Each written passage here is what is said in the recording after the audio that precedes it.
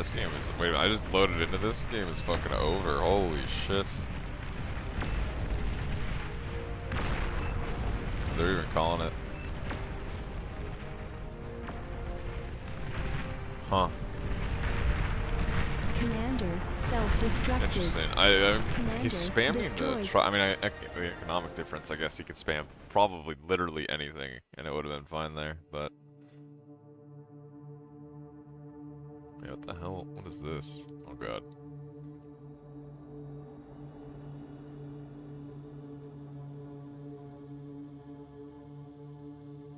Ooh. Huh?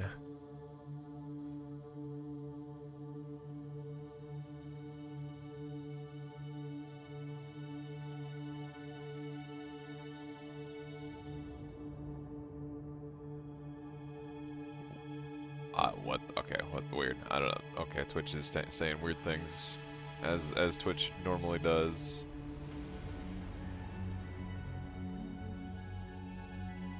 I'm assuming. I mean, look, I'm late, but I'm assuming that was game 1. Can I see the? Let's see. Let's see if I can find the brackets again.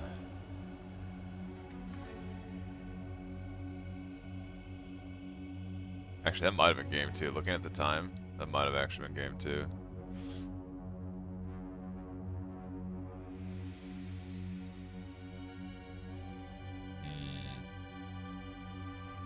Damn, this Germany team's looking strong though. Kind of been crushing everybody. Same with the Canadian team actually. Both teams have been kind of crushing everybody.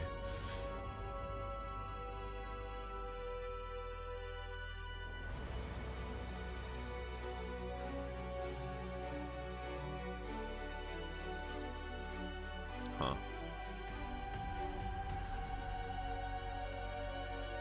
What in the fuck? My god, like Twitch is just spamming me with things. Oh my god. Leave me alone, Twitch.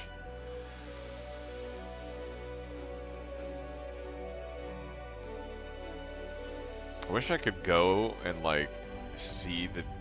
Okay, so it looks like they're doing more, but I'm curious. It had to have been game 2, surely. 26 minutes. Actually, no, that could have been game 1. 26-minute long. Yeah, that actually could have been game 1.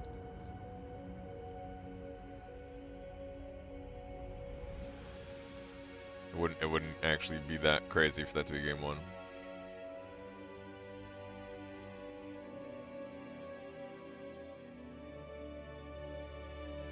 Oh god, I forgot I have to do this. Yep. Oh god. Why must Twitch get so clever about fighting ad blockers, huh? What's up with that? 4v4 DSD's less traumatizing than all of my who's console? Is this Ural? This is fucking Ural. Oh my god. He's renamed again. It has to be Ural. There's no way it's not. Yeah. Yeah. I remember he had that name at one point.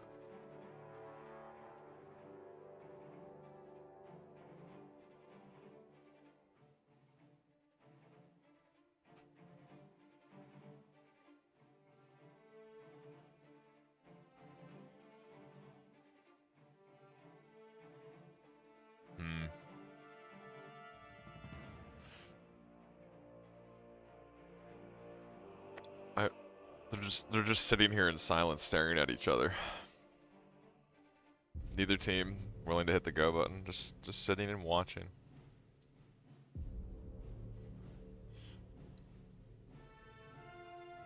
I kind of I wanted to watch the oh shit, they're actually going. All right, you know what? You know what? VDB's watching that one. I'm going to go watch the US Finnish team. This team's US versus Finland.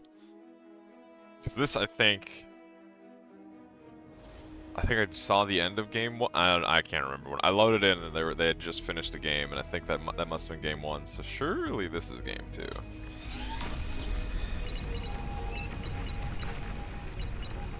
Oh, interesting. Interesting. Look at the spot. Like, Talaro, like, walking really early.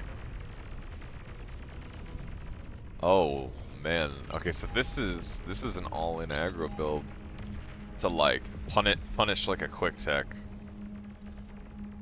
Although looking at it, you know, like, they're getting good damage, actually, but, like, I mean, it's pawns. Which, they are pretty good, I've heard, but, these like, Karkanos things are actually, like, decent anti-spam from what I've seen. And, you know, incisors being incisors, I've heard they're good. Oh, man. With micro here, like, pawns getting on your windmills. Commander has died. Oh, man. I mean, Talaro just died in front of JT. That's actually really bad. Like, they've denied a lot of mexes, but, I mean, they've denied a lot of mexes, but losing a commander like that. Oh, we're just running into, we're just running into LLTs now. I feel like if they kill Zekris here, are they still, no, they're not really, they are expanded behind it, but.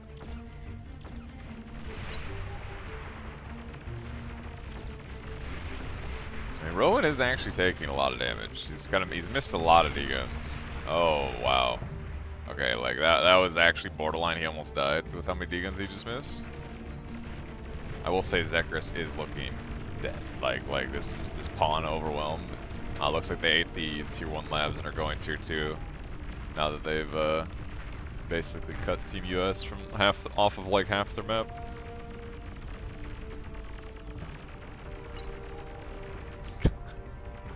It's an interesting build. I say interesting. I mean, because it's like tailored to punish the aggro like tech, like instantly tech builds. Rowan is still pretty low. I think Team Finland has to be kind of careful not to overcommit here, right? Like they kind of need this army still. They kind of need this army until the Jags get here. They just need to chill and threaten like the idea of the pawns existing. Ooh, I don't know about that one.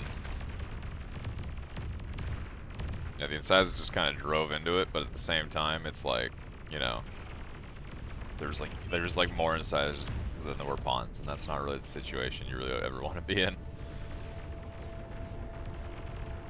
Well, Jags are out, which they will be, will alert Team US that, you know, they are kind of on a time limit. They've lost a lot of the map.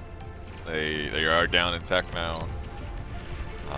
But they have to know they're up in army value just because of that. And how much longer is that going to happen with Bloodier, you know, hitting the Jag on repeat button?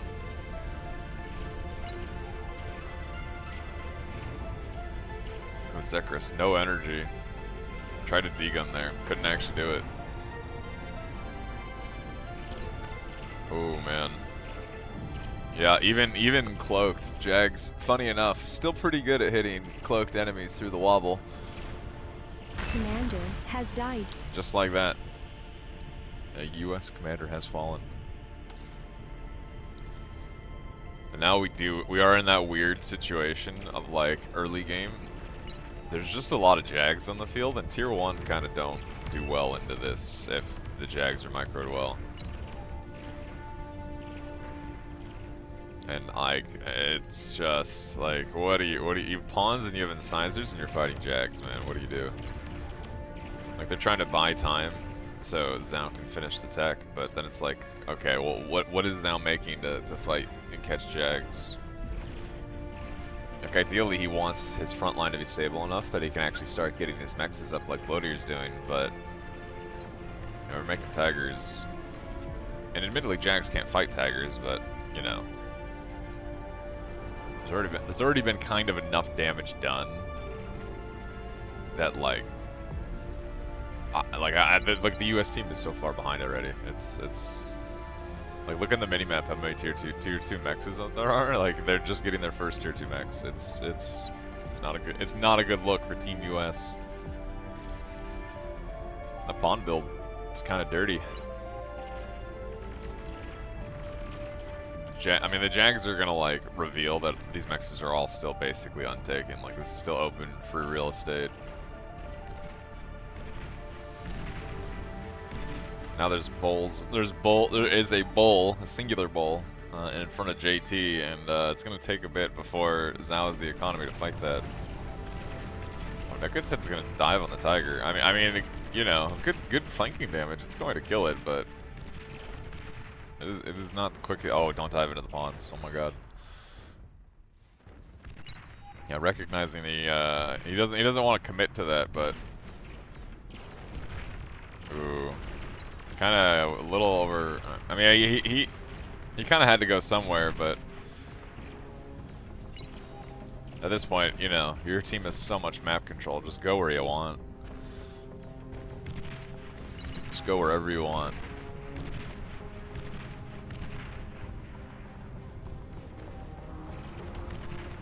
Zhao's trying to fly, or no, this isn't. Rowan's trying to fly tier 2 cons around to like, I'm assuming build defense, but it's just like zoom out and look at the map, like, like what? You guys have like 8 mexes, like versus that. I mean, like the entirety of the map. There's kind of not much you can do from this economic position. It's just you're just poor. Like you're just straight up poor. How many tier 2 mexes? Well, there's 8 tier 2 mexes already. We have 3 from the time of the team USA. Not even counting all the tier 1 mexes, which are a whole other story. Losing more wins. They kind of can't afford to lose these wins. I mean, the Czars will start like holding choke points until Team Finland starts getting losing a tier 2 con, and that it's kind of brutal. Ooh, these overcharged mexes are not that cheap. Losing these is actually kind of a decent blow.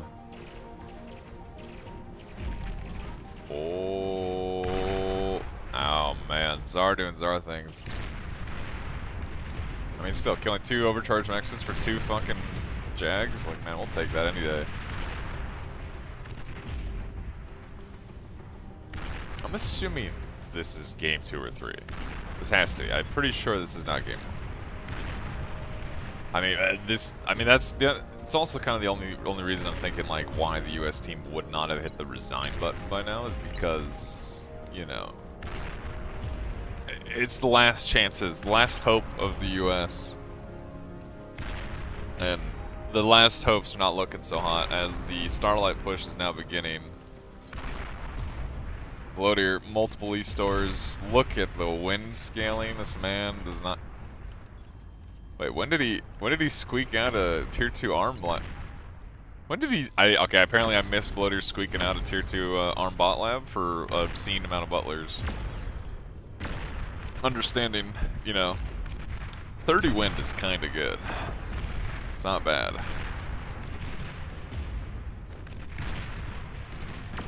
Oh, JT's. I mean, the Tsar's going down. I mean, it's just there's just not enough economy. Like Zhao wants to do the Tiger Overwhelm to catch the Starlights when they overcommit, but like, unless something goes crazy wrong, they should just not have the economy to do that. He's pumping Tigers at a decent rate, actually. If he kills this, like, that would give them at least some amount of metal back in return, but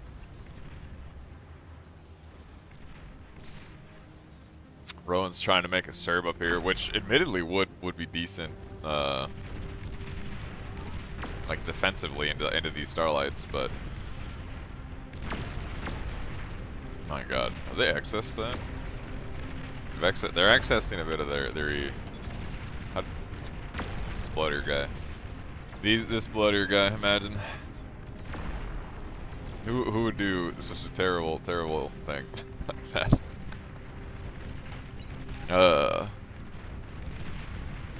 Starlight push, it looks like it's just waiting to build up the numbers to actually push. Bloatier, I think, wisely not overcommitting while there is a push happening on the other side. He has to be somewhat aware of. Is that a commander? Oh my god. Oh, it did get spotted by Zekris. Wait, it got spotted by Zekris. It got pinged by Zekris. No, Zhao knows. Okay, I wasn't sure with the way he was moving if he knew, but he does know. I mean, this shouldn't do much, right? This can't do much. There's two LLTs. There's a twin guard. There's multiple salamanders. Ooh, like that Deegan was actually a mistake. Oh wait. Yeah, this is just way too much. I mean, killing. No, wait, what? Nicotin, no, commit. You're already dead. Commander destroyed. That was 100% a commit moment. Walk forward, take out some tier 2 maxes, take out some wins. You're already dead. You just gotta go, do as much damage as you can. Well, now this is a weird situation. JT's trying to pop Starlights with negotiators, which admittedly, you know, it's not terrible. Does require actual micro of the Starlights to avoid getting popped, but you know, it's. Oh boy. This is an awkward choke point for these to push through, admittedly. Good connections, actually, from JT on those Starlights. Almost killed one.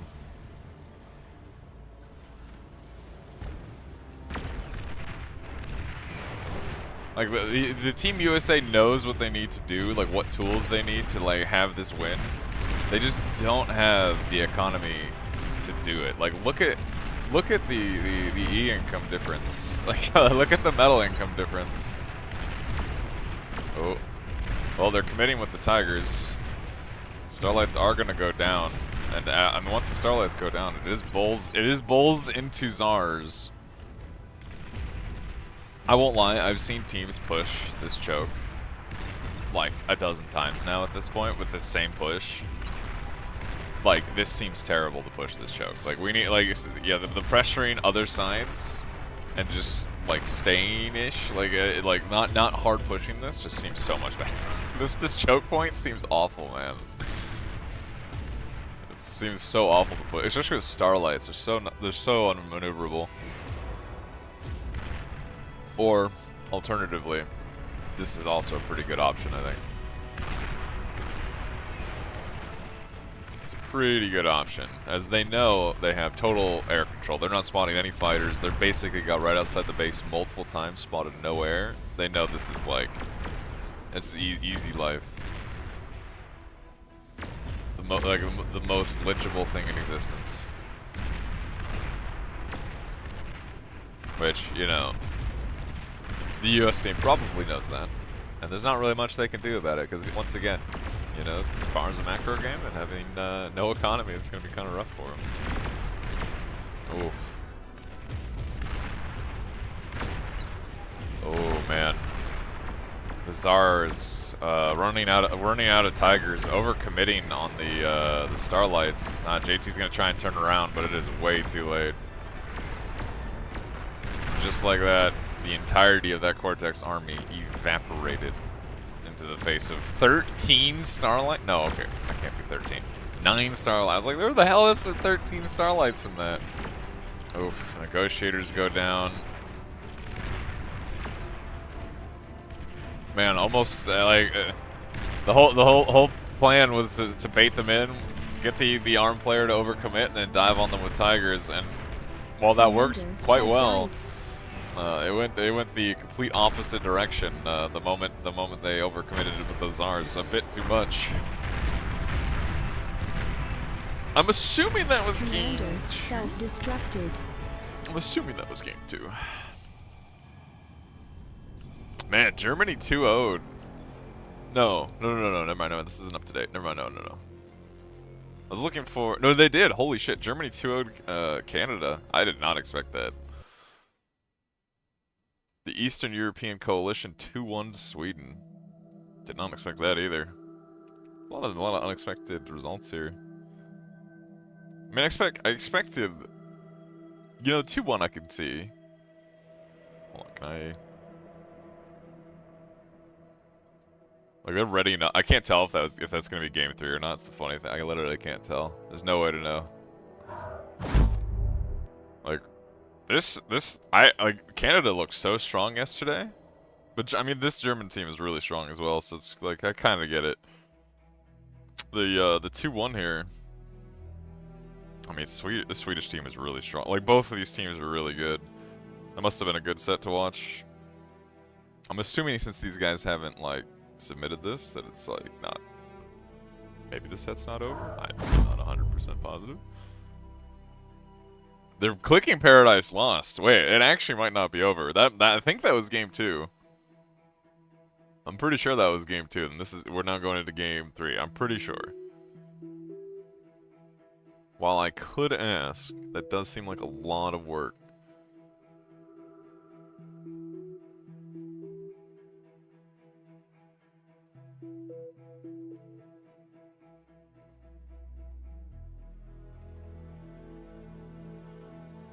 I mean, just by thinking about it, it has to be that was game 3. That was game 2 we just watched. It had to have been.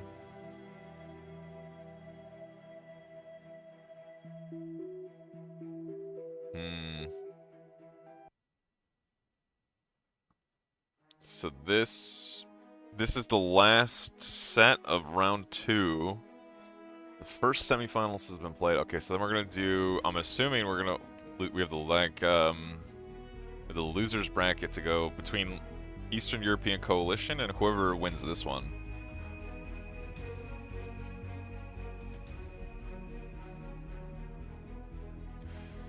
Man, after I was told some of the things that happened in that what hour and 10-minute Paradise Lost yesterday, man. Oh my god, I don't know if I wanna see more of this.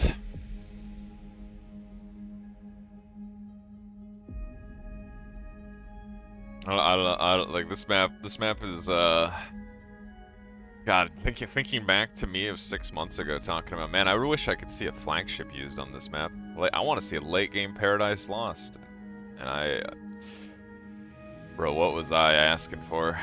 What am I doing?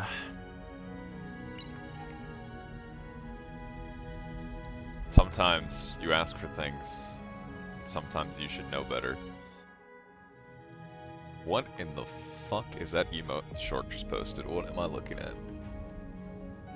Oh my, okay. Jesus. Oh my god. Look, once he gets there, came Short. To a stream with Thank my you, Prime man. ready to go. I appreciate it, man.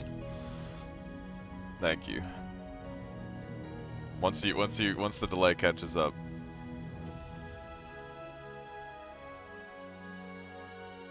I don't know what was going on with the main stream today. They weren't actually running, like, there was nobody running it. It was weird. I guess with, like, Shadow's technical issues, it was just, there wasn't anybody to, like, run the main stream, I guess. It's like, I mean, I was not here when the tournament started for the day, and it's, you know. Oh god. Slick trying to say that replay is worth watching. I mean, X Factor already tried to convince me, and I think I probably will watch it. Maybe later in the week. I probably will, just because I am morbidly curious. And he told me there was a Starfall, which I've never seen a Starfall in competitive play, so at least that would be something I've never seen. It would be cool.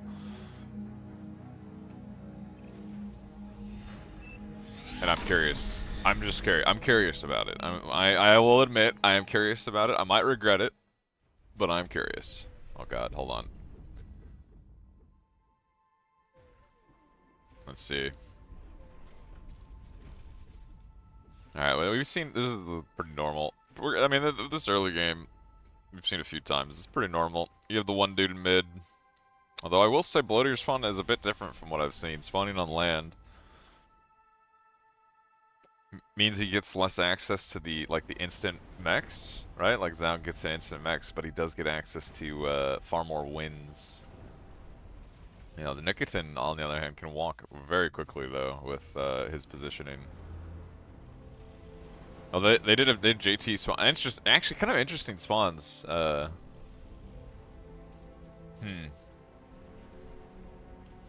Bloater's just gonna immediately pop out as many constructors as he can to start taking mexes. both going for the core C. Oh my god, just parceling out supporters. Everybody gets one. Kinda not actually the same for Zhao. Just it looks like it's just less. If I remember right, the last time I saw, oh there you go. The last time I saw the U.S. team, it was primarily Rowan and I think it was JT were the two Navy guys in the north. I think I don't remember Zekris being one of the Navy. Was it an air lab? No. What the fuck?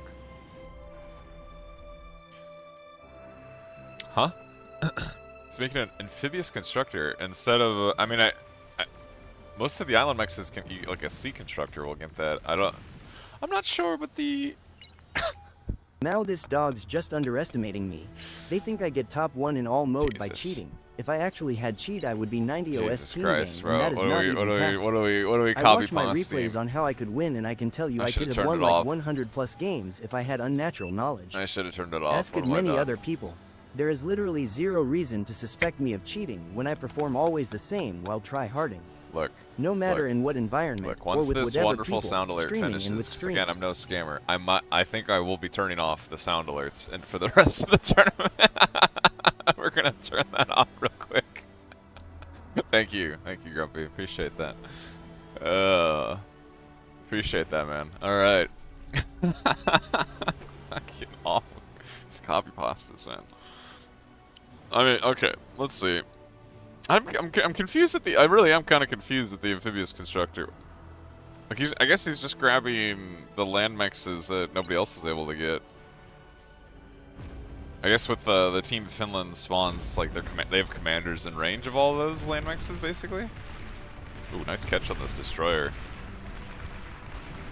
Nikitin just slightly overcommitted. Slightly overcommitted, and like he just jumped on him immediately. Ah, poor Shork. Poor Shork doesn't know. Look at him. He's missed out on so much bar drama.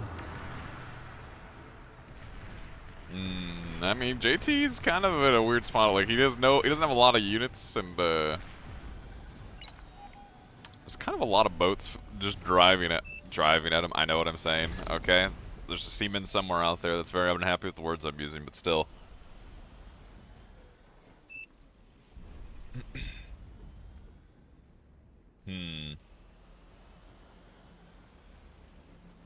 Well, neither team's really made much of an advantage. I mean, if Rowan manages to get the destroyer wrecked, at least that's something. You know, U.S. team is up a few hundred metal, but wait, no, they're actually roughly a little behind, right? Because they reclaimed a tier 1 lab, which that shows up as metal produced for whatever reason. Don't ask me why. Rowan does have a sizable navy here. It's kind of a weird little juggle they have to make as the person with the lab and the economy, bouncing back and forth, like recognizing which front is more undervalued, I guess, understaffed, and you know, if you make one mistake and all of a sudden it just takes too long to get reinforcements there. Ooh, I can see seaplanes on the map. I can't remember what there was something we watched these in. Is it a tournament? I can't remember. And like these just do obscene damage. You don't fight ships. You don't fight bases. You just fly around and you kill mexes. And it's like actually disgusting damage. Oh, they've been revealed. And they are basically doing what I said. They're just going around killing mexes. It is pretty decent economic damage. You don't need to kill ships. Literally, the time it takes to replace all these mexes takes way too long.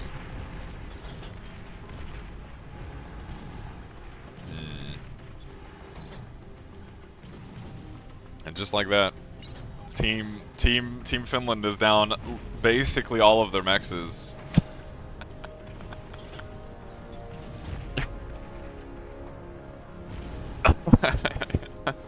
Look, guys, there's probably poor souls showing up, wanting to watch nice tournament games, not having seen any of these copy pastas before, not wanting to hear this most degenerate weird shit. Oh man, they're kind of getting fucked with this mech. Although it looks like, yeah, they finally get that connection. Look how many dead mechs Finland has now. It's a good play. I honestly, I really like. I cannot for the life of me remember what we saw that in, where it was like one of these like torpedo gunship kills like 40 fucking mexes, and it was just obscene value. Now Team Finland has to be very careful. Every commitment of unit needs to be so careful. Like they cannot lose units. They're so down in mexes. Look at the metal produce lead that just skyrocketed from how many mexes they just lost. At this point, they basically they can't afford to lose units. We got some seaplane gunships coming in. Only 2 of them, and not the overpowered flavor of sabers. Excited shoutcasting metas requests, man. I don't think there's enough coffee in the world. Oh, Rowan and Nikitin getting into an actual like full sea fight commitment, but I mean Nikitin did not have the units to fight that, and is kind of looking like he is dead. I mean, the seaplanes are going for, as we can see on the minimap, are going for wins, but like Team Finland just lost their entire navy in the south, and they're losing the majority of their wins. I mean, how much metal's on the ground here? 5,000 metal on the ground? An ape's head is sticking out of the water. The frigates just volley him down. He almost just instantly died. The seaplane gunship's still going, killing more mexes. They're killing winds. Like, this is awful. Oh, Nikitin going for the comm bomb. Commander has died. I mean, he got value, but like, Rowan's eating all this. He's already eaten 2k metal. Like, look at the metal produced. They're 5k down now. They have almost no mexes. Well, that's not even fair. They have rebuilt a decent amount of them, but they've lost an obscene amount of mexes. Look at the energy income. Look at the graphs. I think Team Finland's dead. I straight up. I think Team USA is gonna go forward. I don't see how the Finn boys recover this. Unless there's a horrible mistake on the side of Team US, they just have an enormous economy. Like, look at the reinforcement stream. Look at how many boats are being thrown in this direction versus Team Finland. Like, it's a trickle. It's a sad trickle. And I don't know, like Rowan definitely, like, they're not gonna let them build up a death ball in return. He's just committing. Oh man, Ape about to join Nikitin in death. It looks like. Not cloaking, not walking at the navy. Oh well, actually, kind of. He took out a decent amount of frigates with that. Took out a decent amount of frigates, but again, like, you need to take out so much. So you need to have a Teddy level comm bomb to bring this game back. And you know what? I'm sorry to say, that was not a Teddy level comm bomb. And like, if we're just looking at, there's just no. I don't look at this. There's no hope. We're double sea lamming to try and spend our metal. Because we have no energy because the seaplanes killed every single windmill back here. Look at the metal. Oh man. Oh man. They have so much metal and they just can't. They're down 12,000 metal and they have several thousand in the bank that they actually physically cannot spend because of their energy situation. You know, Team US double pumping as well. Plenty of energy, spending their metal. I don't know, man. It's like Team Finland, I think, you know, not wanting to hit the resign button as this is their last chance to go forward, but I don't know. It's kind of, this is sad. They just did not recover that seaplane play. Just unrecoverable. Absolutely unrecoverable.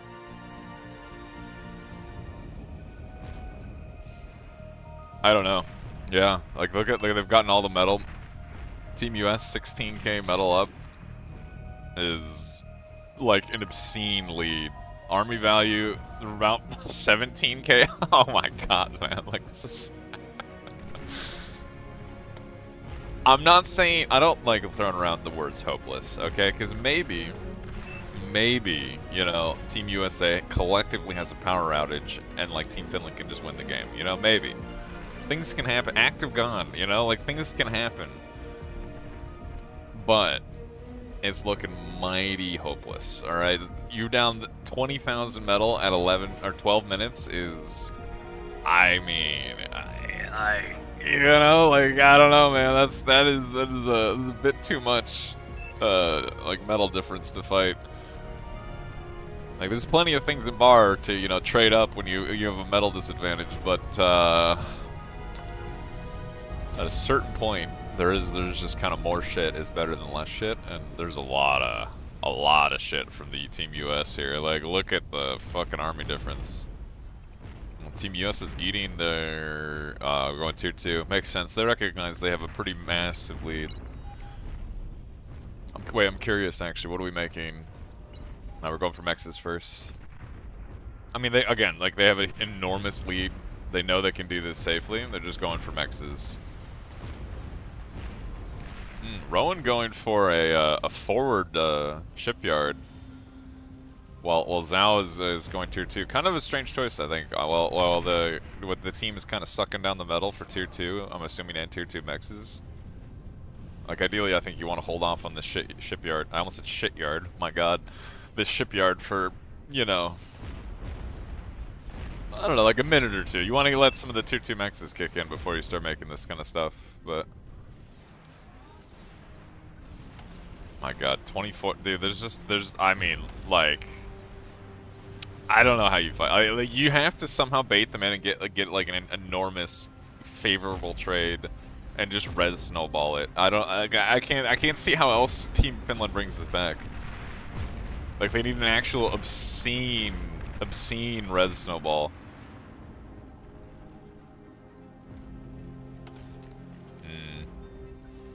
Yep.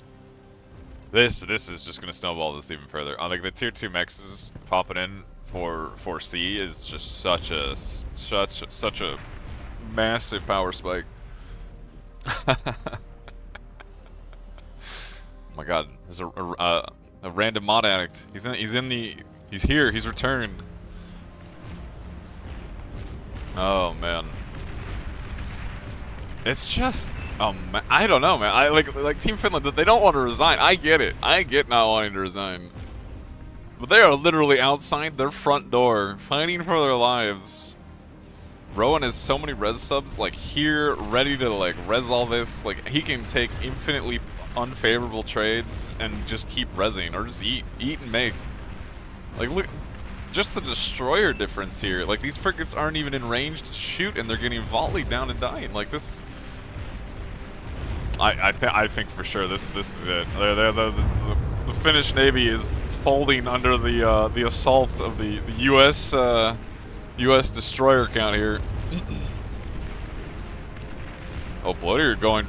You know, we did say you need a Teddy level comm bomb to bring this back, and Bloodier, you know, he was there for the Teddy. Oh well.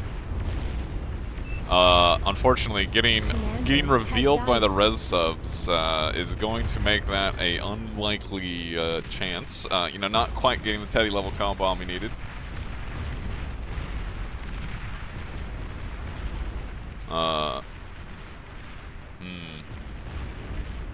Yeah, they're one last commitment on this, like on the U.S. Navy, hoping to actually like pop some of this and maybe, like you said, you start snowballing it, but no, they're not.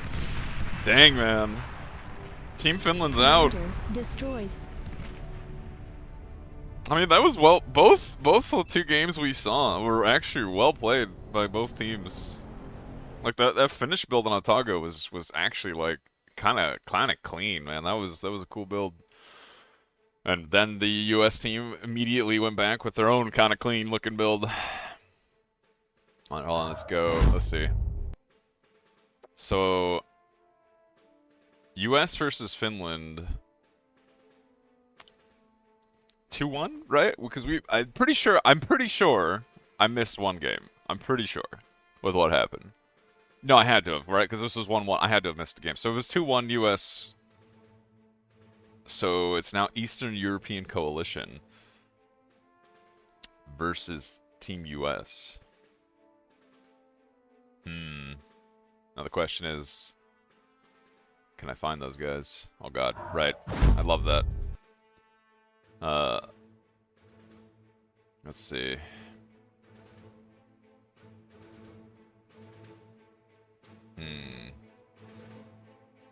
This guy? No. Wait, that's this lobby. Wait, what am I saying? I'm literally in this lobby. Somewhat still not quite awake, alright? Can I just say that? Not quite awake. Well, there's our Eastern European Coalition team. I'm curious, are they... Look, after yesterday, man, I'm assuming eventually both these teams will probably realize, you know, we need to get together. We need to come together and actually, you know, fight each other.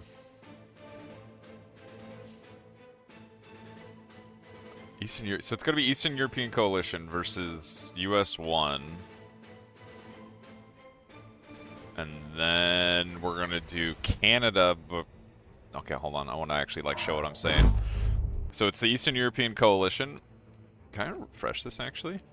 Okay, there we go. Eastern European Coalition versus US. Whoever wins this is gonna go forward and face the Canadian Juggernauts, which those guys again, basically undefeated until they hit Germany, that German team.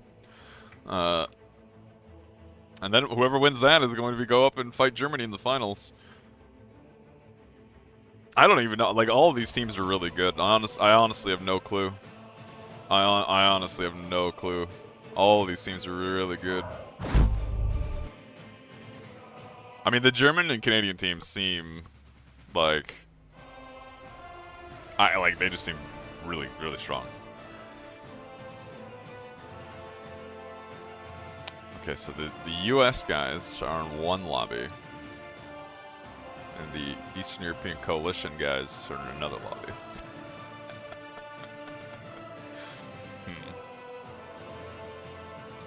Can we get them?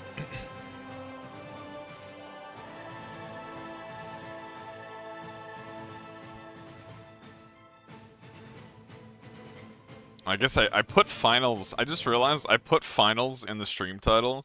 Whereas technically this is just the last day. The finals are later. I didn't think that through. Because I just realized, because this is not the final, right? This is the semi. We just watched round 2. It wasn't even the final, like the semifinals. We were watching round 2 that was supposed to be done yesterday, but weird things. Like, we're now just starting the semifinals, which is the losers bracket semifinals. So we're just starting that, and then we're gonna do the losers round finals. Okay, wow, yeah. Can I just try? You know what? I'm gonna change it to final day. You know, Nation Wars final day. Yeah, there we go. I'm gonna update it because that is confusing. If we look at it, that is confusing.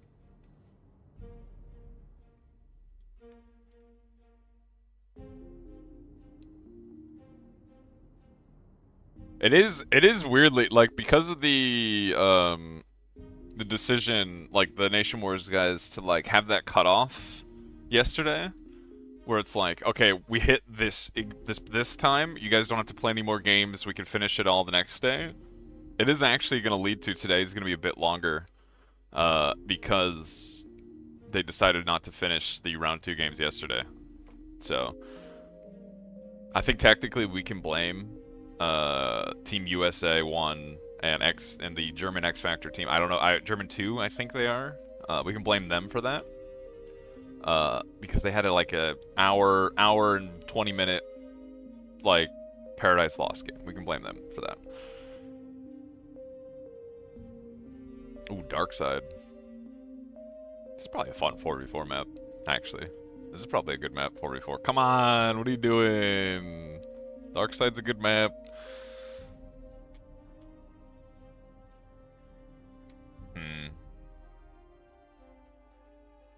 Look, I should clarify. Twitch being Twitch. Although, wait, I should do that. Shit. Wait, I should absolutely be running the ad breaks before the game actually starts. That's way too smart. Holy fuck. That's way too smart. Oh god. Wait, we don't want we don't want a repeat of last weekend. We don't want a repeat of last weekend where there was that nuke landing, like that team self-nuking themselves, and as the nuke's coming down to land, an ad break starts. We don't want a repeat of that. As funny as that was, on my perspective, that like I can realize that was in fact kind of awful that happened. Like it was funny, but the comedic timing. Come on, I can't be blamed for that. The comedic timing was pretty good. I had no control over that, but it was funny.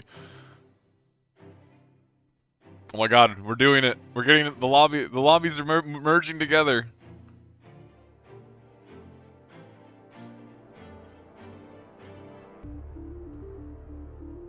It is time.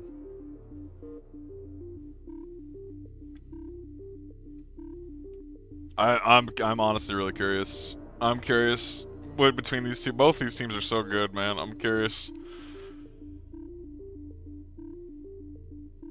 Go Trackmania race. Loser resigns. Oh man.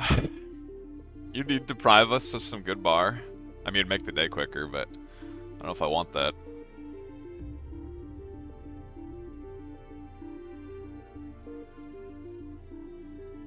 Look.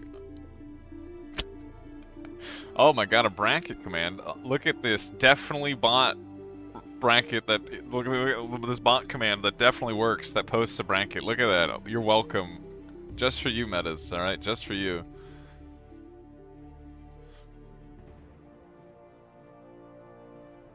Look. Look.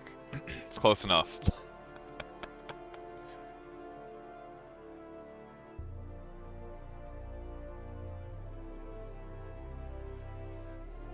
I wish I had right when I loaded in, where there was like an Aurelia game where it was looking like the German team, I think, versus Canada, and they were using like a large number of Tritons, I think, which is like the amphibious Legion tank, and I was curious, like, was that because they were just economically so far ahead that they were just crushing, like they could make literally anything and just drive at them, or was that unit actually good? I'm curious. A lot of these Legion units for me are kind of in that situation of just not knowing. I don't know what's good with Legion, what isn't. Like outside of what we've seen in Faction Wars, you know, like the last tournament or what we've seen in this one, very little. It's curious.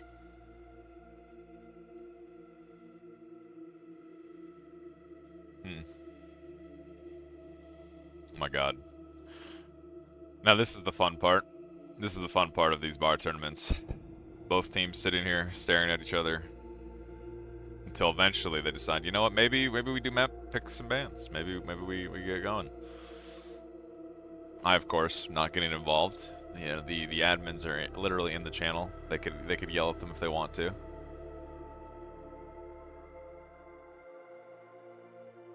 Wait, what is the fun? What is it? Huh? Is there a mini tournament that happened?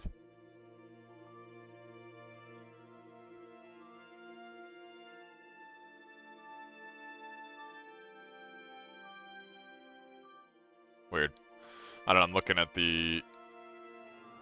at the Nation Wars like Discord.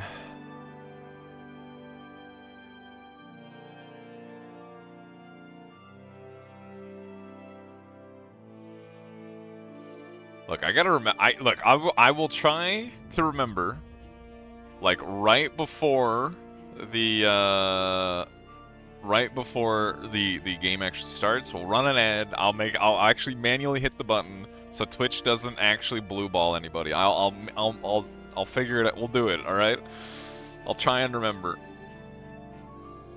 Because it is me, I might forget, but I will try to remember. Fuck.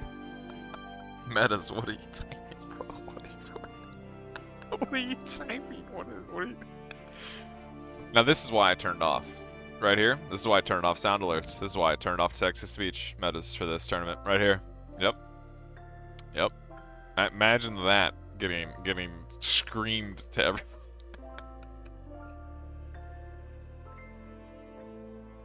Oh my god, Sash trying to get the, yeah, Sash trying to get the deep lore on the US team games. So I didn't actually see the Sunderland's game. Oh, it was the longest game. Damn, we missed the best one then. Fuck. That's the one I wanted to see. Wait, what is this? What the hell is this? Oh god, it signed me out. Look, hold on, metas. I won't let you down, okay?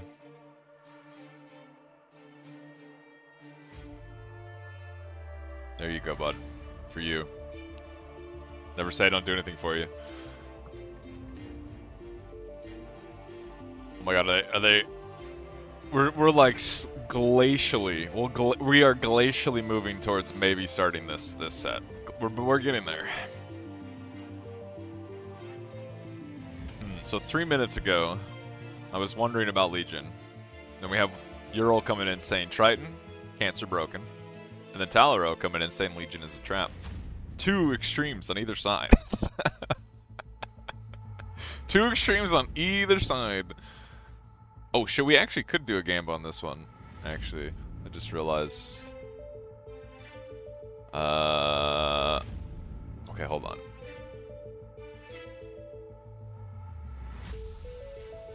Wait, no, Mod can do it. Oh my god, we have mods now. They exist.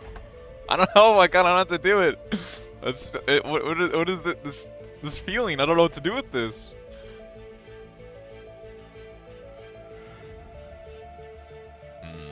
From what I understand with Legion metas, is that it is actually used a decent amount in like a lot like just the casual-ish lobbies, and it is basically has every unit filled out except for the naval lab, as far as I understand it. And if we go and look at like the last tournament, right? If we go and look and see the what faction wars, Legion actually looked really bad. Like it didn't look strong at all. It just died on repeat to just like the general core tier 2 vehicle or arm tier 2 vehicle like doom push. It just killed them on repeat. Oh, banned Downs of Destruction and banned Altered Divide. So that I should know them all. I'm trying to think of the map pool. We've got Rally, we've got Paradise Lost. We've seen a lot of those. We got Otago. Oh my god, I wish I could Gamba on this. I would bet for my Team US. I'd Gamba on Team US. I believe in them. Wait, hold on. Is there American? I wonder if there's an American flag emote I could spam. Is that bad taste with the current, you know, environment in the world? Maybe I shouldn't. Maybe I shouldn't do that. Is there not an American flag emote? Bro, Twitch, what are you doing? What are you doing, Twitch? What's the point? There's not an... This is crazy. Wait, that's 7 TVs. There's gotta be normal. There's gotta be one, right? Oh my god, I'm just scrolling through the Twitch emotes. Is there not? This is sad. What is the world coming to, man? Oh my god, they actually banned maps, so I wasn't looking. What the fuck? I wasn't ready. So they banned Paradise Lost, which is probably good. Against that US team, that is actually probably good. They looked ridiculous on that map. Like that build that build was that the seaplane like torpedo gunship build. Not really that complicated, but insanely effective.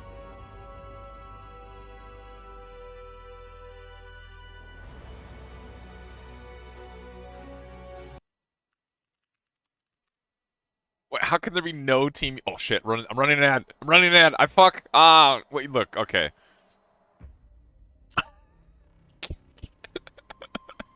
I forgot. Fuck. Look, it's a minute 30. By the time the ad finishes, they're gonna be done setting up their starting windmills. Okay. They're gonna start their wind. Like this is probably good timing on that. I probably did it right. Hopefully. Look, what is? There's nobody. Wait. Oh shit. Wait. Okay, I just realized the ads play now, which they don't. Oh my god. Wait a minute. That's so fucked up. Actually. Wait. No. This is gonna be perfect. Actually, if I start the ads like as the game start, then 3 minutes in the past for you guys. Oh, well, never mind. I don't want to even try and explain my logic with this, but this actually works out well. This works out well. Oh god. A mod in the off hours and pool your points with rigged gambas. Look at these degenerates. Look what they're becoming. Trying to rig gambas.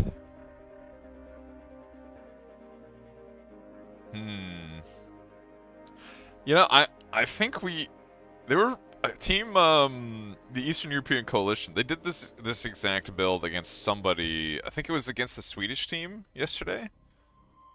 And I'm not a big fan of this start compared to something a little more like this. Like spawning all 4 players in one corner. You're just like you're kind of just losing. Like surely you're just losing out of mexes, right? Like they're co-oping this to have their lab up quicker. But like Team USA is gonna have way more mexes way quicker.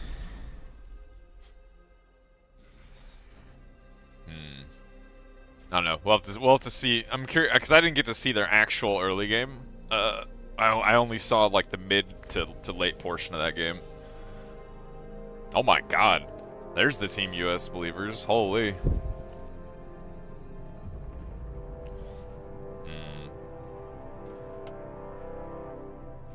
I'm going to assume... Okay, so Rowan and Zekris are making a lab. I'm curious if... oh my god, if Zhao and JT, I just combined their names almost. Jesus. I'm curious if they're also going to make a lab. Normally the dual lab play is not the way, but...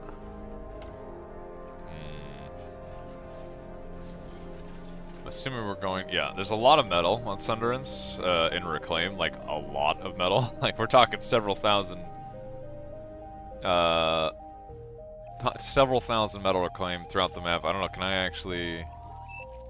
Oh my god, help. I'm hitting every wrong button. Wait, is it not? Oh, it's actually so hard for my eyes to see this shit on this map. Actually, I can see it now, but it is actually hard. There's a lot. Let's just go with that. It's a lot. Actually... It's too late. It's too late, isn't it? Well, honestly, they've already reclaimed a lot, and there's still 10k metal on the map. Like starting Response is pretty good, actually. You know what? They're getting quite a lot of metal. Look at the metal produced.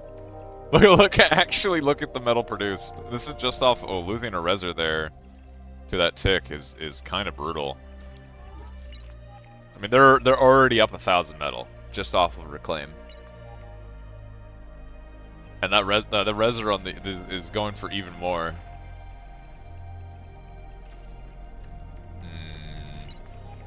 Yeah, Rowan has got his own Reser out, also trying to get the same. And actually, you know, Team US is they're actually stealing some of the metal from the Eastern European Coalition. God, I need to come up with an easier way. Like Team US, easy to say. Team Eastern European Coalition is not easy to say. That is not easy to say whatsoever. Oh. Looking like Zekris. Oh, no micro there actually is not going to clean up that Resbot. I'm assuming he's going to try and... He's gonna try and commit to try and get as much metal as he can from this before the Reser dies, but it looks like oh. Oh, okay, no, yeah, a brief moment he was trying to be sneaky, but he got some of the metal. I mean, I say he got some of the metal. Look at the metal produced. I get now. Okay, you know what? I was confused why they spawned together. But with the only benefit being a quicker lab. But when there's 10,000 plus metal on the map, having a quicker lab is kind of important. It's not nothing. Like they are now 2,000 metal. They're over 2,000 metal in the lead, and they have tier 2. Whereas the Team USA, you know, they're still moving out. They're just now swapping to an armed vehicle. I'm assuming we're going to see tier 2 from Rowan Morse pretty soon. You know, Zhao and JT, not really many units. JT's actually just walking forward and dropping LLTs to cut it off, but like the Jags are already on the way across the map. Good damage, actually. Wait, I can't remember. Is this Grumpy? Fuck, dude, I can't remember the read. Look, I don't. Mr. Mike, I can't remember. I mean, good damage sniping some X's in like this pretty key moment. You know, they're seeing that they are massively ahead in tier 2. They know they're ahead now with the spot of that lab. Oh. On Jag, not quite going down there. We're gonna catch a con out maybe if they. Nice, good catch. Gets a couple mexes, gets a constructor. There's a resbot on hand, so all it does is really slow it down. But I mean, slowing down their boom is very important. And by slowing down, I mean Zhao's base is very likely going to die here. Although he does have enough BP to get a LLT up quickly enough. Gonna get some wins. Gonna get some BP. Ooh, actually, that Geo is kind of exposed.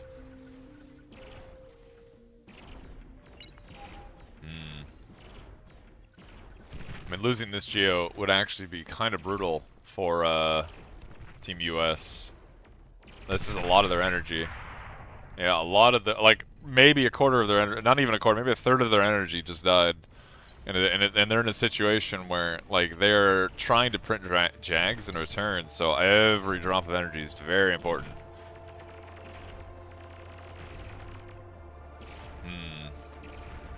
And this Jag is still in the back. It's still sniping wins. You know, they open consoles just to go around grabbing all the mexes that they didn't get. Like, funny enough, they are actually, like, the mexes have kicked in, you know? The mexes have kicked in. Team US is up a couple thousand metal, although they did reclaim a couple labs, so it's, you know, it's iffy. But they are up in metal, because they just have more mexes, right? They just have more map control, more map presence, and mexes, I've heard, are good, shockingly. Oh, Jag is getting caught on the other side.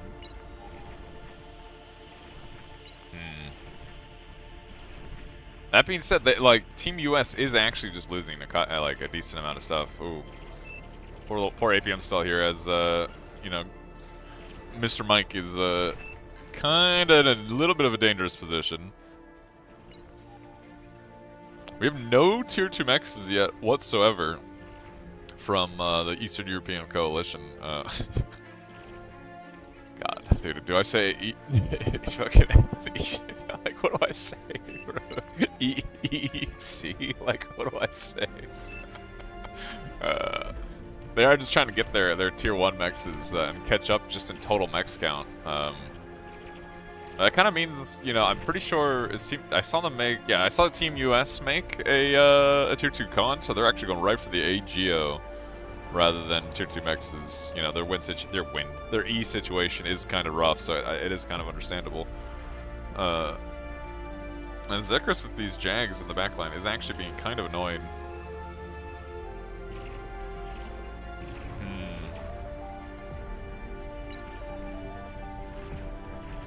We get another run by, another Jag run. We're kind of in the Jag leaking run by phase of the game, though I would not be surprised if we see Sash or Mr. Walter White, swap to, yeah, I was gonna say swap into more of a macro focus, as it's looking like we're running out of angles to leak through with Jags. I mean, sniping these mexes is still getting pretty decent value. I mean, metal produced, the Eastern European coalition is actually still a little behind. You know, with just basically off of spawn diff, but you know, surprisingly, like they had tier 2 so much quicker, but weirdly enough, it didn't actually turn into much of a macro advantage, as they made units. They made units and didn't get, like, I would say they didn't get as much value as they needed to out of how many units they made.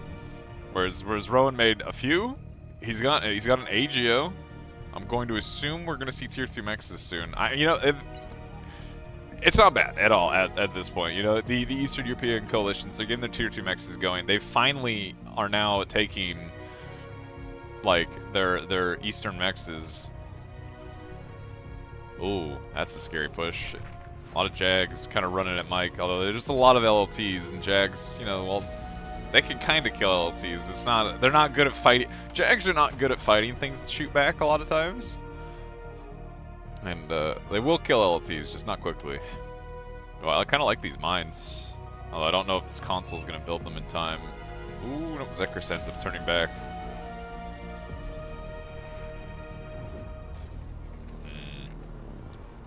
Now, we got a couple tier 2 mexes finished. It is looking like this is stabilizing. Yeah, Rowan, recognizing the game state, is also swapping over to more macro-focused gameplay. We got a lot of tier 2 mexes coming up. They're calling, I'm assuming they're calling the AGO, but they definitely have not scouted it. Sash going for their AGO, although, you know, on a map like this, the wind is so good, like, okay, I'm not even gonna finish that thought. AGOs are like one of the best economic buildings in the game. I'm not even gonna try and, like, wind is really good on this map. Like, they're not hurting for energy. Ooh, a big skirmish on the east side, it looks like. Okay, not actually that big. These are pawns. I saw units moving. Okay, there's more units coming. I saw units moving. I'm like, wow, there's a fight happening over there. And I look over and it's 4 pawns and a Jag. No, not quite. Not much of a fight. Ooh. Oh, Zekris' commander is kind of in a weird spot here. And it's spotted. I'm kind of surprised I mean, I guess he's going to deny the... Mike is going to deny the AGO for the second time. Oh, killing the tier 2 con here would actually be quite big. Oh, he's not... Okay, he is microing. If he can get this tier 2 con, I mean, okay, I say big, but it's like a wink wink. It's kind of big. Like, it slows them down and it's annoying. Which in its own way is big. I am shocked they're letting Zekris stay here. Ooh, interesting. Are we gonna go for the AGO pop? We are. Eastern European Coalition going for, I'm going to assume, popping this Geo, if I had to guess. We're going for 1 Lich? We are. We're going for 1 Lich. Yeah, Sash moving his commander in position to block off Zekris.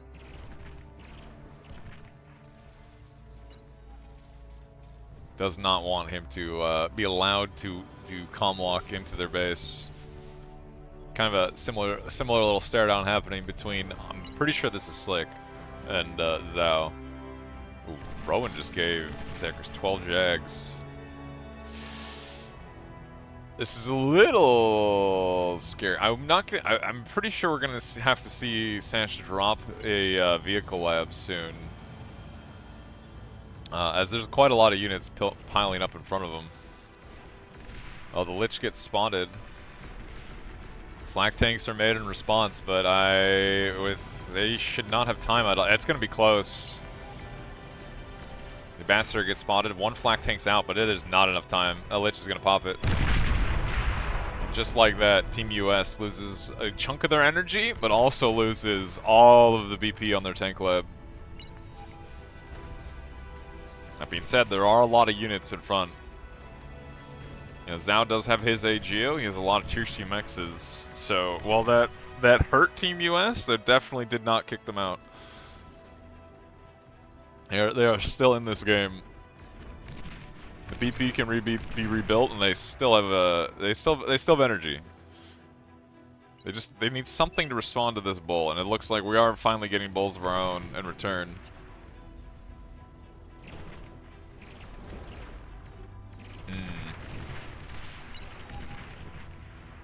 I mean, yeah, this is. I mean, you really like the Jags are kind of getting into a position where they could start leaking into a lot of backline undefended mexes. Although I guess if Zekris drives right into the bulls will be able to clean these up pretty easily. And it looks like he is going to drive into the bulls. Honestly, killing the Jags here is more of a priority than killing the bulls. Like you do not want these Jags leaking into the rest of your base. The bulls you can catch up to. The Jags are going to be. Oh god, yeah, this is going to be annoying. Well, they managed to push back with the majority of that push. If they can kill this Jag without losing, like too many mexes, it'd be good. But like they're kind of, as like I said, looks like it's going to drive. No, can you fit through that? No. Jesus, bro, this is disgusting. There's no way, right? Like, there's no world. No, they can print LLT so quick. There's no world. Well, Team US, I'm actually a little worried for the Eastern European Coalition here. If we zoom out and we look at the mexes, look at the tier 2 mexes for Team US. Look how many tier 2 mexes they have back here. 3 AGOs, all these tier 2 mexes. We look at the Eastern European Coalition, we have 2 AGOs. And, like, no tier 2 mexes whatsoever. That is a little concerning, as they are in danger of falling behind economically. As any of the damage that Lich did that slowed down this Western aggression, they kind of took that same damage just in the like the lack of tier 2 mexes. Ooh, Zekris! Oh my god, he actually deguns both bulls, but he deguns both bulls, but does not manage to survive with a single Jag behind him. Zhao is still just focusing on upgrading mexes, which admittedly this is still very smart. Like letting one person play aggro and the other person just get mexes, pretty good. You know, Sash is just, it's looking like we're starting to get a little more focused on our tier 2 mexes. A lot more tier 2 cons coming out, a lot more distributed BP. But I would even go so far as to say that they are actually solidly behind and getting their mexes up. If we look at the rest of the values, you know, they're doing kind of okay in anything not metal related. And anything not metal related, which maybe sounds fine until you realize that bar, a lot of times, metal related. Alright, shockingly, somewhat metal related.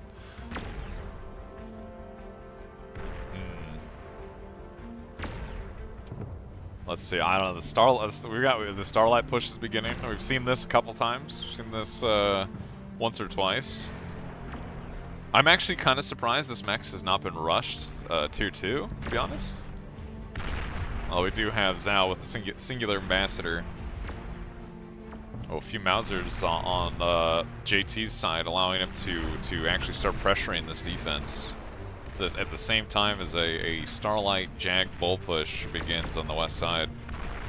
And kind of due to Zekris being allowed to walk up this far and like establish this area, like the Eastern European Coalition actually doesn't really have the defense in depth. Like they don't have this area secured. So they're in danger of getting attacked at multiple different angles. Whereas if you look at the U.S. side, like this is decently turtled. Like there's enough units here, so there's enough like minor defense that it's going to be hard for the Eastern European coalition to push that without like a massive expenditure of like, you know, their economy. God, I'm using big words. What's happening to me? Oh man. I mean, something needs to be done about the Starlight push here. Okay, the rattle on the high ground, not bad. Ooh, bolt, not really that many bolts here. Just kind of eating Starlight shots for free. The moment these this is kind of similar to that Atago like choke point, where like you can kind of be committing. You can commit too hard to these choke. Oh, Starlight's turned around. I mean, Mike does not know, but if he sees that, this is. I mean, maybe it's only 2 bulls. It'd be risky to dive it. Man, look how many. Like Rowan has all these mexes tier 2 already. All of these mexes are tier 1. The rich mex is tier 1.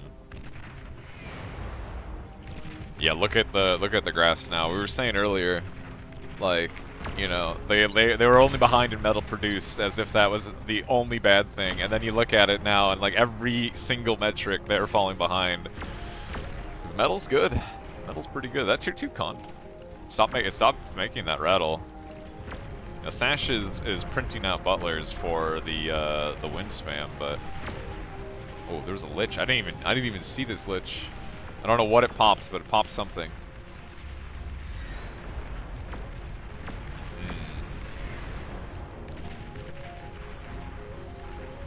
Well, the mines will slow this push down on this side, but were there jags there? I couldn't tell you. They're gone now. The ticks will clean up the Starlight, but there's another push happening on the other side of this hill. You know, Zekris owning the Starlights actually isn't getting enough E overflow to actually fire these Starlights, which is definitely an awkward situation to be in.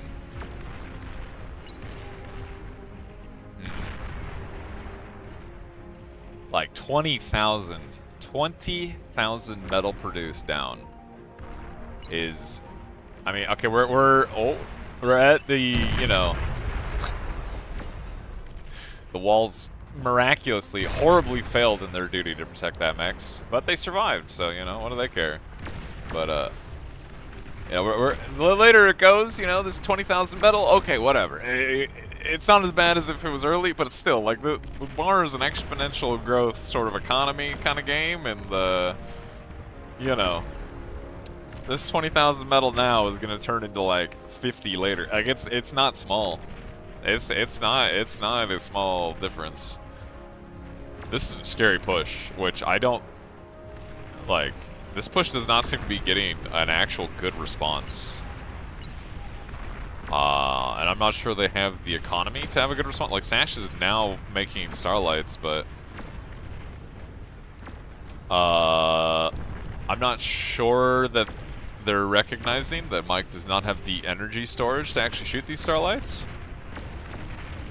Starlight's taking 1,000 energy a shot, but he only has a storage of 700 with where his share slider is. So these Starlights will not fire. Which is actually kind of a huge problem. Like, he's driving forward.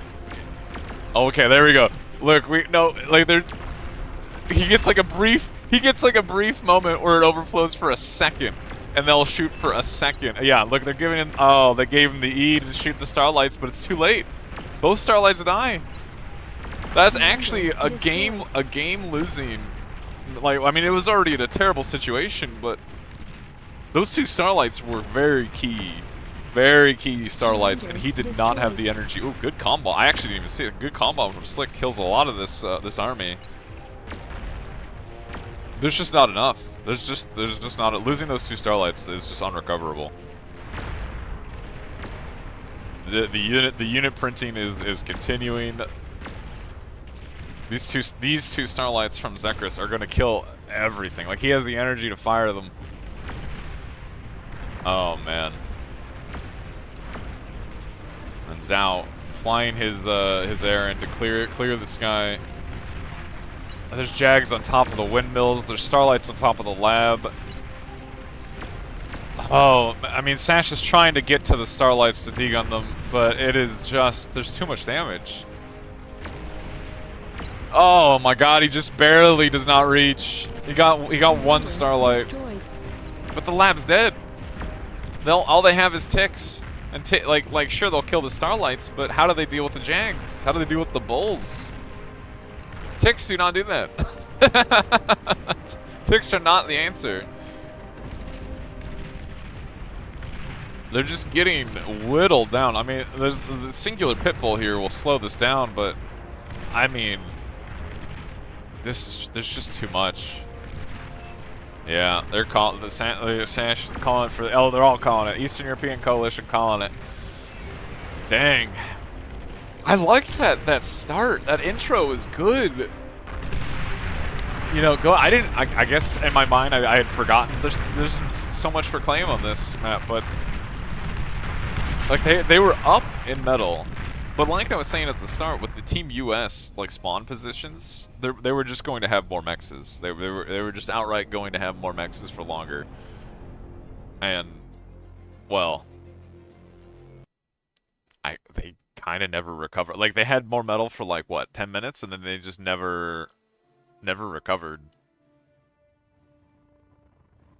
And it just got worse and worse and worse. And then, you know, the tier 2 mex difference kicked in for Team US, and it got worse and worse. Like, and it just did not recover. Like, the Lich play, funny enough, I would say actually hurt Team Eastern European Coalition more than it hurt Team USA. Because all that economy invested into that Lich, into that tier 2 air lab, into that Lich, Team USA invested into mexes. And you know, like we've been saying, the tier 2 mexes are kind of good. I'm just saying, it's kind of not bad. Tier 2 mexes are kind of strong. I mean, it is a best 3. Okay, you know, it is a best 3. So there's still plenty of time for them to recover this.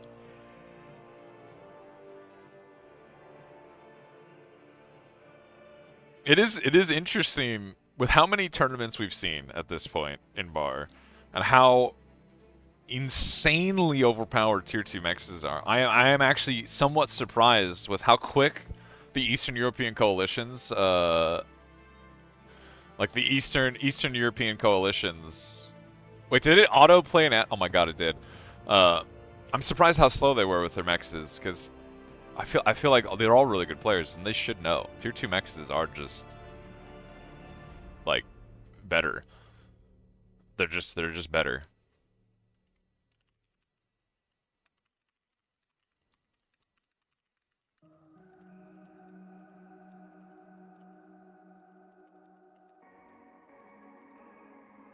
I forgot to hit the snooze button. I forgot to hit the snooze button, bro. I forgot there is a snooze button. I need to. Ooh, a Tago. You know, the Team USA, they looked good on this map until that Finnish, like they went up against that Finnish build. That Finland build was crazy good. Like, it seems so strong. Like, they absolutely just devastated Team USA, and they did not recover. Although it was kind of one of those builds, you know, you can do because people aren't expecting it. The moment people expect it, it's a little more counterable, or at least you can kind of mitigate some of the damage that gets done. But that was just a pure economic victory from Team US in that last game. Purely economic. They could have made any unit and just crushed.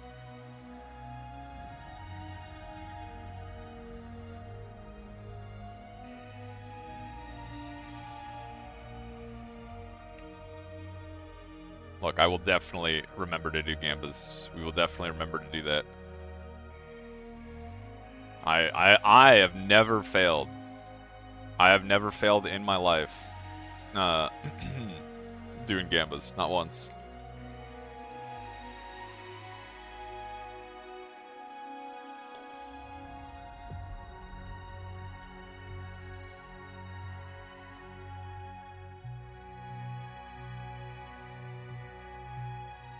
Are they going?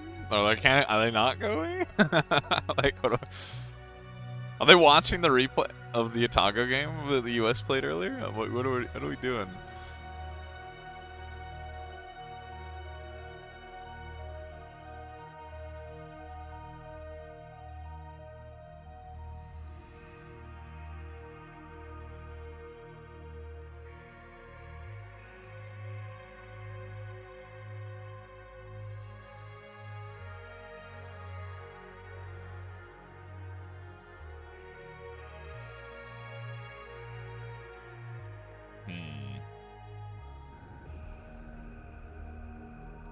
Oh, wait, we're going? Is it time? Oh my god. I'm getting bait. These guys are baiting me. They're baiting me into, oh my, I'm being baited into co-op discussions again. These fuckers. Oh my god. I'm getting baited, man. This is crazy. Oh. I get, you're not going to see this response for 3 minutes, Meow, but I get what you're saying, where you're saying upgrading sub 1.5 mexes feels bad. But we can see right there. It doesn't even matter the value of the mexes. Tier 2 mexes are OP. Like, they're obscenely good. One team put all their economy into not mexes, and one team put their economy into tier 2 mexes, and one team had like a 40k metal lead, okay? Like, and that 40k metal lead turned into a 40k unit value lead. Like, it's tier 2 mexes are just obscenely good. It doesn't even if it feels bad, it's just better. And tier 2 mexes are just better.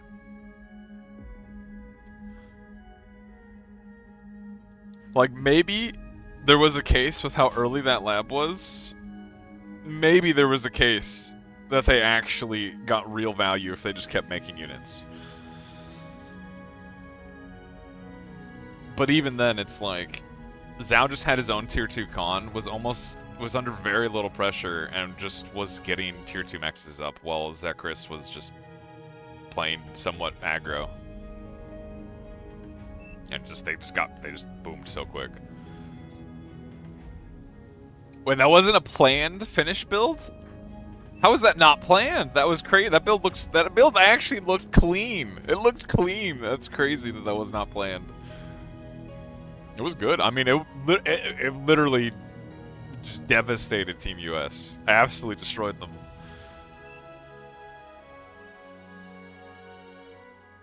They were like 8 minutes in and they had like this. Like, it had like this 8 minutes in the game. Oh shit. Wait, hold on, let me go to... Oh god, oh god, oh god, oh god. Gamba. I'm gonna Gamba, shit, I don't know if this is good enough. Look, Gamba going, alright, I remembered. I don't know if this is good or not. I don't know, bro. I don't know. I can't see my stream.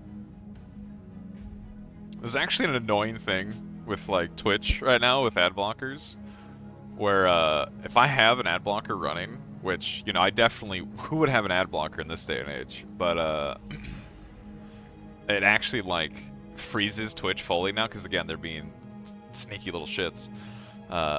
So my workaround is I actually have to spoof my browser to be a different browser, which, whatever, it's fine. It's not hard to do. But that means YouTube doesn't like that spoofing, and then YouTube complains if I do it. So because I'm streaming on YouTube as well, I have that off, which means I can't see the Twitch stream, and it's all messed up, alright?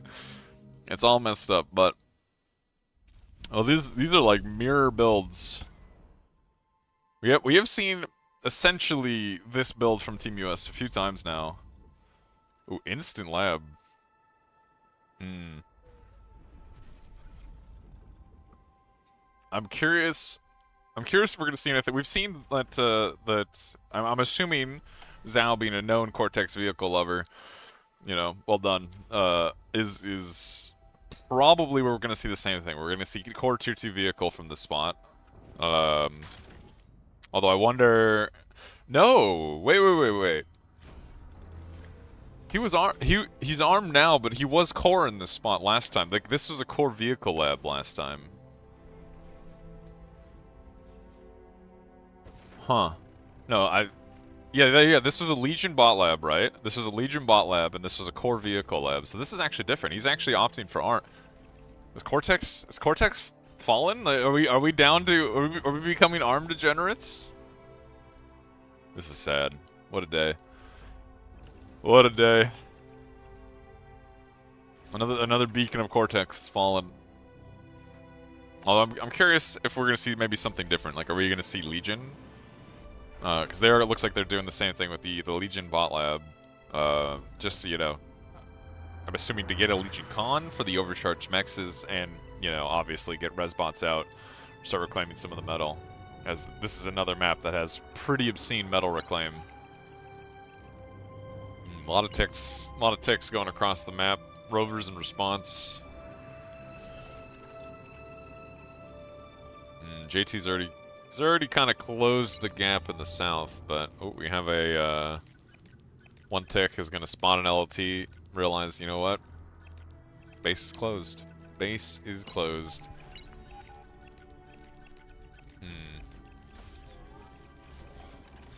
They're not even doing it for resbots, I guess, because Rowan can just walk forward and eat, right? I mean, surely they have to make something, right? They're making resbots. They are scouting, though, that... I mean, I guess they would have seen...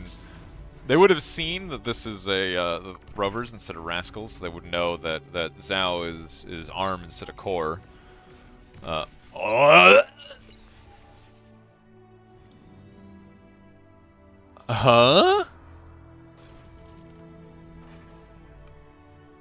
Alright, boys, hold on. I gotta put my feet up. I don't know what the fuck I'm looking at.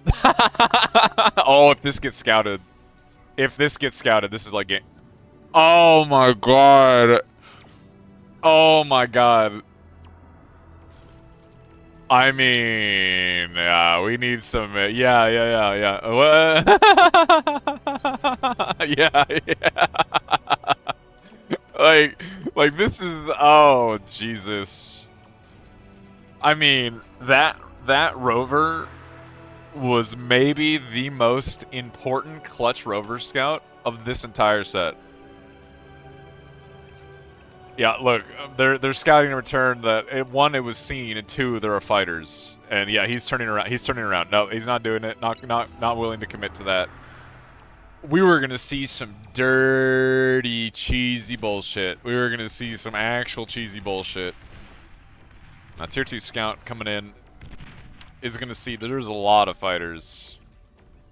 Now, Mike is getting some decent damage with this ticker S. That is a lot of pawns, though. And they, like, Team USA did scout. That was a tier 2 air lab. They know there's not, like, any units coming out. Oh, what are we doing? What is happening? This is such a cooked build. Like, everything's, like, that rover scout ruined everything. They wanted to fly and comb bomb the American base. They absolutely wanted to comb bomb that American base.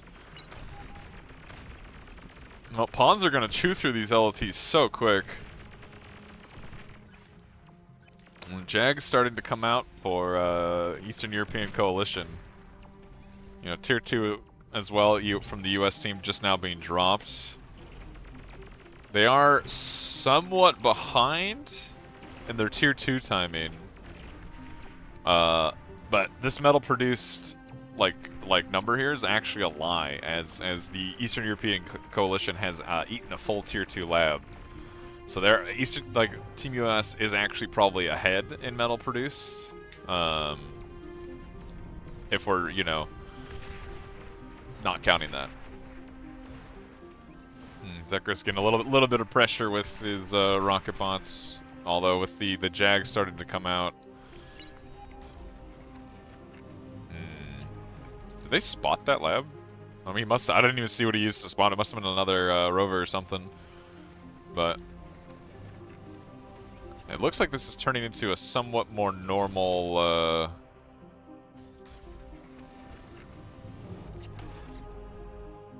I'm assuming we're going for a more macro play, and we're not going to see any cheesy shit with that the mass amount of transports there. If that was Austin, we'd be seeing some cheesy shit. All right, if I see Austin, I see him. He has like 10 transports.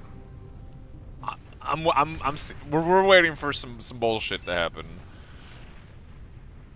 This is looking like we're just going for like a little more traditional. Everybody's macroing, getting their mexes up. We have some bulls getting sprinkled out to different players. Jags going around looking for gaps and defense lines to leak into. Ooh. And I mean, Jags, one or two Jags actually getting into the back line is kind of annoying. It's really hard to see these Jags in these trees, I'm not gonna lie. Transports looking like they're being used for con turrets, flying around to go boost the tier 2 aircon. Bull's starting to get some amount of damage done, you know, popping some LLTs. JT with like a couple, like 3 Mausers, just putting some pressure on. How do Jags trade against Wasps, honestly? I would assume terrible, right? Like it had to be terrible. Anyway, I don't know why I'm reading chat. This one Jag in the backline is going to get cleaned up by the LLT, but I mean, it killed a few mexes, did some damage, pulled some units back, killed a couple wins. Ooh, interesting. I wonder what we're going to see here. Tier 2 Air Lab from Zhao. I'm assuming he's going to finish... Yeah, or he even canceled the console. He's going to reclaim the lab. He doesn't have that much BP here. I should be looking at the rest of the map, but I'm very curious what he builds. I want an abductor. Interesting. But why? Wait, is he gonna do... Okay, I see a 1 abductor queue in a like a not a rush. I don't want to say a rushed lab, but in like a surprise tier 2 air lab, and I see a single tier 2 transport queued. In my brain, I'm thinking comp drop. I'm thinking this is not for macro play. This is for dirty degen, like dirty stuff. Like Rowan, he's sharing it to Rowan. Okay, no. Okay, there you go. So this maybe is for macro play, because Zhao is now going for a Lich, which, you know, he's there's no scout here, but he's probably correctly assuming, but how quick the how quick the Jags came out after that air lab was scouted, that there's not really going to be that much investment in air from Sash. Bit of a gamble, but I mean, he has fighters. He's going to scout as well, and this Lich could be pretty massive value. AGO up for the Eastern European Coalition. They're actually way more focused on their tier 2 mexes this game. A lot more tier 2 mexes, much quicker. Zekaris can hold this off for a while with beamer spam, HLTs, plenty of repair, a few units. Like, he can hold this off for a while. I didn't even realize there's 2 HLTs here. Like these bulls aren't going to, like, they will break this, but it's not going to be quick. Not three bulls are going to take a moment to break this. Like, they kind of just have to do that. Go out, repair, go back in, repair. Like, it's going to take time. The air scouts are coming in, revealing tier 2 air in return from Team USA. Flak tanks being made in return. The Lich is going to keep going. I'm kind of surprised. Yeah, he's turning away from the Lich, the Flak. Oh, he's turning into it actually. He's going to get the lab, I think, for sure. Well, I mean, the Lich does kill the tank lab, but it was value, especially as the push. There's a small follow-up push from Zekaris, but oh my god, the Starlight explosion actually killed the majority of the Jags. It wasn't game-winning damage, but it was damage. It was not nothing. Another Lich in production from Zhao. Likely going to look for damage elsewhere, as he knows there's multiple flak trucks now built and parked Well, okay, they were parked in front of the lab. They're no longer. Oh, here we go again. Another Lich coming forward. I'm assuming going for the bulls that are killing Zekris. Oh, good D-gun. Manages to kill one of the bulls. And Zhao is going to tap the, only gets one bull. Almost got two there. Well, the Lich is looking for value. The Lich is hunting for value now. Getting another tier 2 lab is optimistic. The E-Store explosion killed the commander. One Lich shot, not enough to kill a commander, but the E-Store right next to the commander, definitely enough to kill him. Ooh, another bull going down. Oh, this should not. Yeah, no E-Store this time to pop and blow up on Slick. Ooh, the Lich borderline almost died to that beamer. 50 HP. Tier 2 fighters coming out from Sash. Gonna shoot the Lich away, but I mean, it got value.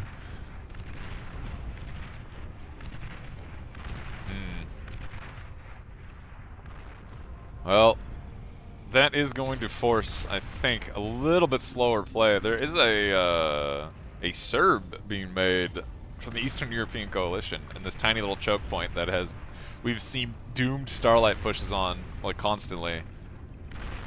Now JT is still kind of like chipping away at this door. There's actually not a lot of defense here. Lich going back to base to repair, although there is, you know, there is fighters now from the Eastern European Coalition. Oh, we got a singular rover in the backline is getting actually pretty good scout. It's gonna be annoying for this AGO. I mean, like you don't want to chase this rover. Like, air is gonna be the best option. Actually, you know what? If they don't see this and they lose an AGO to a rover, that's just okay. They see it now. I was gonna say that'd be some sad state of affairs if that AGO dies to a singular rover. Nah, they're fine. It's not gonna die, right? No, there's no way that it's done 20% of that AGO's HP, but there's no way. Well, Serb is up and firing, and I think that Serb is going to you know, put a stop to any sort of aggression on this side, as that is in a very annoying spot. Yeah, giving up on their forward defense even just doesn't seem worth it to build it under the barrels of a Serb. What are we making? Holy, look at the butlers.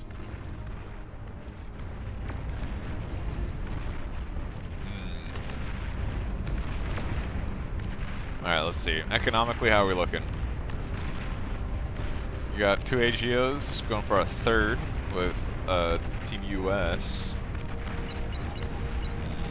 Oh wait, no, this isn't an AGO. Sorry, this is approved. I'm actually blind. The Aphis stack is starting for Team US, whereas it's looking like there's not actually a whole lot of scaling being done from Team Eastern European Coalition. They're actually going far more aggressive, I say, as they eat their tank lab. Immediately proven wrong. A decent sized push here. You know, we got grunts, we got starlights. Kind of decent amount of defense to push into though. So, well, good scout from Sashkorn. Does manage to spot basically all this. Sees the BP being set up. Sees the lab. Actually, I don't even know if he saw that lab. Did not actually see the lab. The scout did not quite go far enough.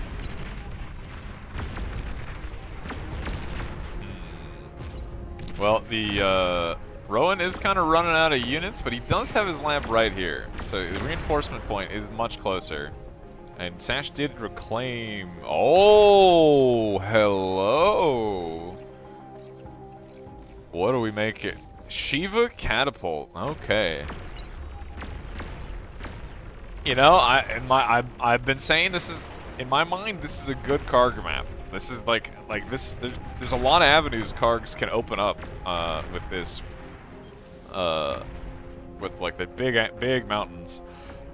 This is a wild place to build our conversion. I'm not gonna lie. It's on the front line. That is crazy. That is crazy. I don't know. What can I say? That's just crazy. Oh man. Well, the Starlights are really starting to chip down at this. Rowan may have his lab right here, but he's not actually producing a whole lot of units. The cat is coming over.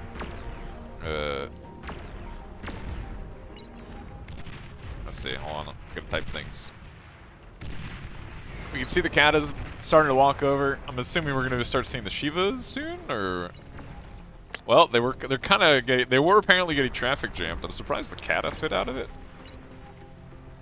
Oh my god, the one abductor being used to oh, Lich kills multiple Starlights. Probably crucial amount of Starlights just died right there.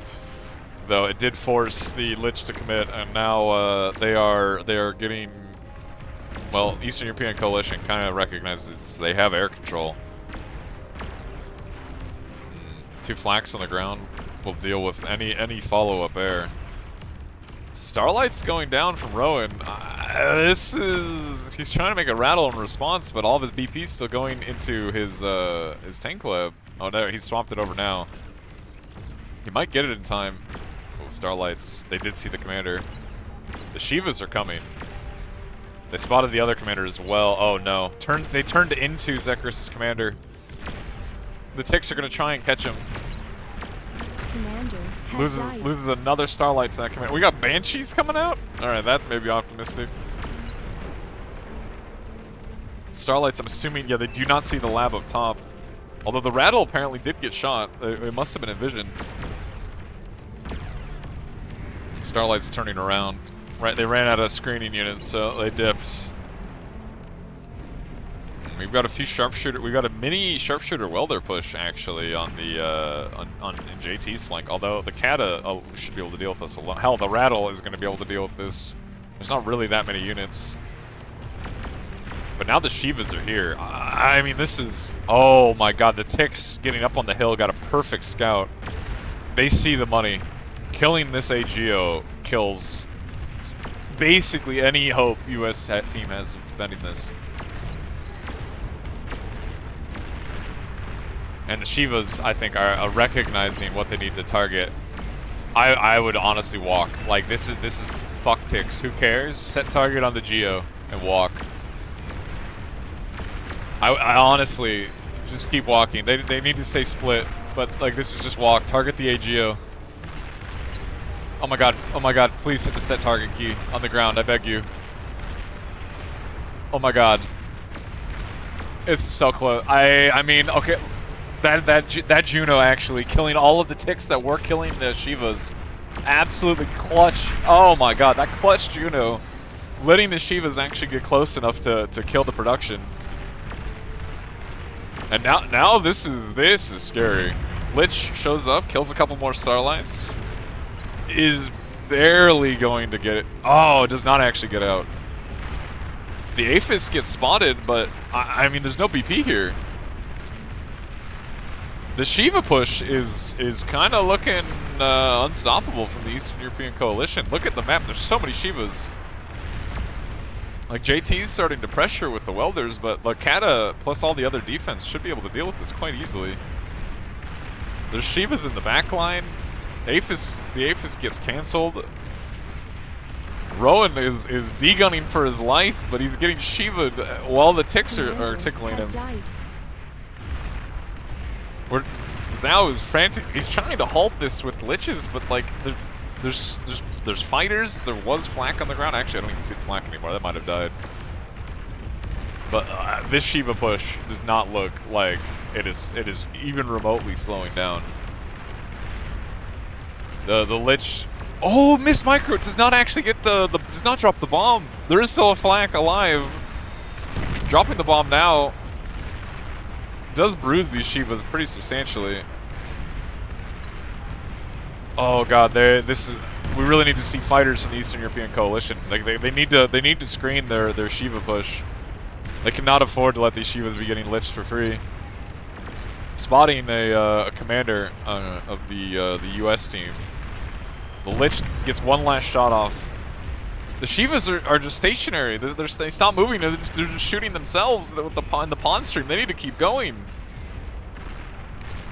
Ooh, is now taking multiple hits. Getting evaporated by these Shivas. Actually ends up going down on top of all of his BP. There's a Shiva on the front door of the... It is going to die right in when it sees the promised land, but a healthy Shiva and multiple ticks show up. If he kills the BP here... Oh, actually good block. Oh, the conversion dies. The conversion dies, the lab dies, all of the BP dies, and I think Team USA's hope of winning this game also dies. Oh my god. Slick walking forward, de-gunning all this forward economy. I think this is it. I think this is... There's just nothing they can do here to fight this. Well, very well done on that aggression. Like, I don't think Team US expected that.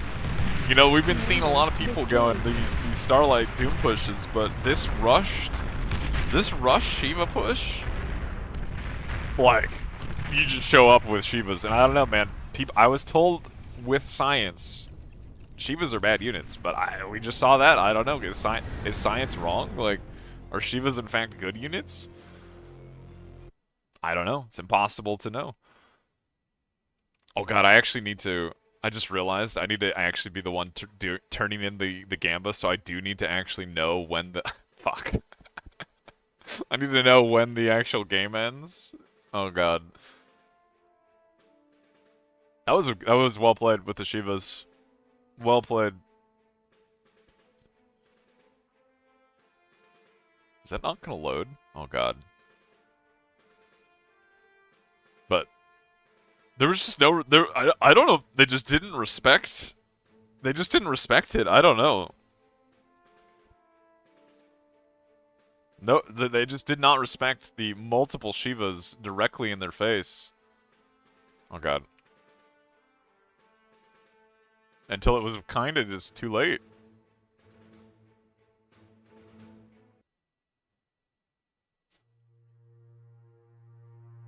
Okay. I'm gonna try and do the Gambit while doing this, boys. I'm going to try. It's not easy, but I'm going to try.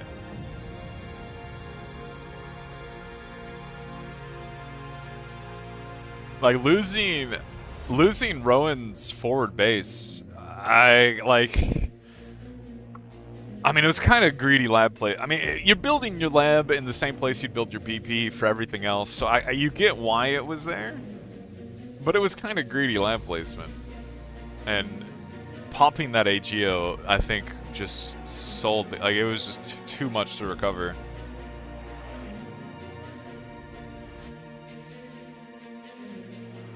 Alright, well, it's 1-1. I don't know, man. 1-1. This is the deciding game on DSD.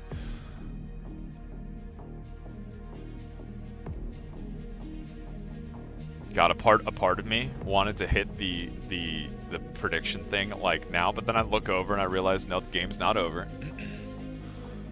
The game is not over. Man, delays are rough. It was kind of an interesting one where like the Lich play again like just didn't do what it needed to. Like it killed the tier 2 lab, but in this situation they were in, it was the same as like the Eastern European Coalition did on Sunderance. Like it slowed down the tempo, but also they kind of slowed themselves down with the investment in that Lich. I don't know. Strange. It's just it isn't getting the value I think they're expecting. All right. Oh god. All right, I'm assuming. Okay, game is over. I can do the prediction. I gotta do this quick. New Gamba. New Gamba. I'm gonna try and run the ad now so it doesn't run. All right, boys. This is so hard. This is so hard to manage this. It's actually so... Multitasking this? At least these guys are taking a while to start the next game. We actually have time.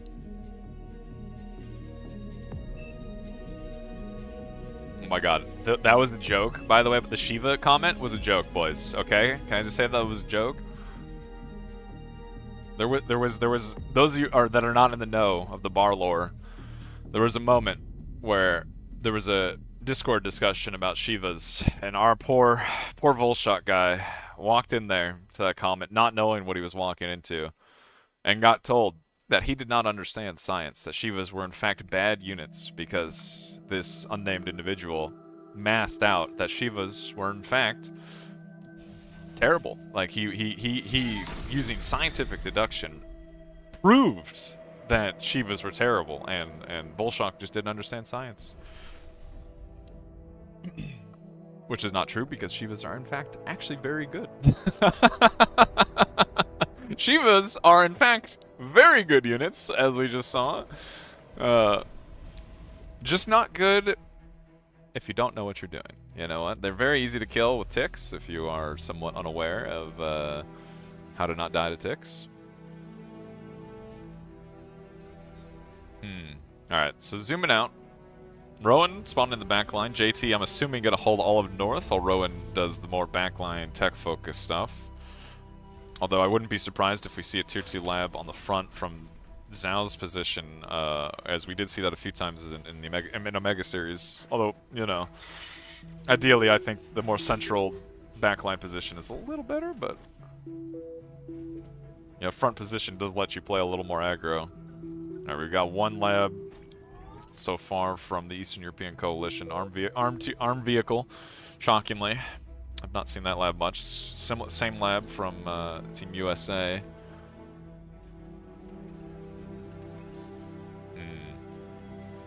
Well, it's gonna be a little rover on rover action for a bit, as not a lot more going, not a lot else going on. Oh, we got another lab actually from the Eastern European Coalition.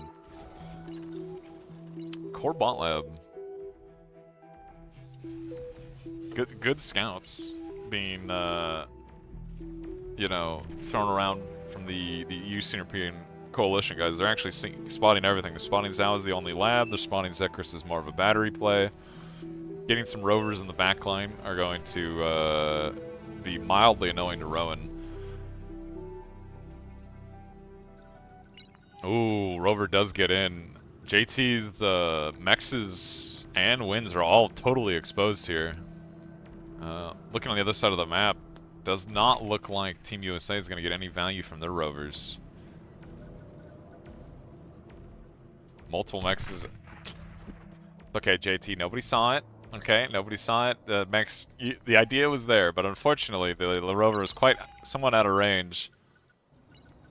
Oh my god, don't let it do it. Oh my god, it did. Alright, well, killing 2 mexes and a solar for a single rover is pretty good value. LLT placement from Zekris actually quite bad. Not able to shoot any of these rovers, although the oh my god, I actually almost got it. The rovers from Zhao being shared will push it back.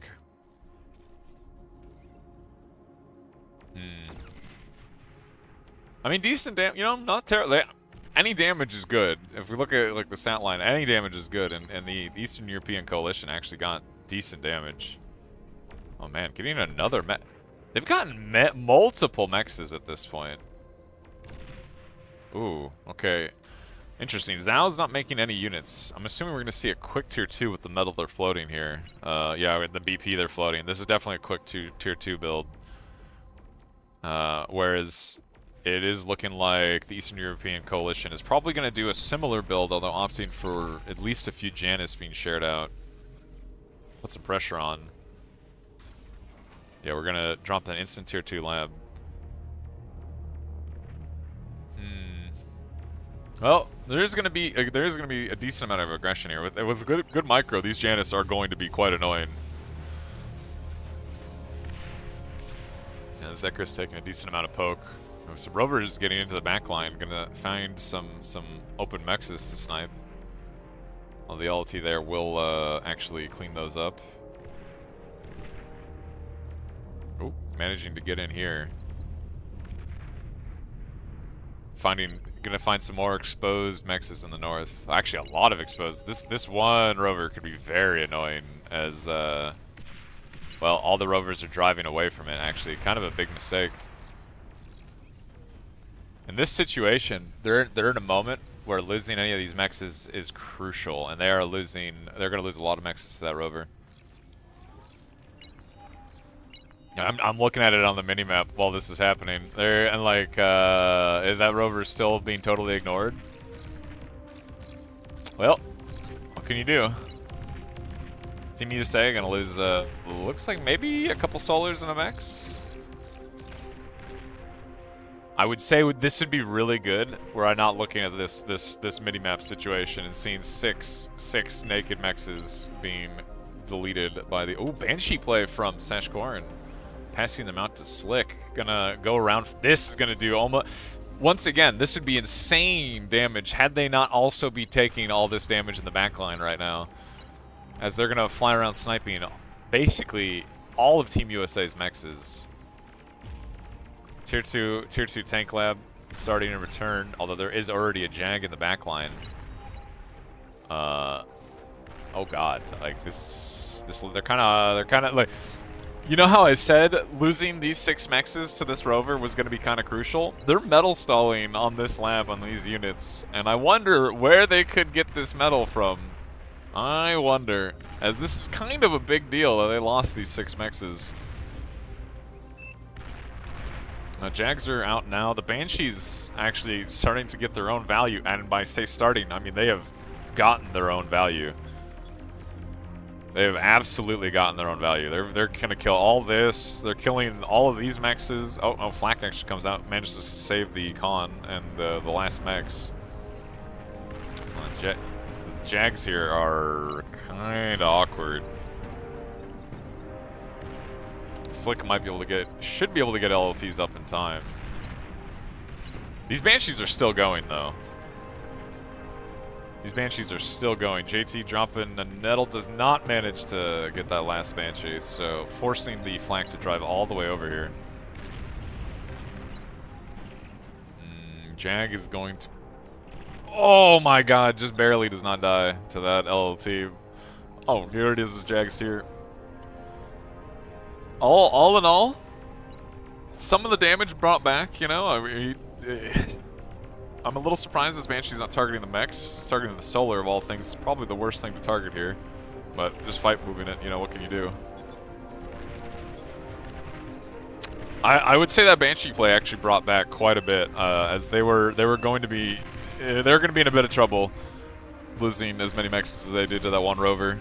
Ooh, Zekris E-stalling.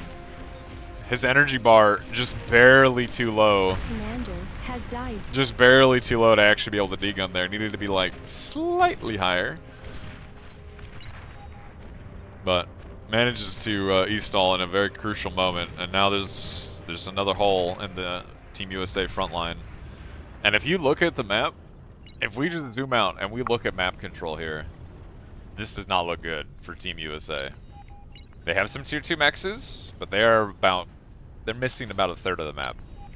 Like, Team Eastern European Coalition has the entirety of the north under their control, though they are missing a few of the mexes. But, oh, this bull going to clean up another little mex cluster. Although that tier 2 mech's not being finished, you know, not a huge investment loss, but this is looking bad for Team USA. I don't know. Map control is kind of crucial here. And they are quickly running out of map to retreat to.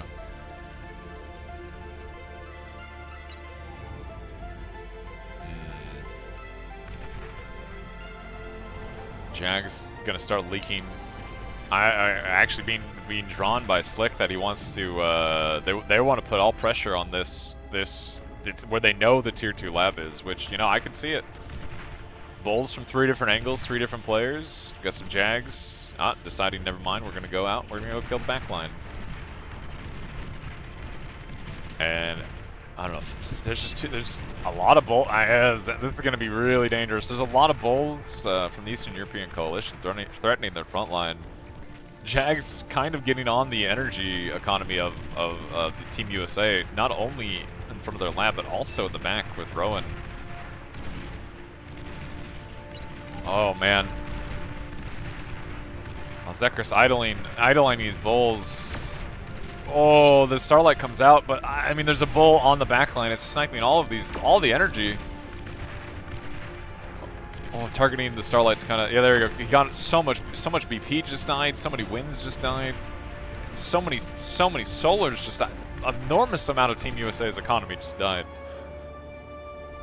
And sure, some metal was fed there, but far more damage was done than fed. There's an AGO up for the Eastern European Coalition. They have wins everywhere. They have tier 2 mexes everywhere. Like, well, not everywhere. That's a lie. They have tier 2 mexes in like a small little cluster, but they have a very healthy economy to respond to the Starlight push. Ooh, the one ball being gifted to Slick up in the north, actually going to put in a decent amount of pressure on JT. As Team USA is hard e-stalling right now. Yeah, they're gonna recover some of the ground that they've lost, but like Eastern European Coalition has so much economy behind this that they can kind of just print units. Starlights can barely fire. Gonna end up going down to the mass ball, and Team USA cannot replace these units. Actually, just straight up cannot replace these units. I think too much damage has been done. The combo of the Banshee play with just frankly even just team Eastern Europeans like rover play at the start, like they were getting a lot more damage done. Even counting that one rover from Rowan, I think it was Rowan killing you know, half a dozen mexes. And now three bulls on the front line of Team USA. Gotta pop the Starlight on the lab. Would not be surprised if we see him target the BP. Yep. BP going down. Oh man. And if Team US can't spend what metal they do have, they have Jags on one side, bulls on the other. Zhao is calling it. Wow. Commander has died. That Commander was not a close game. You know what? Just not a close game. That was well played. I don't even that would not have even been close had that rover not killed basically a half of Eastern European Coalition's mexes. I don't even think that would have been close. And even then, it was not close. Like, it was not close. Wow. Strong showing. Both, actually kind of a strong showing from both teams, although, you know, the US did kind of stumble towards the end, but it is looking like we're going to the next set, which is, hold on, hold. Well, it's not up to date yet, but it is going to be the Eastern European Coalition versus Canada is going to be our losers round finalists, right? And whoever wins there is going to go fight Germany in the finals. And I don't know, man. That's going to be... I honestly have no way to predict who's going to win this. Sash so excited. We got a medal now. Poop one, but still. Look, bronze is not poop, Sash, alright? Bronze is still quite good. But it's going to be interesting. It did not work well. Yeah, that just did not work well. Like they basically had mirror builds until, like, you know, the Banshee play. But the Eastern European Coalition just had far more impact on with their early rovers, killing multiple mexes. I don't think they got a con, but they got a lot of mexes. They got like they just got actual economic damage, and it kind of turned into that. Honestly, pretty good Banshee play. Pretty similar. I haven't actually seen that exact Banshee play in small team games like this. I've seen it a lot in 1v1s. I have not seen it in a team co-op like this. Although it's pretty similar, I think, to like the Mosquito build we've seen quite a lot when Legion is enabled.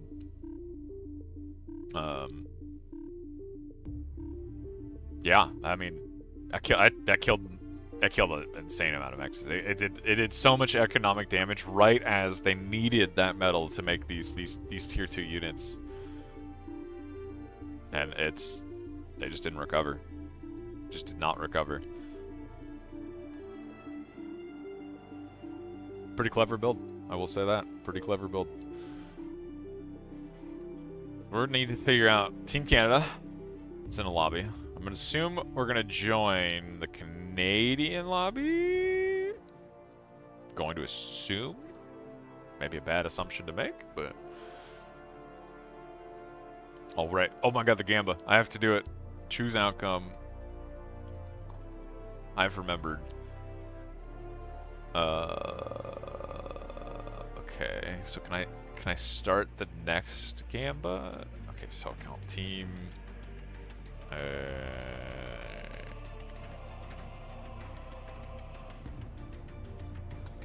Wait, yeah, like that. Yeah. Okay, so I'm just gonna leave. No, I probably can't leave that. Alright, never mind.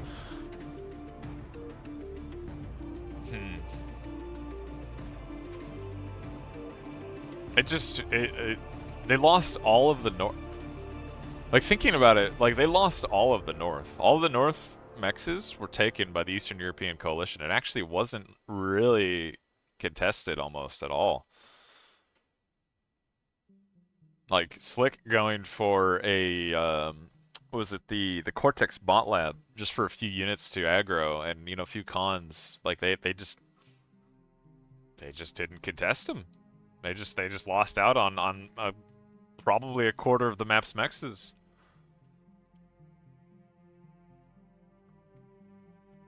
Oh my God. Okay, boys. Can I, does that get rid of that?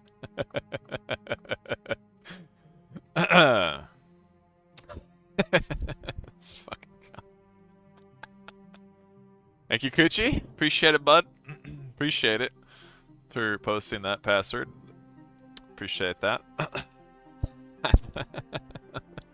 Nobody saw that. 10-minute break. Is this true? Is it really a 10-minute break? Oh my God, that's brutal. That's brutal.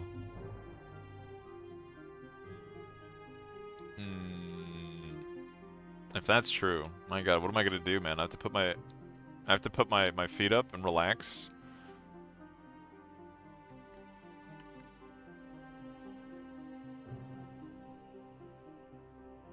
I mean, you know, I kind of get it.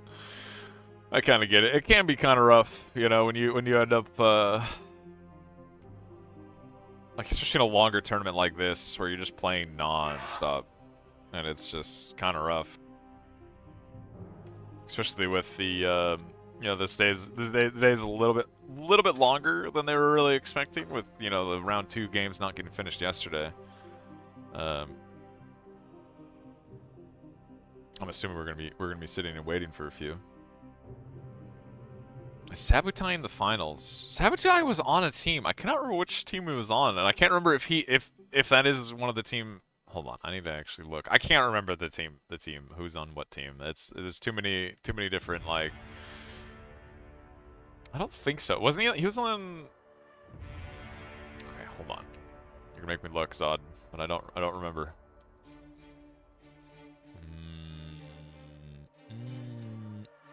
I don't think he's on any of the teams that are still going, right?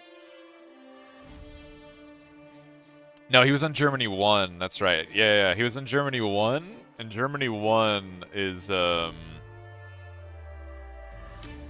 they're going to the yeah, Germany 1 actually got knocked out decently early. This one. Yeah, Germany 1 actually did not make it out of round 1, unfortunately. They actually lost to the US team we just saw lose. Germany 2, however, is still going.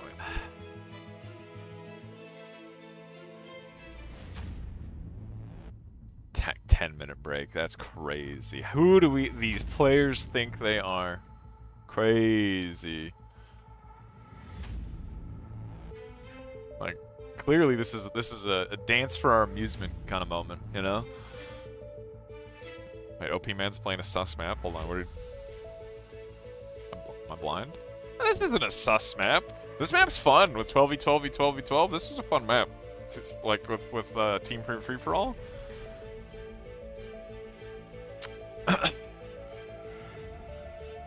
It's a fun map. And by fun, I mean it's like, you know, kind of a cursed game, but... Oh my god. My god, thank you. Wait, once it catches up, Jinzy, thank you for the sub, man. I appreciate it, but it will take a bit for that to catch up. It will take a bit. You know, 3-minute delay. Not OP. 3 minutes? We're wanting NA host game 2, roll for last host. You get time zone advantage and server advantage. You're all throwing down the gauntlet. Time zone advantage definitely feels true right now. My cooked, tired brain definitely agrees with the time zone advantage. Bro, it's tournament day. You put a diaper on. Thank you, Gucci. Thank you. Oh, Slick's got a bucket. He's ready to go. He's ready to go. My god. Look, Kuchi understands it, alright? This is go time. This isn't relax time. We don't sit. We don't put our feet up, alright? Only us viewers. We do that. The players? I don't think so. I don't think so. These dirty players, they best get in that game and start playing for our amusement. How dare they? How dare they take a break? The nerve. I'm trying to think between these two teams. You know, both teams have been pretty strong. They've shown pretty strong like strategies on the maps they're playing. They've been like neither one has looked like a weak team. And frankly, none of these teams today have looked weak. So honestly, it's really hard to predict who's going to win between both Team Canada and you know, Eastern European Coalition. Somebody send help. What do I say to? Saying Eastern European Coalition nonstop is killing me. It's absolutely killing me. Oh my god. It's awful, man.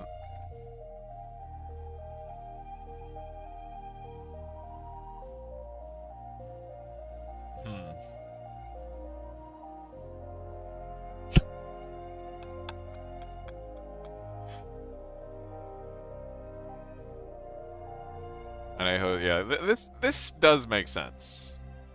This feels like the fairest way to do it, you know? As, you know, well, Bar's very friendly for high ping. It's definitely still noticeable, and, you know, making it kind of fair so one team gets good ping and when the other team gets good ping, that just seems like the better way to handle it, right? Like, just seems the fairer way to handle it. The Canadians somewhat outnumbering the Eastern European coalition players.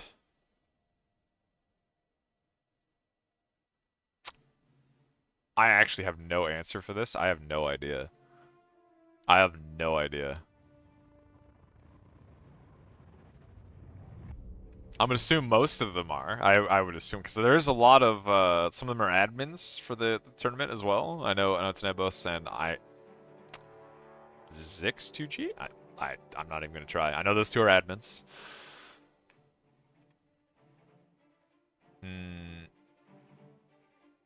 Ural, of course, a Canadian player. I don't know what Dark Clone might also be a Canadian player.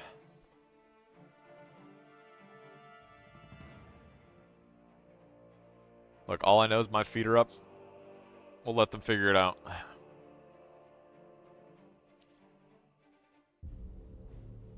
Roll for pick order. Wait, do you really roll for pick order? Is that how... It's not even like... Huh.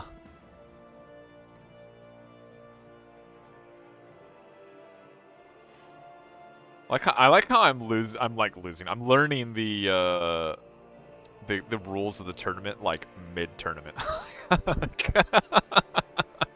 Literally learning it mid-tournament.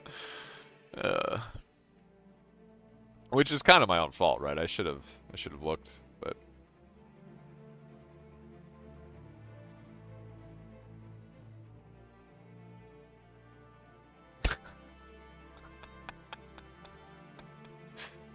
oh my god. We decide who play based on oh my god, please. Please, I beg. Somebody start doing picks and bans, I beg. Anybody. Just who cares who's supposed to go first? Just somebody start it.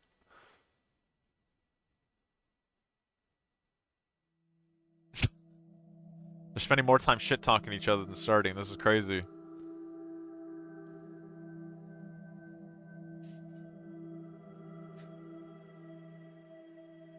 I don't know. Does that mean Delph picks first? Is that how that just rolled? Like, I don't know. I don't know. Okay, it is. All right. Banatago. Kind of the map. You know, we've seen a lot of that map at this point. I'm kind of okay with that. You know, I'm okay with it. We've seen a lot of Atagos, a lot of failed Starlight pushes. Admittedly, that last game we saw in Atago with the Eastern European Coalition was actually probably the more interesting one we've seen, only because it was different. Only because it was different. I'm very curious. I'm very curious what would have happened if that tier 2 core air lab had not been scouted. I'm very curious. I'm pretty sure we were watching Sash get ready for a comb bomb on the Sash trying to ban me? What is this? Just because we said? Is this because I said he needed a ship bucket? Wait, Delph, continue banning. That's not how this works. Like, it's not how this works, bro. That's not how this works. Alright, oh, I guess I could set up the Gamba now while I'm thinking about it. Delph just continues banning, like, yeah, you know what? Banning Lost Edman, that's a totally normal ban.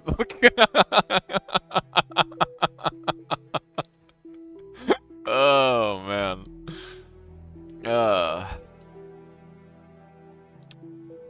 Look, who are we to judge? We'll put the Gamba up. We'll let people figure it out. Oh my god. Wait, does that not mean that... Oh, well, you know what? Let the players figure it out. The players, they're smart. You know, these are all intelligent, high OS individuals. They can figure out how to pick and ban maps.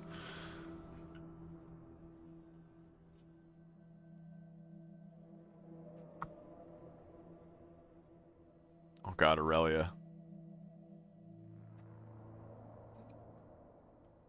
It's look the the Canadians swapping players depending on what map they get. You know, apparently Ural is an Aurelia player, and Delph is not. Unfortunately, we're losing our Delphia. Flash is here. All welcome, free for all. Of course, this man comes back and starts the free for all lobby on the day that I could not play free for all. Of course he does. That is so typical. That's so typical.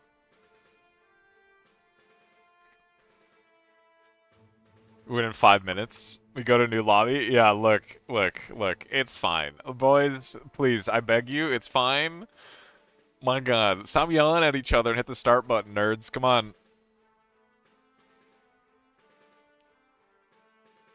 Oh shit! Wait, that means I should do the ad thing, before this starts, since it's gonna be. Yeah. I should definitely. Yeah. This is like a good timing. I'm learning how to do the streamer things. We're figuring it out. I'm learning how to do it.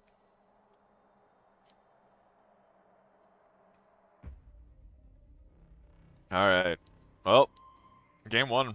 We're going to see a little Eastern European coalition. Thank you, Shork. Okay, yes, I know. It's just more than saying America. Okay, or America is more. Or even Canada. Canada is easy to say, and I know. I know I should be saying Canada, but I'm saying Canadian now just to spite you people, okay? But, like, it's so many more words, man. Like, why use so many more words when few words do trick? I don't know. It's just awful. Alright, what are we gonna see? I'm pretty sure this is Grumpy. I'm pretty sure Mike is... You know what? It's gonna drive me crazy if I don't look. I'm gonna go look. I'm pretty sure this is Grumpy. It is. Okay. I'm not losing my... Budget? Yep. Jesus, Grumpy. I don't even remember you being named. That was before my time. But Grumpy's gonna close off the choke point.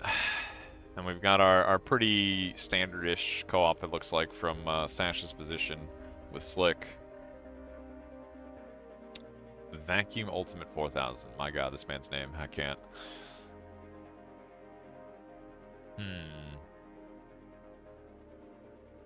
I'm not sure...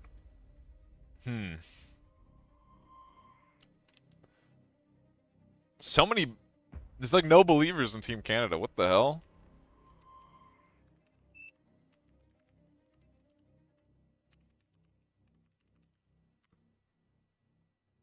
I mean, admittedly, the Eastern European Coalition, they looked very strong, but, like, have you heard the tales of the chef Gucci? Like, you gonna bet against this man?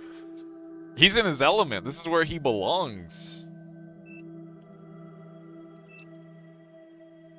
Okay, look, I say no believers in Team Canada, and somebody drops an enormous load. So apparently Team Canada...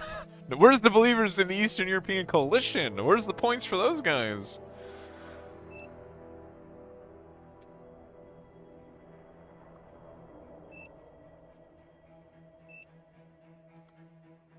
And I'm definitely not doing this so people lose their points and can't afford all day straight. I would never do such a terrible thing. That's not it. I wouldn't do that, guys, okay?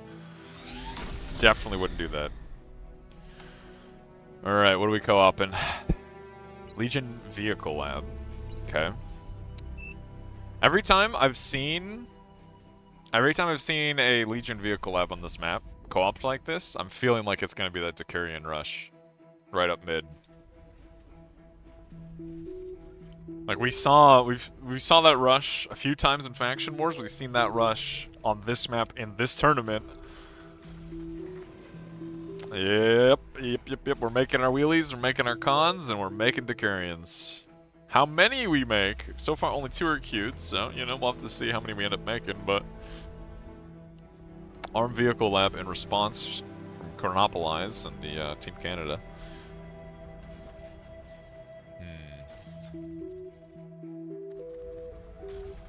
Yeah, I'm curious. I don't know.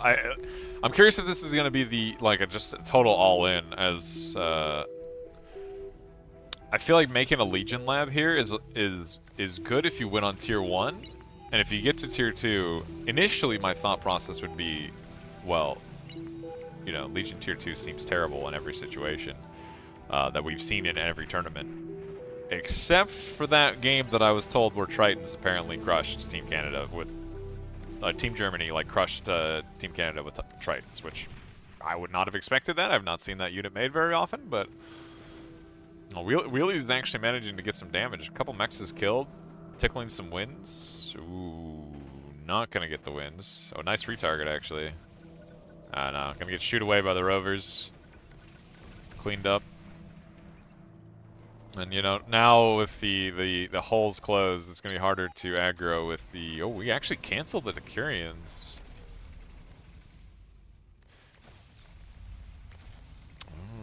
Okay, what are we doing? Are we going quick tier 2? He has the BP for it.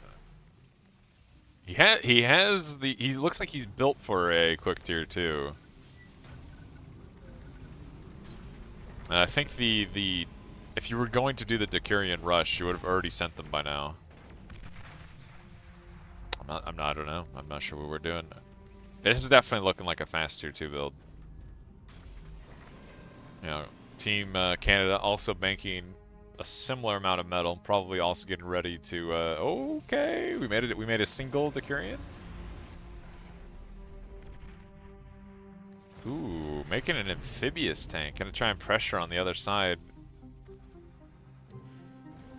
On the eastern flank, or maybe the middle? No, eastern flank is looking like. Multiple ace sellers being dropped. Not trusting in wind. I'm still like, why? I mean, why not just make e-stores? I like Sanchez's build, you know, making more wins, making e-stores, and then oh, hello now. That's a lot of transports he's making. And now we're making mosquito. Okay, so this is we saw a lot of similar builds to this in Faction Wars. Where like it was like this mosquito rush that would just fly around. You're not going for any economy. Like, I mean, not going for any economy. Ha! You're not going for any army. You're just going straight to popping some X's. Right into a tier 2 Legion vehicle layout. I'm curious if I'm gonna see this supposed OP Triton. I'm curious. Mosquitoes coming out are getting scouted basically now. No AA whatsoever means that these mosquitoes are gonna have basically free reign to pop as many mexes as they possibly can. Oof. He's trying to like stutter step with the mosquito, but it doesn't actually have the ammo count to kill that mex. Killing some wins. Single Janus putting some pressure on Grumpy, but he does have a carry, and he could probably hold this off forever, basically. Ooh.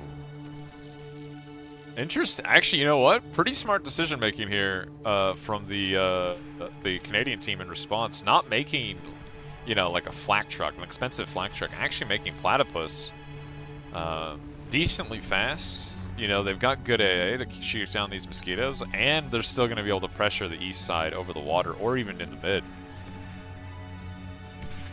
These mosquitoes have killed a decent amount of mexes. There's one bowl out, handed to Kuchi. Going to start pressuring Grumpy's side, but ooh, the Decurion taking a lot of damage. Going to kill the Janus, but oh, not actually dying to the bull. What are we making? Alright, I've been told these are OP. The Tritons are coming out. I've been told these are OP. Let's see. Let's see if these are actually OP. We still have this single tier 1 amphibious tank on the from Team Eastern European Coalition. It's just horrible to say. I'm sorry. And just sitting up there in the corner, waiting to strike. Although, you know, window to do so probably is running out. This Decurion's actually like, I mean, Grumpy not realizing I think his commander is getting eviscerated by this bull, but this Decurion is kind of, you know, I'm not saying it's beating the bull because it's not, but it's like, it's definitely hurting. It's not nothing. I mean, the Tritons are almost here. I have no idea how this unit performs. That is a 600 range, actually. Hold on. What the fuck? Wait, there's 2 guns? Okay, wait a minute. Wait a minute. Wait a minute. Huh? 2 guns, 600 range? Not that much lower DPS than a bull? Wait a minute, what? Okay, no, look. That's pretty good stat-wise. That's not bad. You know, a decent HP pool. We have any follow-up units coming? Not so good at targeting Cloak's commander, shockingly. Oh, the Kuchi started walking, and Kuchi is going to die, it looks like. No energy to actually Cloak walk. And Triton's going to clean up all of this flank. Ooh, Ural making a singular destroyer with the console. Going to kill Vacuum Ultimate. Eventually, although wisely... I forgot these things float on the water. Oh my god, right. These are boats. These are boat tanks. And this is going to be kind of awkward. All of a sudden, this destroyer is not so dominant in the sea. Neither destroyers... Like, there's... Wait a minute. Destroyers kind of shooing them off a bit, but Like, these Tritons are kind of performing just fine, although this one is going to get whittled down, you know, the difference between repairs and no repairs. Ooh, Kuchi getting targeted. Actually taking a lot of damage. This Triton is kind of cooking him. And by kind of cooking him, I mean very, very quickly cooking him. Oh, it's so close. Oh my god, just barely manages to get onto the, get the cloak activated under that jammer. Oh man. Triton is probably going to go down to this destroyer in a moment. Just barely manages to get out. Gonna drive over to Slick, get some repairs. Another Triton has somehow... I saw 2 bulls here. I guess there's 2 Tritons, but one bull is dead and the other one is like, what do I do about this? How do I fight this tank? Well, with that, like this whole western flank for the Canadians is just dying. There is a Starlight here, and the Starlight will probably put an end to these things fighting on, you know, like a direct front. That tier 1 amphibious tank finally getting some value, sniping some mexes. I mean, we zoom out and look, again, we got decent, some amount of tier 2 mexes for Team Canada. We got a pretty healthy amount for the Eastern European Coalition, but if we look at just the map control, somebody drew it, and it is pretty damning. Like, this is so much map is just not in the hands of Team Canada. The Triton having been repaired, going back to 1v1 the Destroyer, although eating its Starlight shot for its trouble, not really what it wants to fight. Oh my god. Ooh, it looks like the Triton did end up falling on the, in the sea lane. Did lose to the dual Destroyer from Ural. What are we making now? So we got radar, we got jammer. We got a lot of radar, a lot of jammer. What are we making? What are we making? We gotta make something. There's a Starlight push coming. It's scary. Apparently the answer is Triton on repeat. You know, apparently nobody in Faction Wars, nobody made this unit a single time, alright? Or at least I don't remember this. I don't remember this unit a single time. And now all of a sudden this is the only unit getting made, and honestly, it does not look weak. This does not look like a weak unit. Maybe throw out everything I said about Legion looking weak. This unit does not look weak. 650 metal for you know, this amount of HP, this amount of DPS. Admittedly, the DPS, I'm assuming, is like, you know, it's counted from its lowest range, which, you know, it has the long range gun and the short range guns. But still, 600 range is it's pretty high. It's pretty high. Kind of a bit of a stalemate on this side with the 2 destroyers, single platypus, not really able to get much done into the 2 Tritons now. Far more Tritons being made and going through mid. They kind of are threatening. If these Tritons are not respected, and these Starlights continue pushing, this entire water area, they can just drive over it. They can just go around it. Oh god, making these walls just so the Starlight can drive over them always feels kind of bad, but...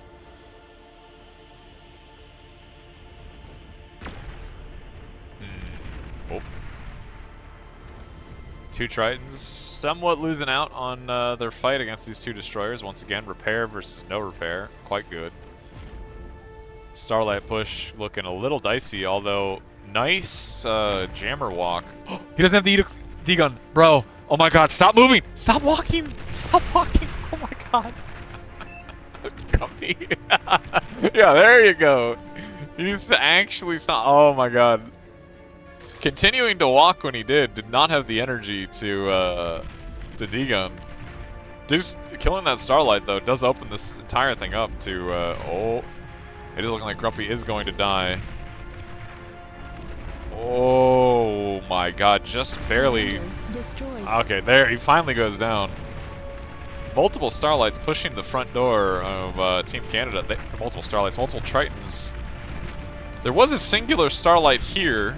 I don't know where it has gone, but it is very much so not here any longer. Ah. Okay, okay. Like, one Starlight died, but now there's even more. Oh, Kushi with the hot D-guns. Actually, with the radar jammer vehicle, D-guns every single Triton on this side of the map. Completely shutting down any aggression on the west side. And the Starlights in mid will absolutely put an end to the Tritons aggressing through this flank. Although, you know, being essentially boats driving right into the water, not giving a fuck. Like, the Starlights are gonna get in our way. Let's just go around them. Let's just go right around them. Okuchi frantically pinging Chronopolize these spare units here. Kuchi did manage to get all of this for claim, although I'm going to assume Eastern European Coalition is not going to fall for this jammer trick for a second time.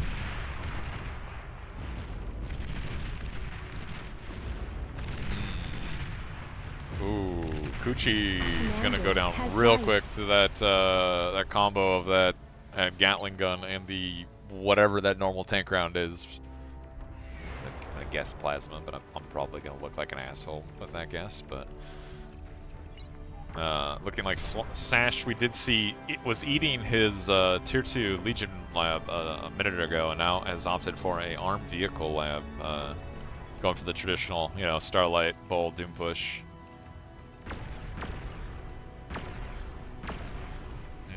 I mean, in response, they are getting hit with. We have seen this from the Canadians once before. They make like 5 or 6 Starlights. They eat their vehicle lab. Stout on repeat, and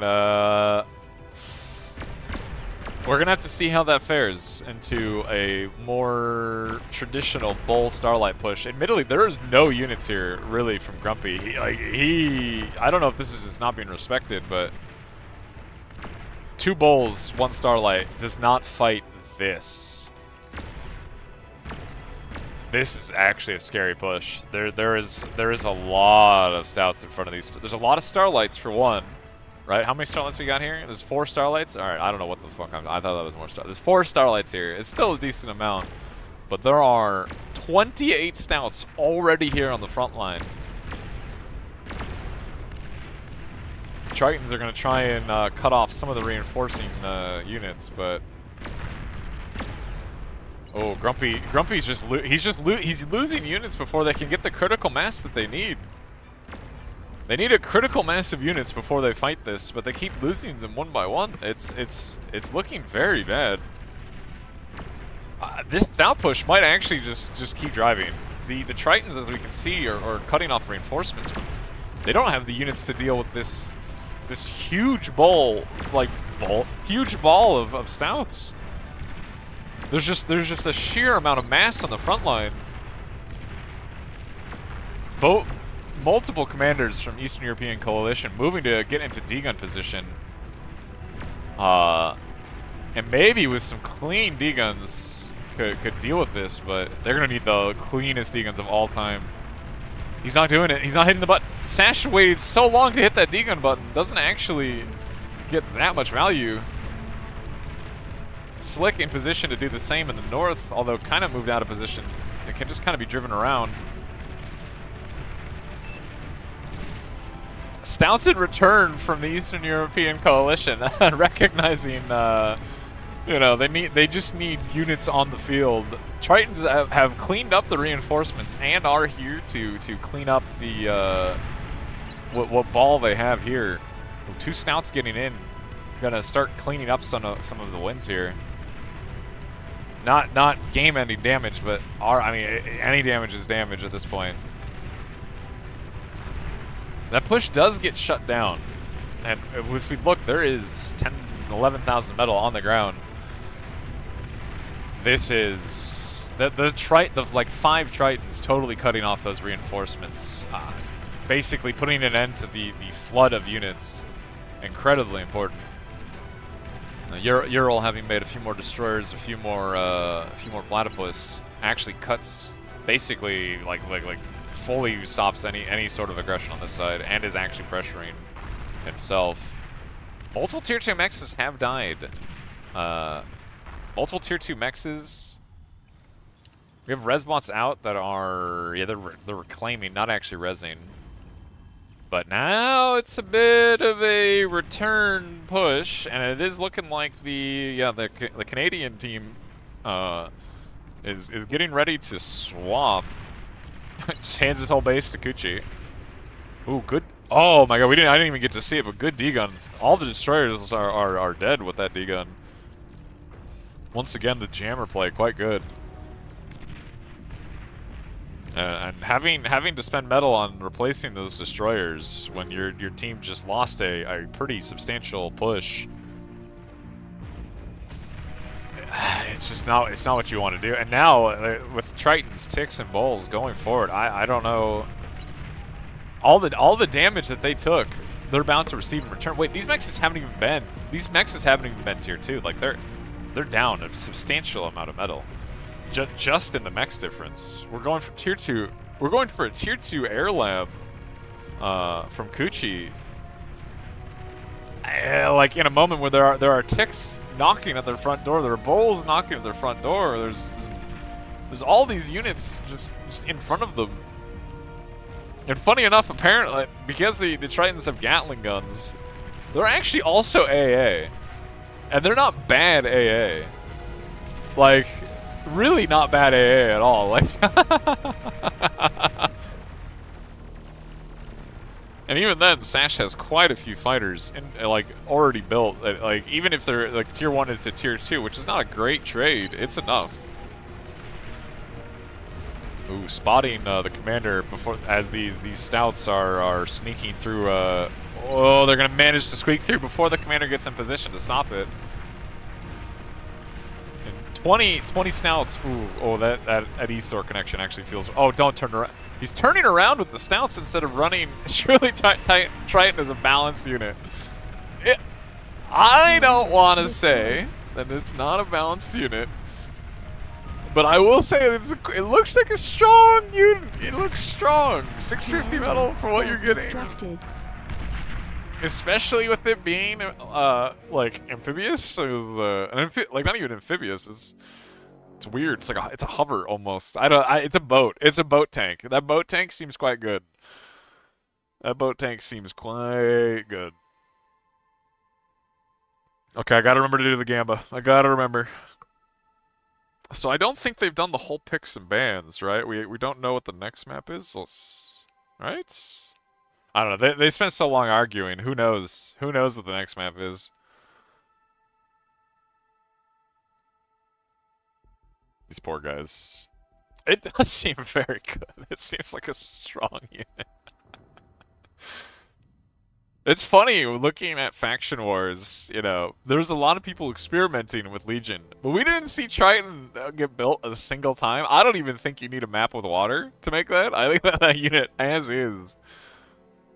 Stat-wise, like that's not a bad. Like, that was fighting bulls just fine. That was fighting bulls just fine.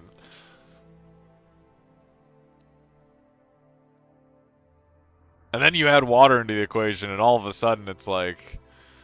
Now, admittedly, a decent amount of that was the macro difference, right? The macro difference, like tier 2 mexes, when that stout Starlight push, like was getting its damage done, they were killing tier 2 mexes. And then I look back and it's like, Canada, all those mexes are tier 1 for Canada. Like they hadn't upgraded any of them, and they were about 40. They were about 40,000 metal down.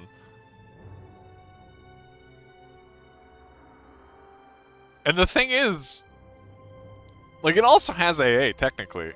It has like pretty good AA. It has good, like it kind of does everything. It's the Jag thing of it's one unit doing too much. It is one unit doing too much. Oh god. Wait. Where did the Canadian team go? Oh, we're going to a new lobby? Oh, because they're rehosting for a different host. Right, alright. I just remembered.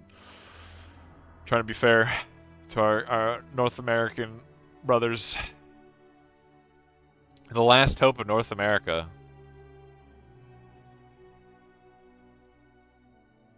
which they picked altered, I think.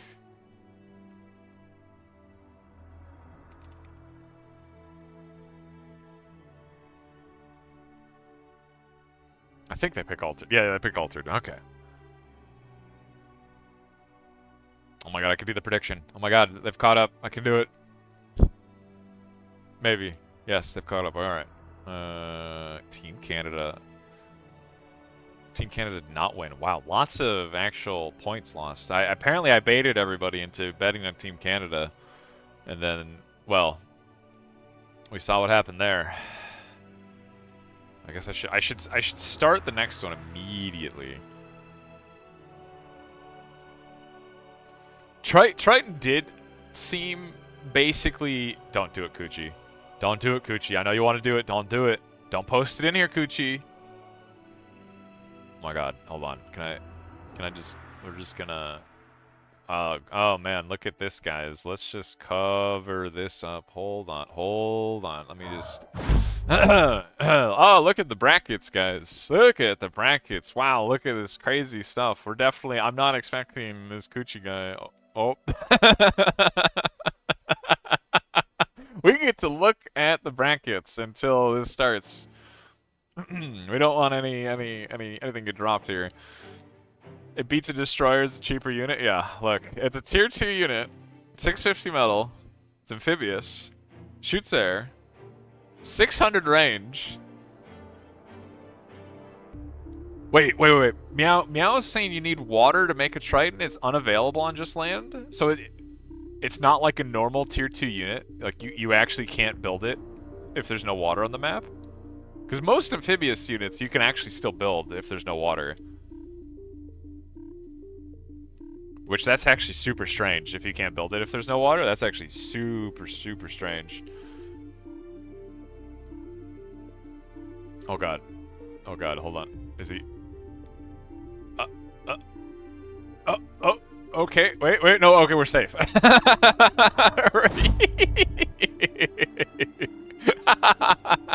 I just had to make sure. Okay? I just had to make sure. I had to make sure.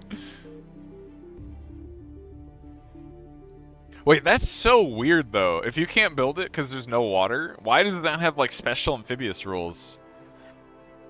That's so strange. That's actually so strange. That doesn't even make sense, kind of strange. You know what I mean? Like, it actually doesn't even make sense.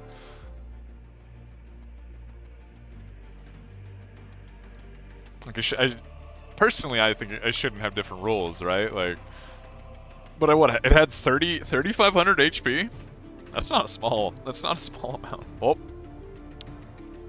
Did we just nuke the lobby? Sash is offline. We nuked the lobby. What happened, boys? It's always like this. The poor German team gets to sit and wait. Did they re-host it? What happened? Well, put my feet up, boys. Put my feet up and waiting. Look, I gotta do the bait again.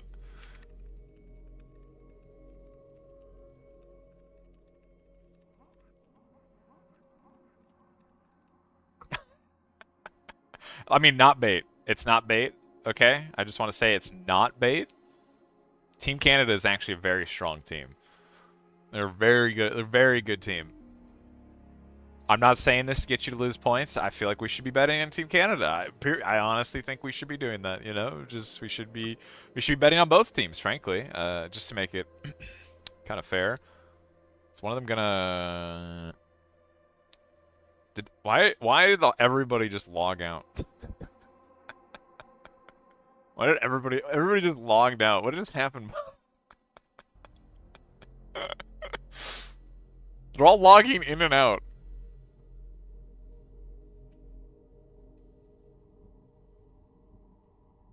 I'm gonna assume they're gonna figure it out. Okay, we're going to assume they're gonna figure it out. Coochie, now Coochie's offline. Oh, like everybody's just logging out, logging in. Do I need to do that? I don't know. Hopefully not.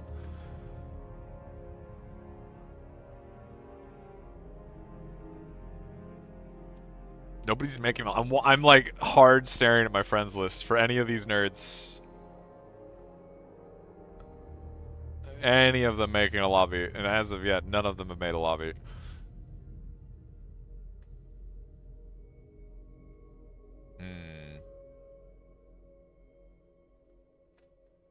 Wait, Torps can hit a Triton? Torps can hit a Triton? That's so weird. That's such a weird unit. It's so strange, man. What the hell? It's so weird. Alright. Team Canada's made a lobby. We have hope. That's so weird.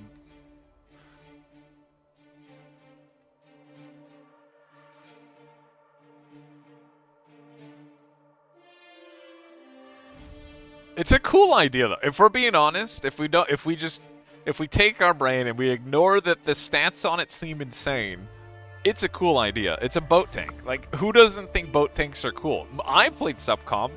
Boats with legs are like the coolest thing in existence. So boat tank being kind of close to that, I think's kind of cool. Now the stats on it, maybe we could tone down a little bit. As well, it did look kind of dominant. That's so weird, bro. Also having this conversation with the 3-minute delay is awful, but yes, that is so strange. The mechanics of that boat tank thing, it's very strange.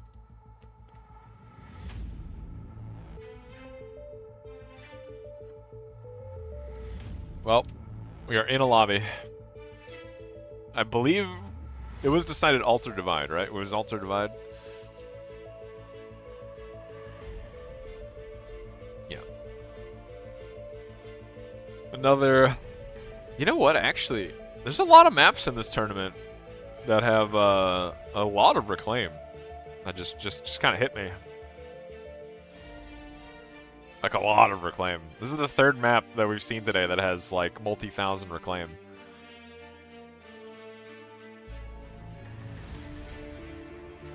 Multi-thousand metal reclaim, I guess I should clarify. As Atago also has obscene energy reclaim. Not that you would ever really do it. I mean, you could, but it is just so unnecessary.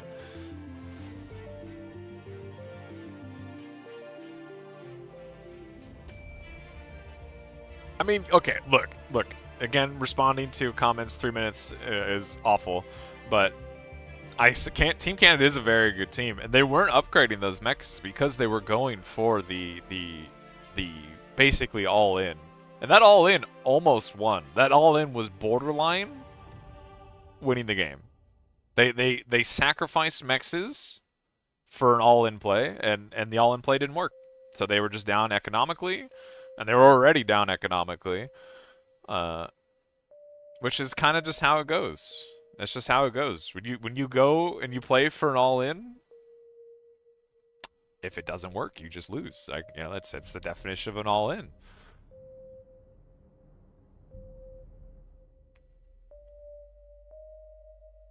Oh, gotta wait. I should probably do the ad thing now. No, I should wait until like right as they started, I think. Oh my god, bro. Oh, rank on. They're doing it. Let's go.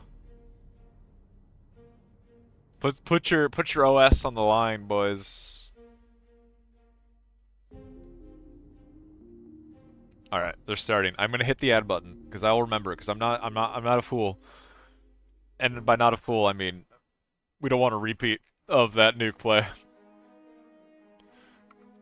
We do not want a repeat of that.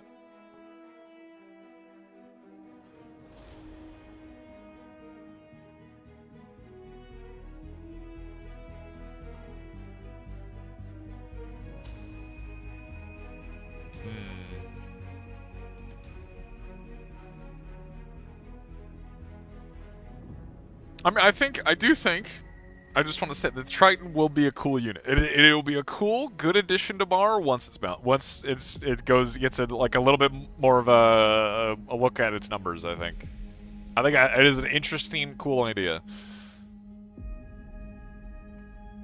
It's unique. It's unique too, which, you know, I will say the TA boomers are probably unhappy about. You know, my bar's been this way for 20 years, you know. No offense to the TA boomers out there, okay? But new cool things are new and cool, all right? And we should, as long as they're new, cool, balanced things, we should be happy. If they're new, cool, unbalanced things, that's when we complain. And the Trident is looking a little... it's a little iffy. A little iffy.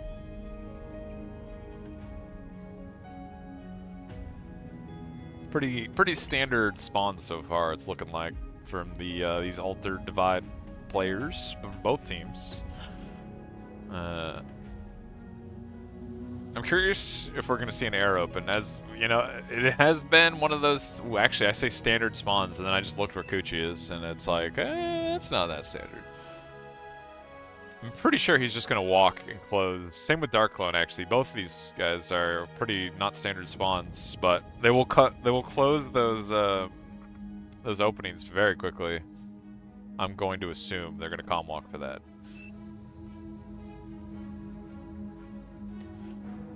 Kind of looks like, I'm assuming, prioritizing... Oh god, they moved it. Okay, they moved Delph. Apparently, I'm not even... You know what? I don't want to make any guesses of what they're doing. I don't want to make any guesses of what they're doing until it actually starts. Just looking at it, I'm going with Delph is running the lab. The other three players are walking to close the gaps. Sash kind of gonna do the same. Or is he... Oh god, is he gonna lab here?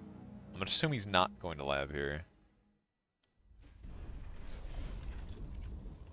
He is. Okay, so Sash going for very forward lab.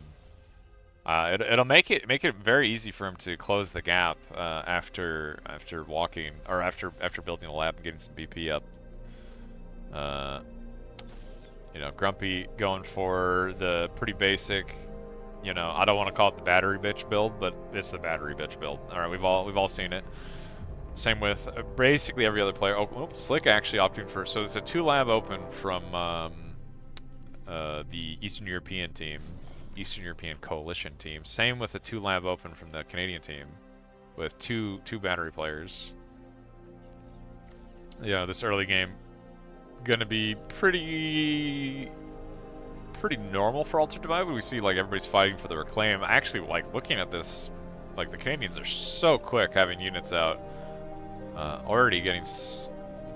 They're gonna have a huge advantage getting this reclaim. Look at the army difference already. Oh, going right into... they were once lobbers, okay? I'm probably gonna still call them lobbers because like, how dare you change their name? That was such a good name.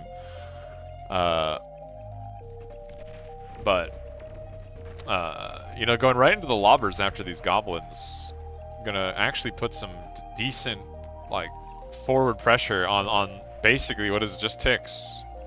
I'm gonna assume ticks actually maybe even trade okay into lobbers, probably, considering it's kind of a low DPS plasma. I don't know.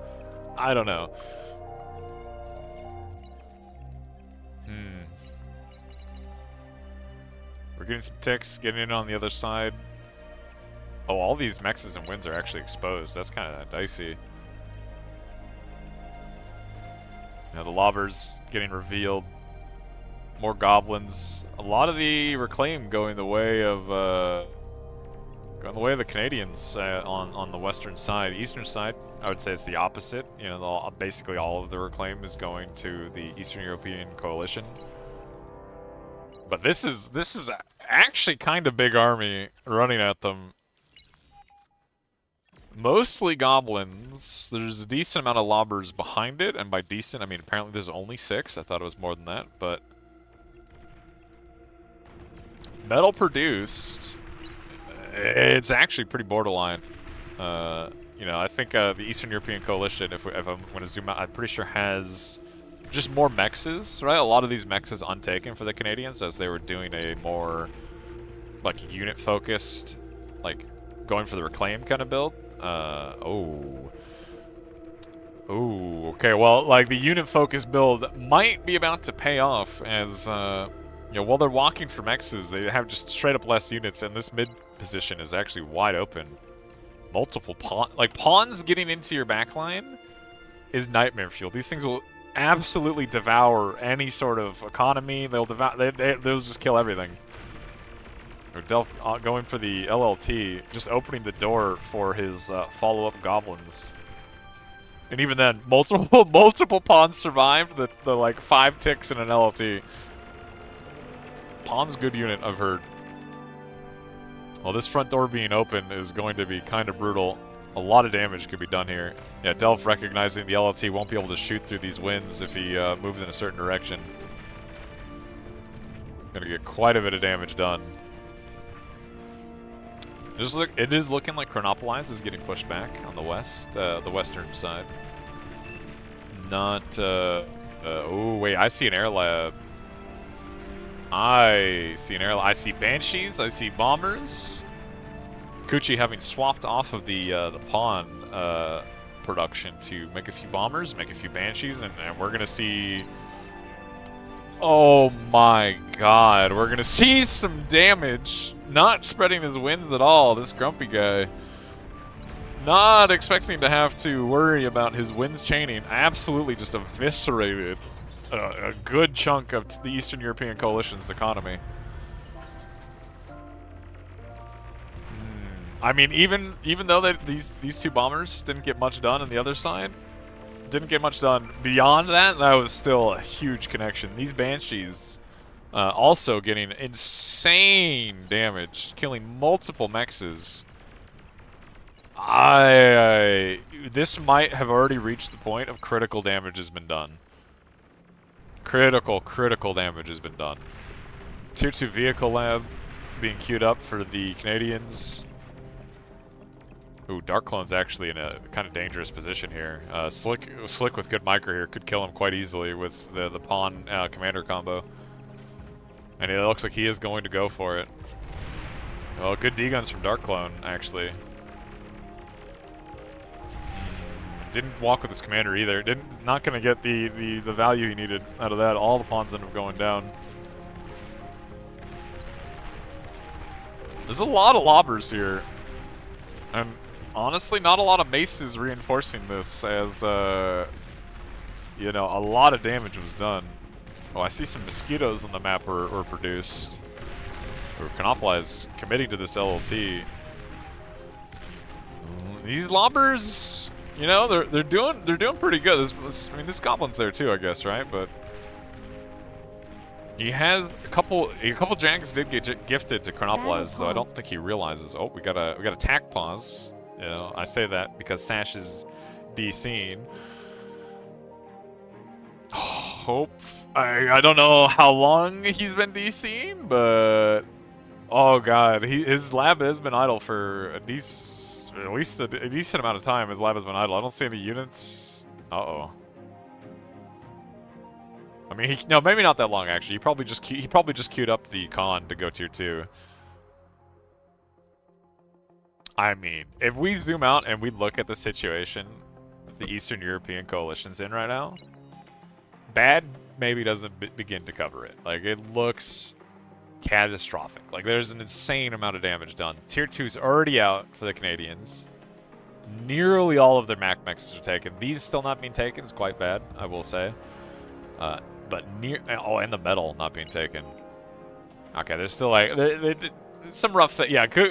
Now with the wonderful tank pawns, Kuchi can actually look at all the things that are happening. Yeah, recognizing all the things that probably should have happened. Although not having pinged their acclaim, you know, that's a decent amount of metal right there. How much metal we got? 700 metal on the ground. Sash's internet dropped. Well, hopefully Sash comes back as I mean he's a crucial member of this team.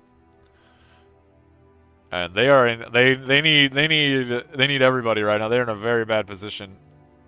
Down in tech, down in metal, down in down in energy. Oh god. They're in a bad position. They're in a bad position. Once Chronopolize realizes, oh, Kuchi even pinging them, that these Jags are here, like, Grumpy's in a dangerous position. These Jags in mid are going to stop any of these pawn run-bys. The Mosquitoes here, actually, it could be kind of annoying, as Kuchi did not actually make any AA before he ate his or any fighters before he ate his lab. So all of these mexes are kind of exposed.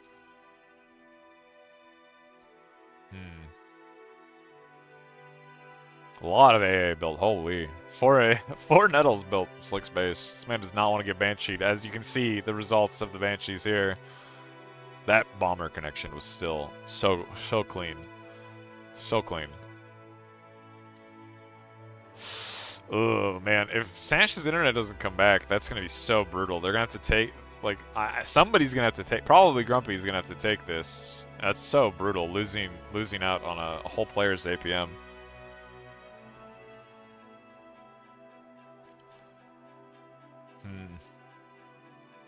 I don't know, man. It's not looking good. I don't see any connections from Sash.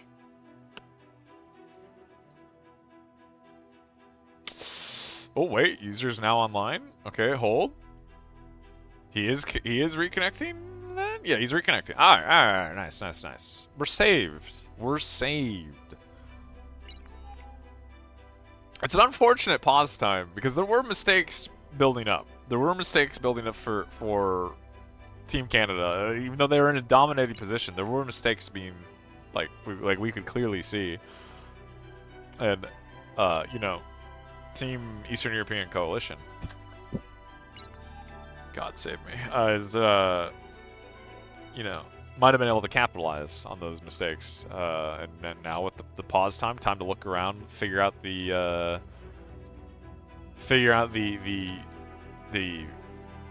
like your situation you're in. Like, they actually managed to fix some of those mistakes. I mean, at least it should be quick. Yeah, Sanchez is already caught up. He's back in. There are a decent amount of their fighters. Like, this Mosquito could be very annoying, actually. Could be very annoying. Like, losing a lot of, like, these back mexes. I mean, Delph is in position Battle started. where he could, like, quickly make a nettle. But the Mosquitoes are going to get some value.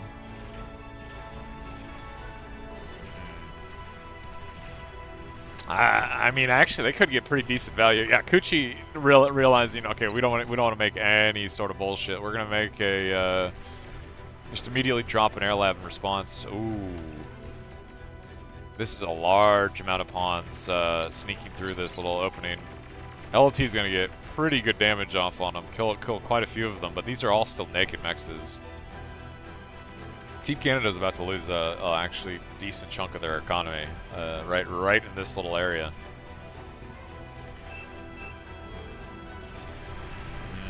Fighter comes out, cleans up the Mosquitoes. You know, the Jag does show up in time to kill the pawn, but like 7 mexes just died. 7 mexes, some wins. The real damage just happened to Team Canada. Admittedly, they are still, I would say, in a pretty commanding position. They have Tier 2 out. They have multiple Tier 2 units out, as, you know, the Eastern European Coalition is now just getting their first Tier 2 units out. Their lab is done. You know, reclaiming a lot of this back metal from their destroyed base. You know, Grumpy's going to have to give probably a decent amount of ground. Going to try and be aggro with his remaining Mosquito.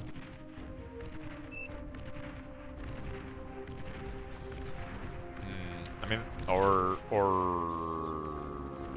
not. Well, okay, the Mosquito's gonna get, you know, a couple shots off before dying to the fighter. Unfortunate little APM stall, but admittedly, he is trying not to die to the bull in his face. And it is looking like he is going to end up going down to this bull. Actually, maybe not. Like, he just Chronopolized, not capitalizing on his Grumpy's commander being out of position. And now Grumpy has two bulls to fight this. Multiple Jags being pinged, going towards Slick's side of the map.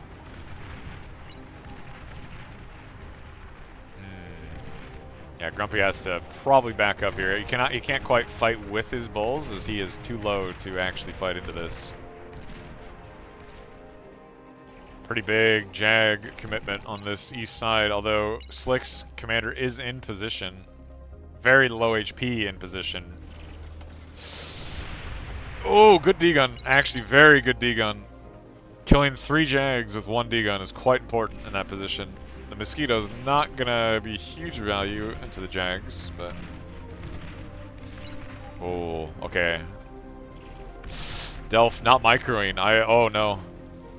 I had a moment where maybe could have killed Slick's commander. Dark Clone going for the Calm Walk. Slick's base is in danger here. Although Dark Clone needs to be kind of careful. Killing, this is a large part of the Eastern European coalition's energy economy, actually. Like Sasha, this is like half their energy on the map right here. Flying the tier 2 con out, recognizing we need to make sure that lives.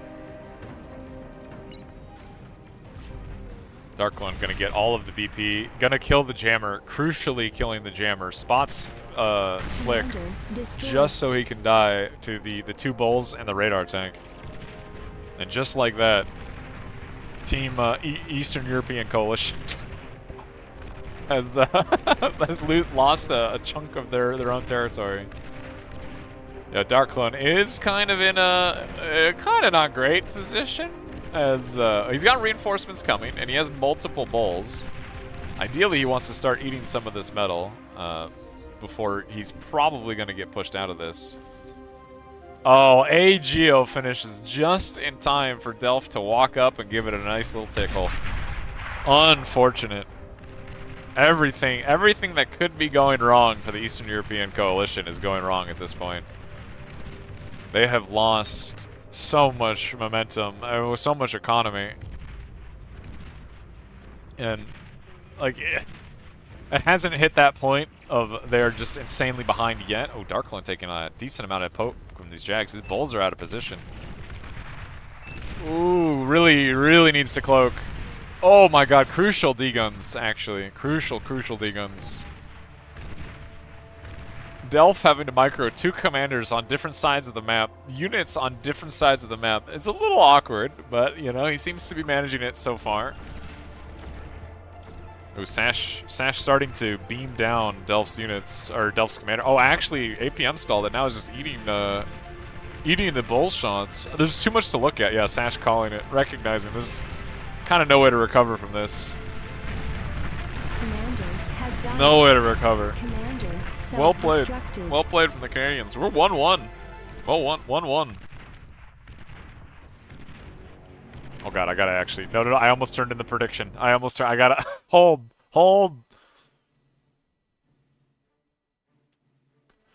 Really unlucky. Really unlucky, little DC there from Sash. Very unlucky.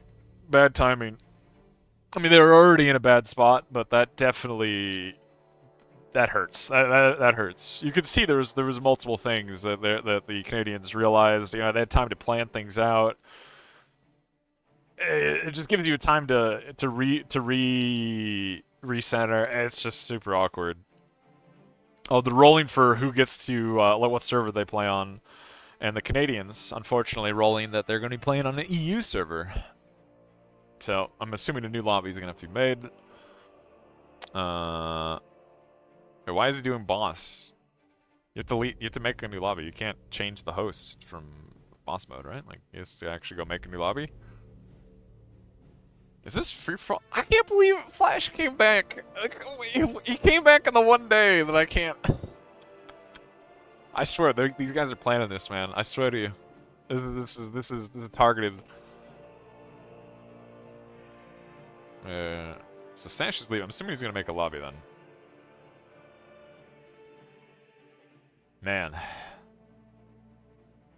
I just honestly wasn't a close game. Like it just wasn't close. The start from the Canadians, I would say they were a little advantaged. You know, they got a lot of the reclaim. They were a little too slow, I think, in my opinion, taking their back mexes, as the whatever metal advantage they got from the reclaim actually was kind of nullified by the sheer amount of mexes that the Eastern European Coalition had. God.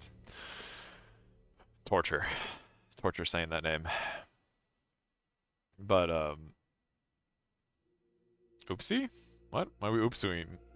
Oh my...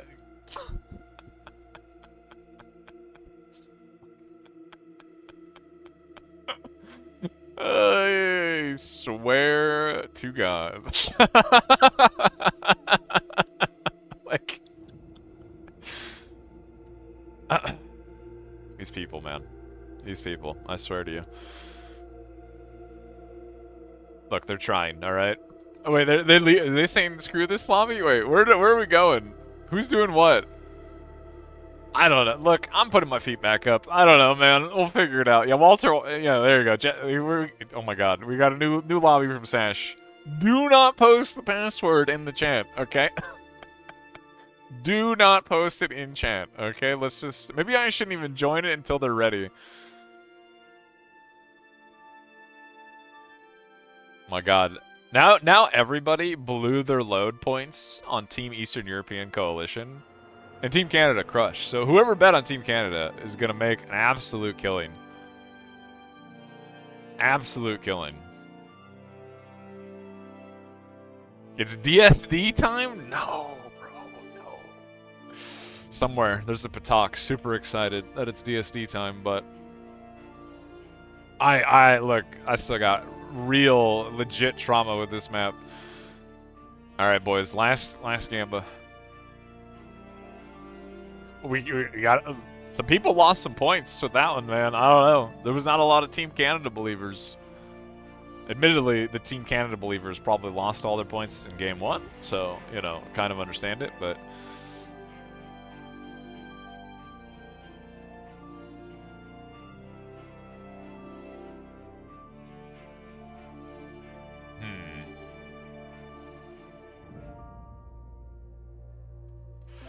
I'm going to assume that Chef Coochie has cooked something for this map. I'm going to assume. Those of you that do not know him, he has been probably one of, if not probably the most creative player, just in terms of builds made. Basically in every tournament. Like every tournament I've seen Coochie in, very much so a creative player. And you know, it doesn't. I won't even say what he makes is always good. Sometimes he cooks too hard, and some of the things he cooks, and in fact, end up kind of giving him food poisoning. But it is. There are times where you can see the genius behind the food poisoning. You can see it. You can see it, and it is. You never really know what a team that he's on is going to do. Oh my God, they're figuring it out. They're figuring it out. We're getting there.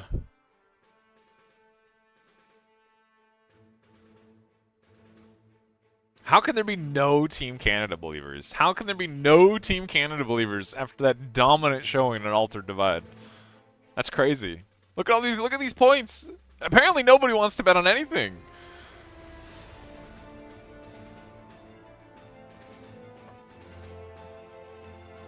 We got like a trickle of points for the Eastern European Coalition. Eastern Bloc. Okay, the Eastern Bloc is still 2 words, boys. It's still 2 words. Like Canada, 1 word. Germany, 1 word. Like, you know, like we got one word versus 2 word. It's an unacceptable difference. I don't know. 2 words is just so many words. Okay, we got some Canada believers.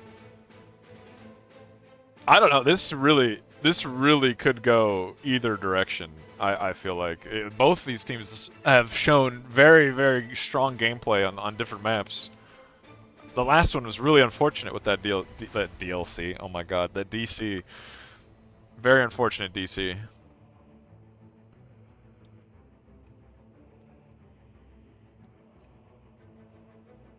But both these teams are very good.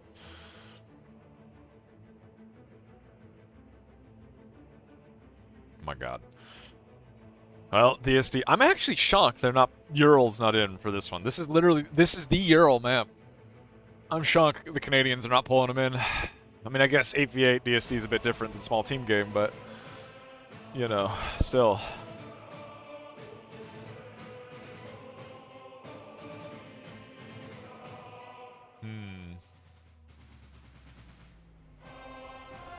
Oh my god, the Gamba's running down, boys. I don't know. Well, for me anyway. By the time you hear that, it's probably going to be over. Oh, wait. Oh, God. Okay, I got to wait for it to start, and I have to run the ad thing. Otherwise, it's going to be annoying.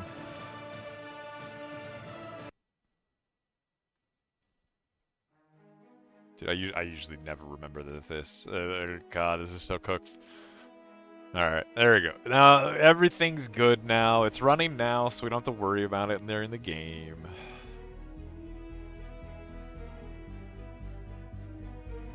Alright, DSD. DSD time. The deciding match of the losers bracket finals. Whoever wins here, gonna go fight Team Germany in the finals. And prove once and for all which team is better in this war of nations. The last hopes of North America on the line here.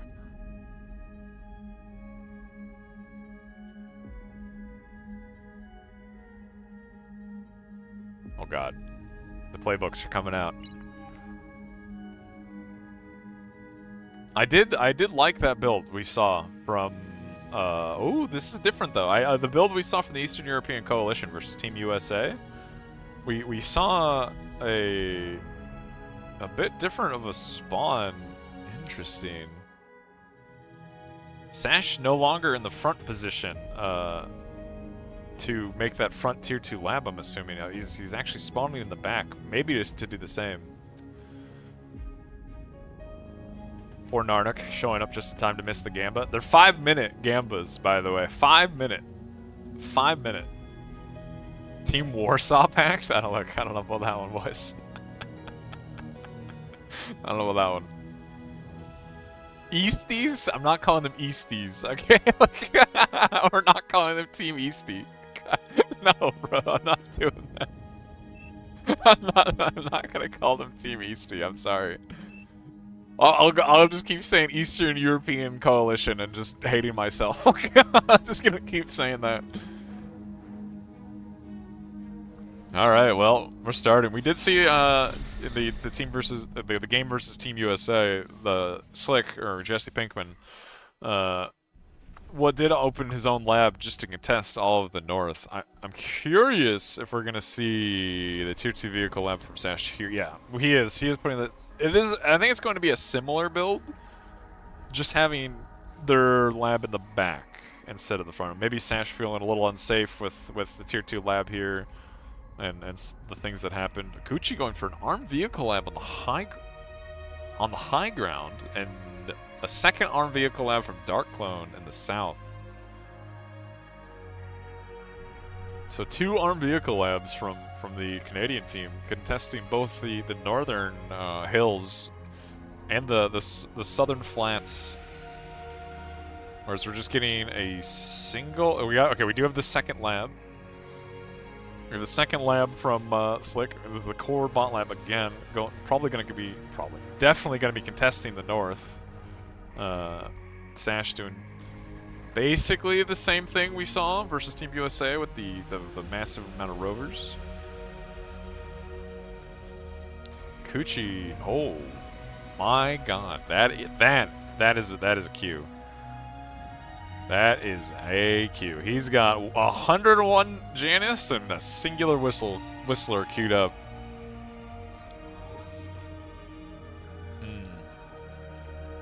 Well, we saw this versus Team USA. The rover harass from the Eastern European Coalition definitely was on point. Like, they were getting quite a bit of damage. It is looking like they're not getting the same value that they got previous set, but the Canadians a little bit better at defending against it. They're getting one rover getting through, but should get cleaned up. Chronopoli is not having any LLT, but the commander and whatever rovers he has should be able to cover this pretty easily. Yep, cleans it up. Cleaning up another one from Vacuum Ultimate in the south. Oh, some rovers getting in on Slick. Gonna be kind of annoying. He does have grunts, and he should be able to close this with his commander, should he desire. It does not look like he actually wants to make that LLT. But the grunts should be able to cover this quite easily. A lot more rovers actually coming from Dark Clone to go harass the backline. Battle paused. Oh! Another tack Look at these tack pausers! It's crazy! That being said, that rover's gonna get cleaned up. This one is actually a very annoying rover. This is all actually like a lot of rovers in their face. Quite a lot of rovers. Ooh, interesting. So Kuchi handed the tank lab off to Delph, built multiple forward con turrets, and is rushing the basic geo. I do refuse to say EEC. I do. That feels even more wordy than just saying Eastern European Coalition. And I know it's not. I know that makes no sense, but it feels more wordy. Like Sash, I'm pretty sure. Yeah, we're sort of responding with multiple more rovers. A lot of his mexes are naked. Like, these are naked mexes. Maybe with some good self-Ds, you could cover this, but... Ooh, not quite. Just barely. Dark Clone actually baits out the self-D, but manages to dodge it. Well, Sash gonna try and finish the mex in time to self-D it? Or, nope, we're just... Wait, actually... Oh! Save the con! Oh, the body blocks. The rovers with the get down, Mr. President. Not letting that con die. Multiple mexes have died, though. The rover harness is definitely in the favor of the Team Canada. They've done a substantial amount of damage. The Janus are now, they just got spotted, are now starting to go across the map. Blitz is also being spotted. Oh, man. A lot of blitzes coming out. There are multiple LLTs in this position, and blitzes, well, they will kill LLTs. We'll have to hard commit to kill 2 here. Yeah, yeah, Chronopoli is realizing that's maybe not a great decision, although sitting in the range of the LLT is kind of brutal. Okay, yes, you know what? Damn it, metas. I can say USA, but I can't say EAC. It sounds harder, bro. It sounds so much harder. All these Janus actually gonna get cleaned up. I would say not really any value. Actually, 0 value. The Rover's doing obscene value, on the other hand, as multiple mexes have died. Like a very not insignificant amount of mexes have died. The Blitz is getting cleaned up, kind of a big deal for, you know, Team Eastern European Coalition, but, you know, Tier 2 already out for the Canadians. Jag's on the way. Really good. I actually really like the placement of this lab. Not only is all the BP in range of the AGO, but the lab is directly in the middle of the map. Very, very good placement, in my opinion. Janus putting some pressure on the grunt only from Slick. More rovers gonna try and get some damage. Ooh, similar. We were seeing the same build we saw last time, although, in my opinion, this is a little less clean than we saw last time, as Sash is now trying to make multiple Banshees while making a Tier 2 lab. Oh, and these rovers getting in again, gonna kill even more mexes. Oh, man, Grumpy not realizing that these are here. He's rallying all of his units back instead of just letting the rovers go deal with the backline. Now we have the few Banshees we made flying over Jags. Gonna lose one of them, not losing the other, but this is looking very bad for Team Eastern European Coalition. Team EEC. No, it just sounds worse, man. I don't know. It just sounds worse. There are Jags basically in every lane. this is another base, including a chunk of the Eastern European Coalition's energy dying.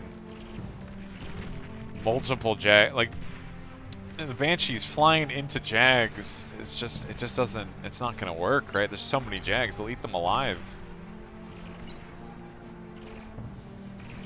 Oh my God. Yeah, yeah, look, it's looking mighty dicey. Everywhere I look, there's Jags. Although Grumpy sees where the tier 2 units are coming from, and is actually he's a short jump from that tier 2 lab. Doesn't look like he's gonna commit for it, as he doesn't know exactly where it is. But if he knew that lab was on that low ground, that was a walk the lab moment. Yeah, Slick in a decent amount of danger here, as there's a Janus bull push coming his direction, and frankly does not have any units to cover this. Wouldn't be a bad idea to fly this transport back, you know, go grab a bull, bring it up here. Delph going for some pretty hard aggression. Keeping the pressure up in the north, while the southern front is kind of folding for the Canadians, or the Canadians, for the Eastern European coalitions.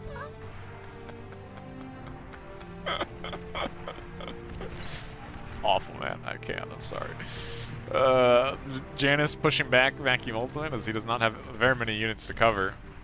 Slick has got a jammer, so he can at least be kind of annoying with this. And if he gets the D-gun on the bull, oh, he's gonna get it as long as he has the energy to D-gun. He doesn't have the energy to D-gun. No, the cloak walk. The cloak walk. He didn't have enough bank. The cloak walk killed him. Okay, nice. You're gonna get a little bit of juke. Oh, that was actually a crucial D-gun moment. Crucial D-gun moment. Literally just needs to just stop moving. Just stop moving away from him to come in range, so you don't have to walk. If the moment you walk, you lose all of your energy. His whole base, all of his defense dies with his commander. And just like that, I think in the Eastern European Coalition's hope of like maybe stabilizing this game has disappeared, as they're losing another chunk of their E production and frankly quite a lot of map control. The Canadians starting their AGO. They have an air lab of their own. Bulls on repeat. Jags on repeat. A few Banshees going to try and find some damage somewhere, but it's going to be difficult. You know what? Let's just say that. It's going to be difficult. There's Whistlers now in front of them. Like, everywhere you look, things are just going wrong. It's Jags. The Rovers killed all these mexes. They replaced them, and now there's Jags in the back line. Grumpy's commander going down. Going down with even more Jags. It's just brutal. There's nowhere to look. Yeah, Coochie's, honestly, yeah, Coochie's build, clean, very clean. This was well thought out. I don't even want to say just Coochie, because we don't know that. The Canadian build, very clean, well thought out build. Delph D gonna get another bull, and they're calling it. They are calling it.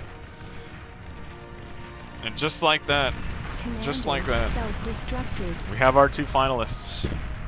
Germany versus Canada is gonna be our finalists. Look, we should bring up the bracket while we're waiting for these nerds to figure it out.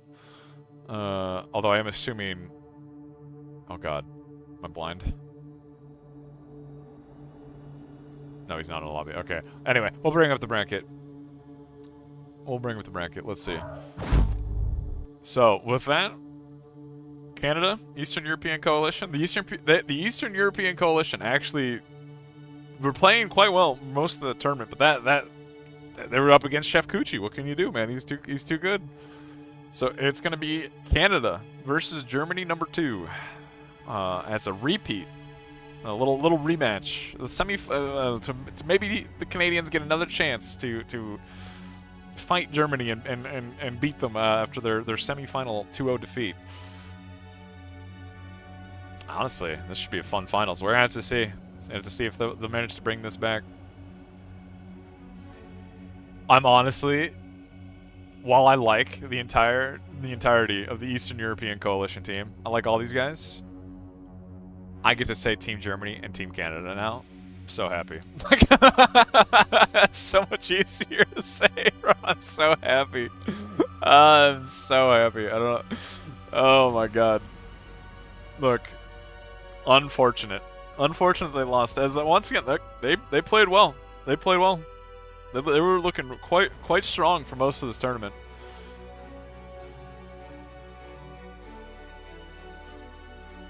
Well, gonna have to wait for the stream to catch up and turn in the prediction. Gotta see if maybe yeah, X Factor is not in the lobby. So I'm gonna assume if X Factor's not in the lobby, they're still not in the lobby.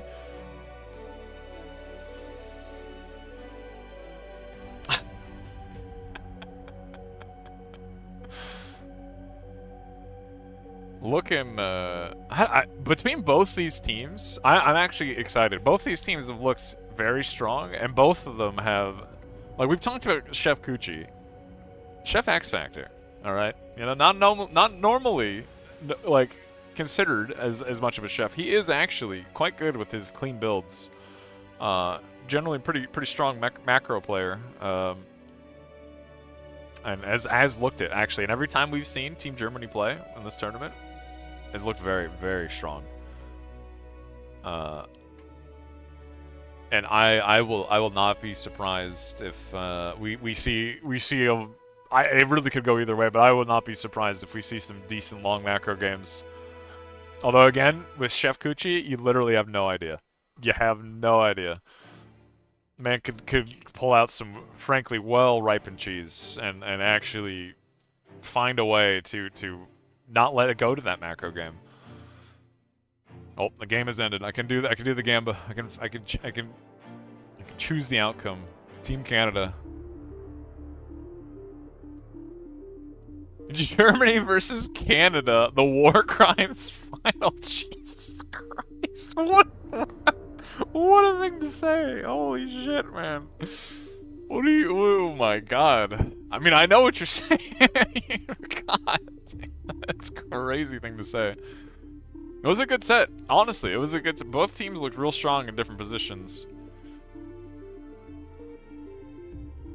It was a good set.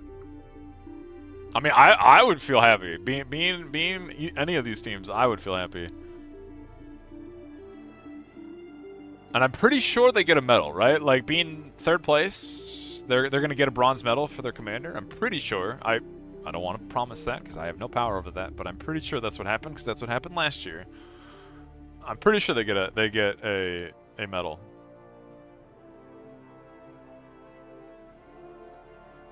It is kind of, if we're looking at the brand, it is kind of like, you know, Eastern European Coalition literally lost in round 1. Dropped to the losers bracket and then just cleaned house. They just cleaned house. They just burned through that losers bracket and crawled all the way back up to third place. It is actually quite well done. That was good. That was good bar.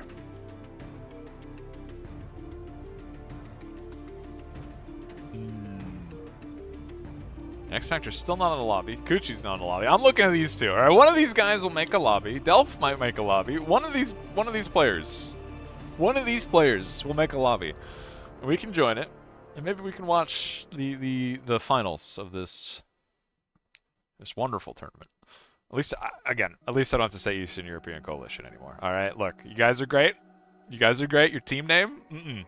Having to say that like six or seven times, not even that, multi-dozen times in some of those games. Having to say it multi-dozen times. Brutal. Actual torture.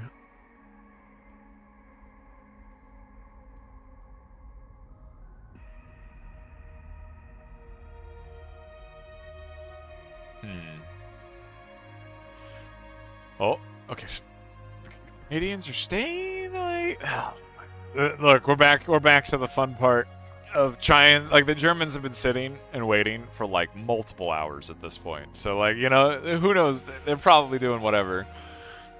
You know, maybe the Canadians want a break. It's the fun part of trying to get everybody to get into a lobby together is always so brutal.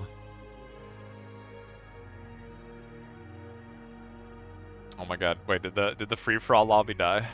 Did our Lord and free for all Savior log off?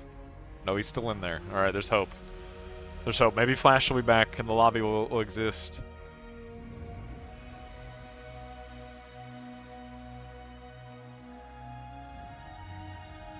There is hope.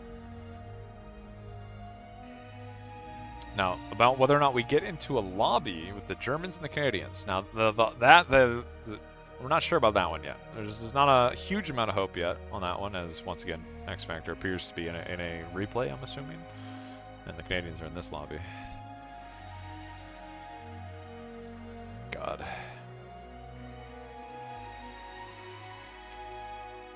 It's been kind of weird, kind of some weird game. Like Legion has been enabled for the whole tournament, and there hasn't really been that many standout units.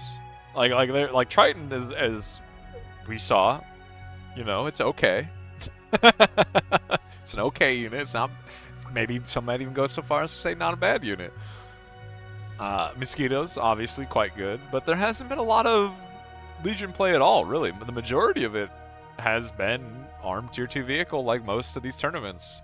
We saw some good core tier 2 vehicle use out of the Team USA. You know, Zhao, known core tier 2 vehicle enjoyer, but it's been mainly, once again, it's been armed tier 2 vehicle for the majority of the tournament. Oh my God, Delph's making a lobby. Is there hope? Is it time? There is hope. Holy, we have forward progress. I can't even talk anymore. We have forward progress. Surely these nerds will not post the password in chat again. Surely they will not do that.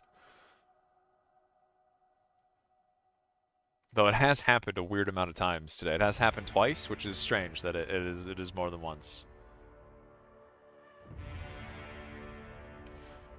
Remember ad blocks? Dude, look. I ad blocks with Twitch. Twitch is fighting back, alright? They're very annoying.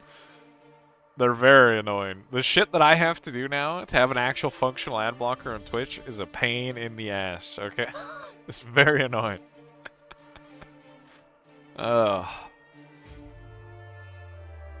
Wait, okay. Okay, no, alright. Alright, the Germans are showing up. We're getting there. Maybe this will be quick picks and bans too. Do you think is that copium? Do you think that's likely?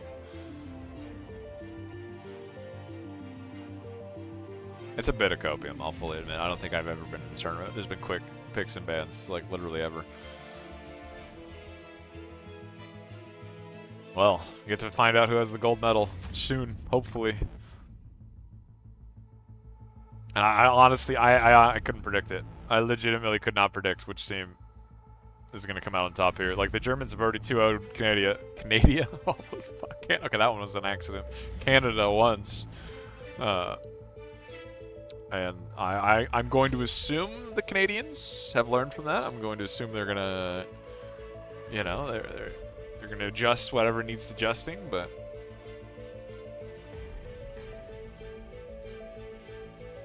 Canada has the environmental advantage, all right? Maybe that is true. You know, it is. I'm being told it's cooking. People are getting cooked in much of Europe. I know the Chummers has complained quite a bit about the temperature in the UK.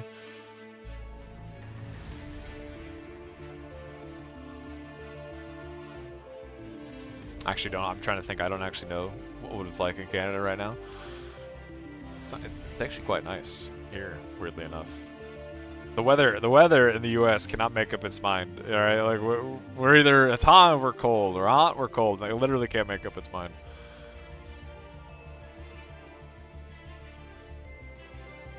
Okay, we almost have a full team. We're so close to a full team. So close. The Germans missing one player. Wait, no, Zartax is in here. Technically, actually, we have full teams. He's just in spec for whatever reason.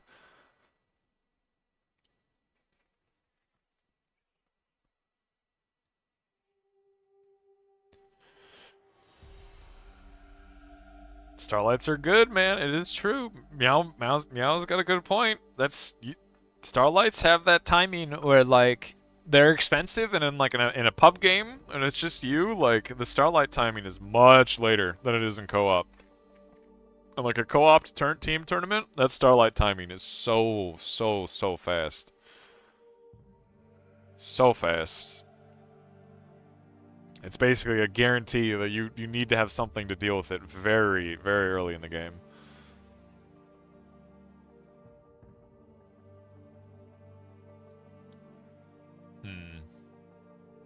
Okay, thank you, Delph, saving us, getting people to actually start progressing.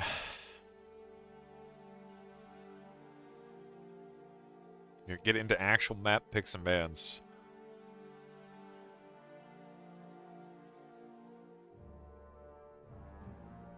Ooh, wait. Hold on. I should do this now while I'm thinking of it. We should Gamba.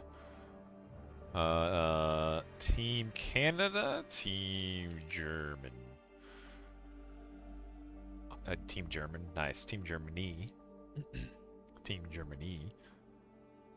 Is it best of 5? Actually, shit. That's a good point. Is this a best of 5? Oh god, I don't actually know. I don't know if this is a best of 5 or not. I could go read the document that tells me what it is, but I'm probably not going to do that. I'm just going to assume that it's a best of 5. Because what kind of finals would this be if this was a best of 3? You know, like that would not be. Come on, there's no way you would do a best of 3 for your finals. That'd be crazy. There's no way.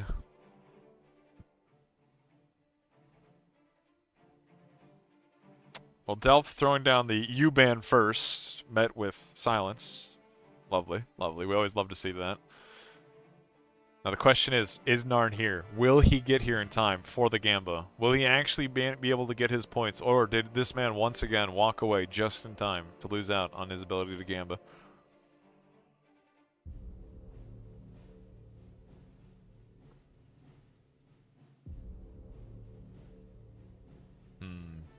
Oh my god. The points dropped on Team Canada. Look at the believers. Insane amount of points dropped on Team Canada.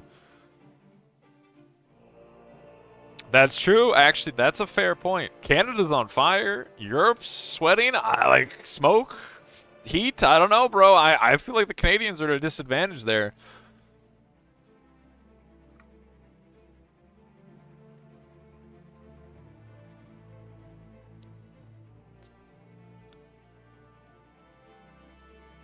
Oh god, we got a ban. We've done it. Banning Downs of Destruction, and the Canadian team does not seem to like this Otago map. Wet and warm in Canada, cold at nights. That's, you know what? Wet and, it depends on how warm, you know, because humid heat is death. Okay, as our British brothers are now finding out, humid heat is actual just the worst thing in existence. It is awful. You know. It depends on how warm for Canada. Okay, we have 2 bans. We have some amount of progress. Is this pick now? 1 altered, 2. Don't tell me he's gonna fucking. Why did he put numbers to them all? Is he gonna have the lobby figured out?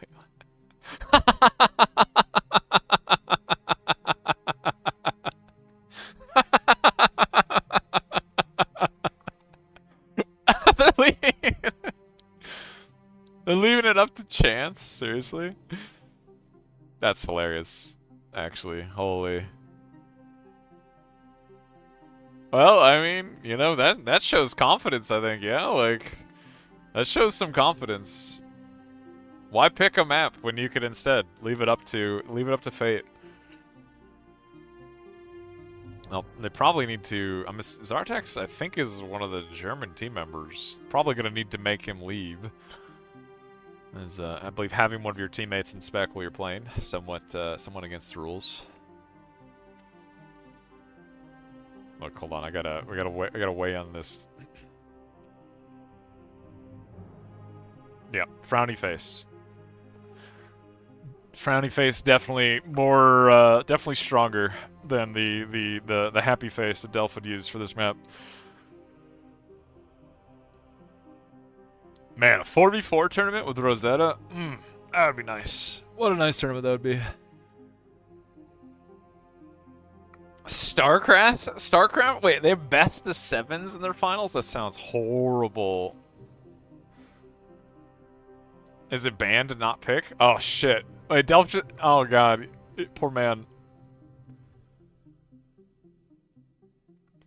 It's good that the players also don't know. Now I don't feel so bad. The players also don't know.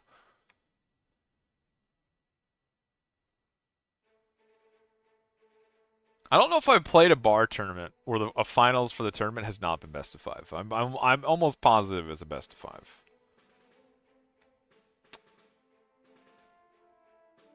Jesus.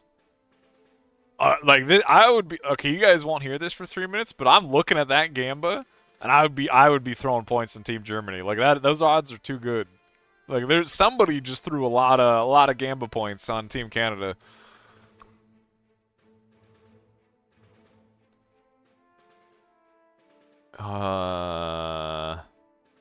Okay, so DSD got banned, so they picked Paradise Lost, and then the loser of that picks. Okay.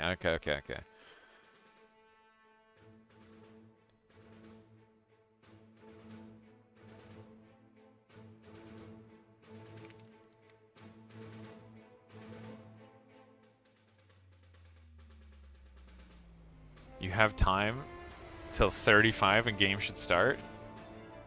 Bro, there's no way we need to wait for that. If they want to go, they can go. Like, you know what I mean? Like...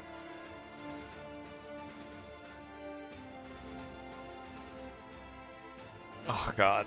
The fucking Moo clip mod. You have no idea. Oh, my God. That got spread so much. That clip got spread so much. It's going to haunt me forever.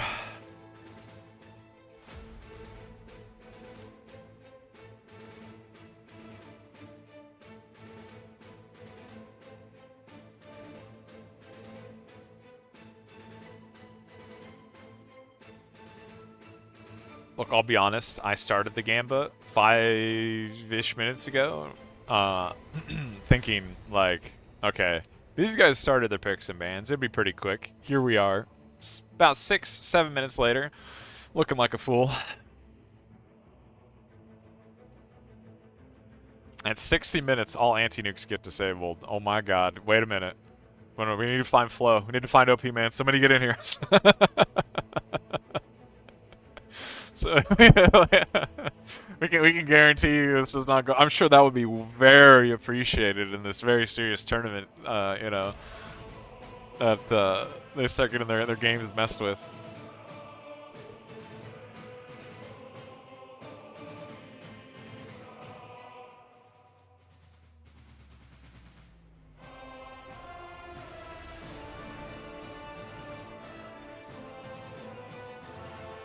Oh god. Conking typing is too hard for me. This is a title from the game before. Wait, did I? There's a title? Wait. What title? Wait, what title? Oh, this fucking. Oh, Canada versus Eastern Europe. Yeah. Okay, yeah. Never mind. I caught up. I didn't realize we were talking about the lobby title. Yes. This is just from leftovers Switch. I don't know why I'm saying this out loud, as you guys will not see this for 3 minutes. Oh, so it is a best of 5. All right, there we go. See, look, it's best of 5. I knew it. It had to be best of 5. Oh shit. Right, ads. Okay, running it now because it's like a 1.5-minute ad. That means you guys will not like by the time you catch up, there'll be an ad-free game. Hopefully.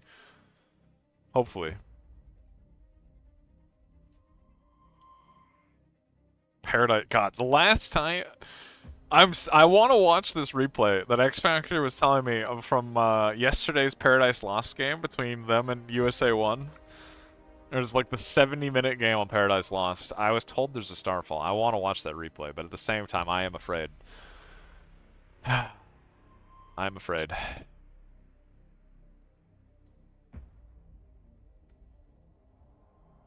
I don't know.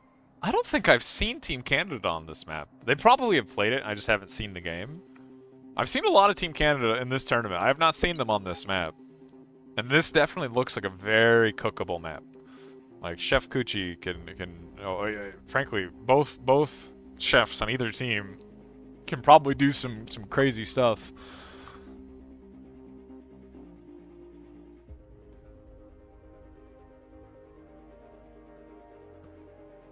God, you ever have a moment you do something terrible, and of course you're streaming, so then you get to have that clip haunt you forever. Oh man. Look, that at least it's a funny clip. Even if it is awful. Like what? The things you'll do for your first sub ever on Twitch, the things you'll do. Alright. For Meowland. Oh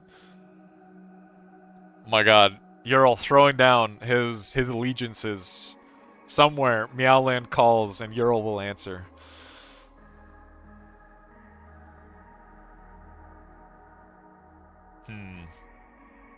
We've seen a lot of like relatively standard play on this map. You know, the general like normal lab directly in the middle. The Team USA like torpedo gunship play. Like 2 torpedo gunships flying around sniping every mechs into 2 normal gunships, like seaplane gunships, sniping off the land mechs. Absolutely devastating. Team Finland was like the most out-of-the-box play I think I've seen on this map in this tournament. And even then, it was relatively standard. So far, Carnopolize just opening immediately into a lab is just getting the energy he needs from his teammates. Che is doing the same thing, basically right into a lab, a couple mechs first, getting the same thing. I don't think we're gonna see anything too strange in this, at least for like the first few minutes.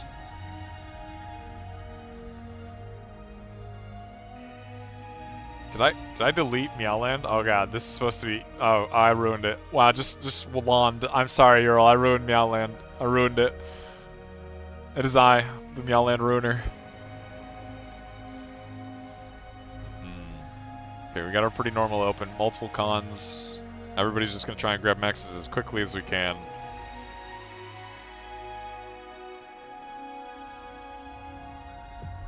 That's where we go from here. You know, who's doing what we're gonna do to try and break whatever ship stalemate.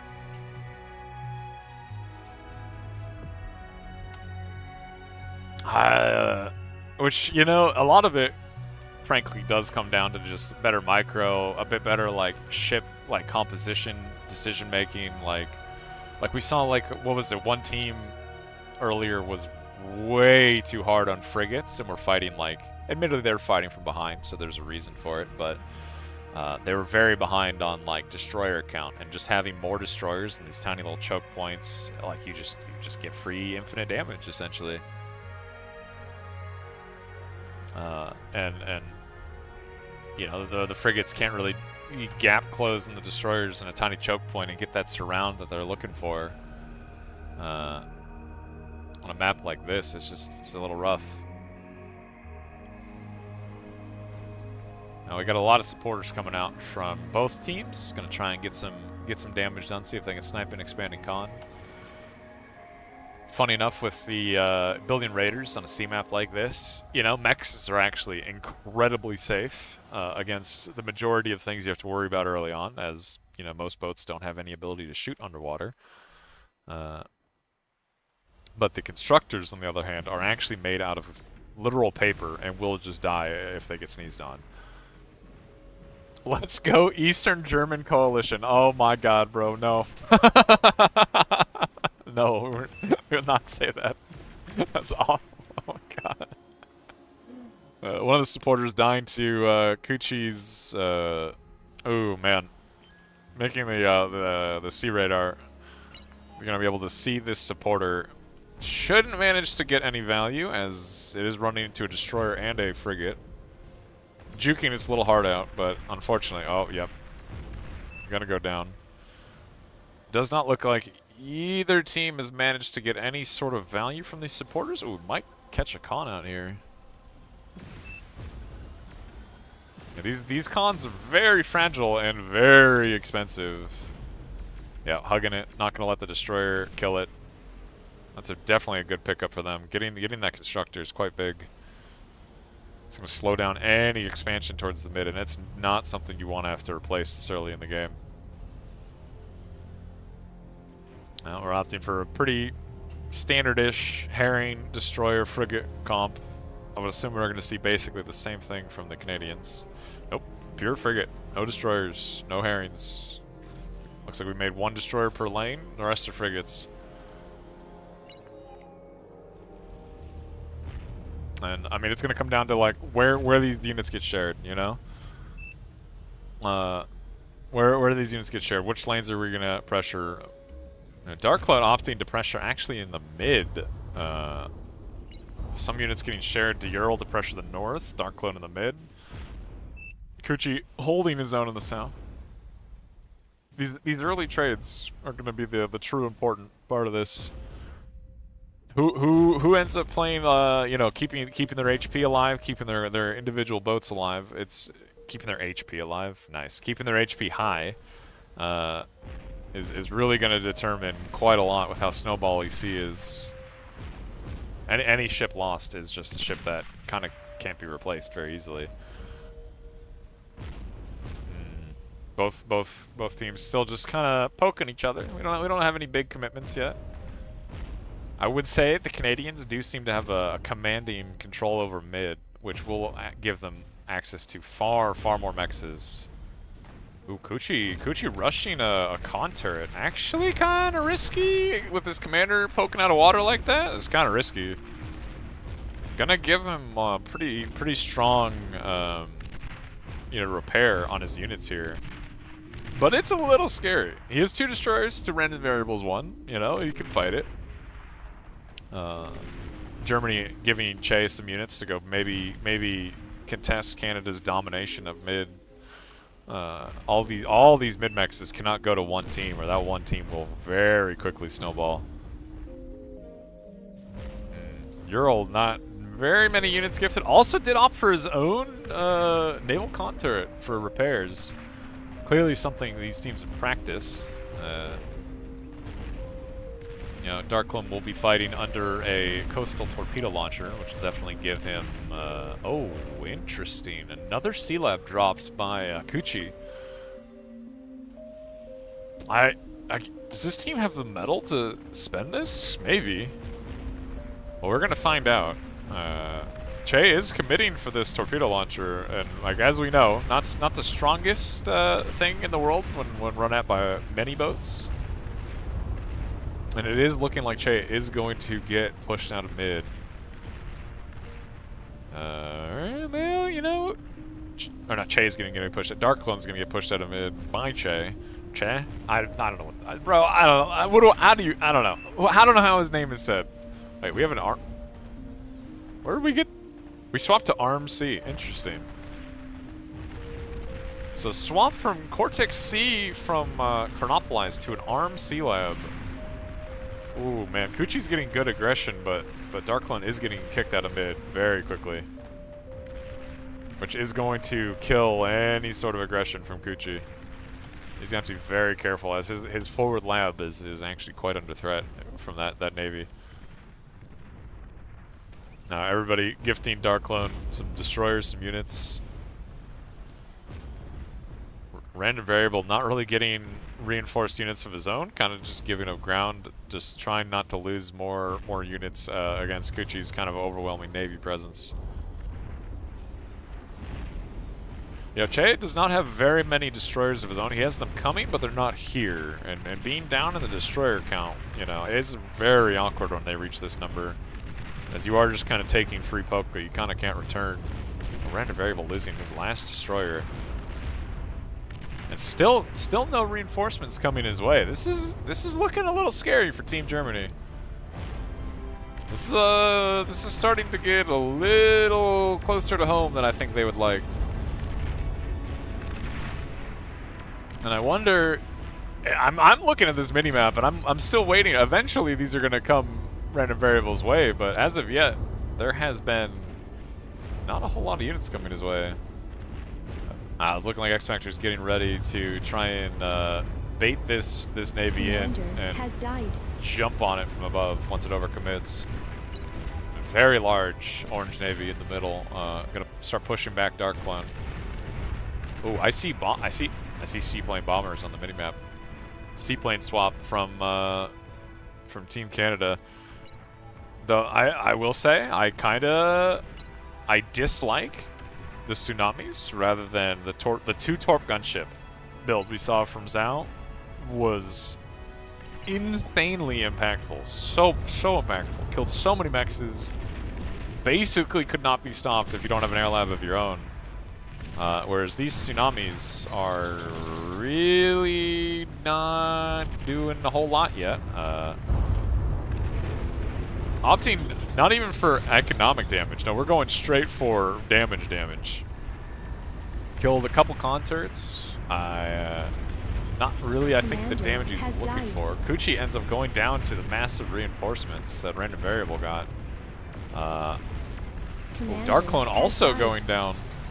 Pretty massive commander deaths, and Kuchi's lab is under threat. He does not have very many units.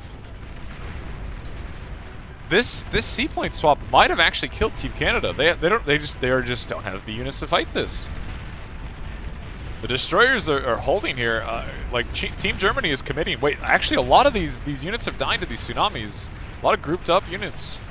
The lab goes down, but if these frigates die, like Team Germany needs to devote all units to this side of the map.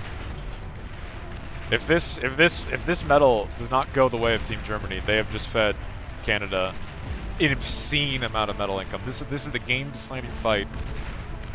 And actually, these sabers and the tsunamis having total air dominance they're actually just straight up killing this navy.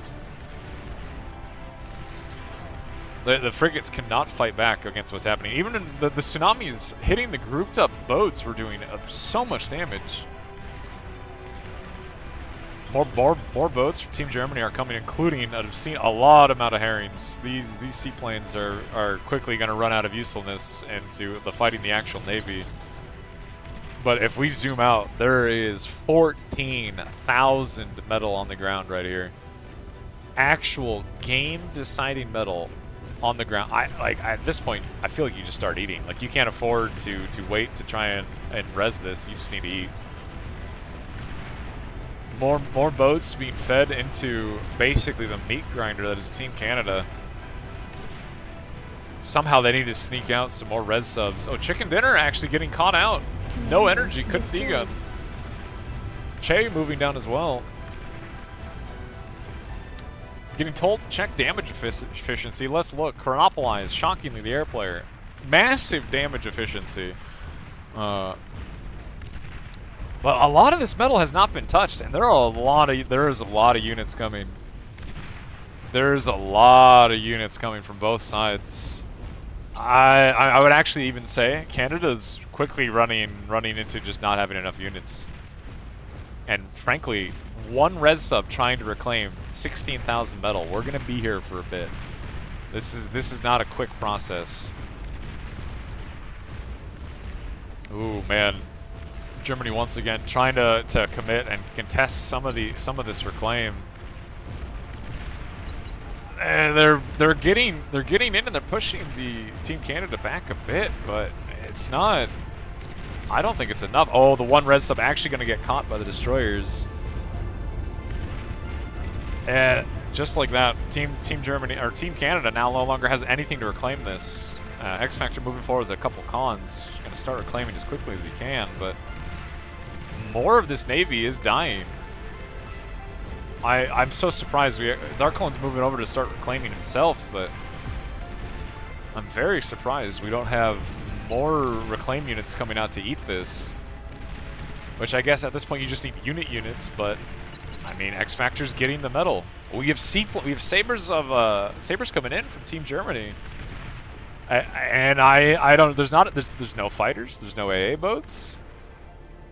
This might actually be the blow to kill them. There's a single skater holding the door against an obscene amount of sabers. They have fighters. They're losing the reclaim. I don't know. X Factor's already reclaimed multi-thousand metal from this. There's 23k on the ground. This started as a 14k wreck, and it has only gone up. Oh my god, the Saber's getting just pretty obscene value. Trying to print skaters in return, but... I mean, Darklone's trying to get what metal he can, but they're losing map control, they're losing fleet.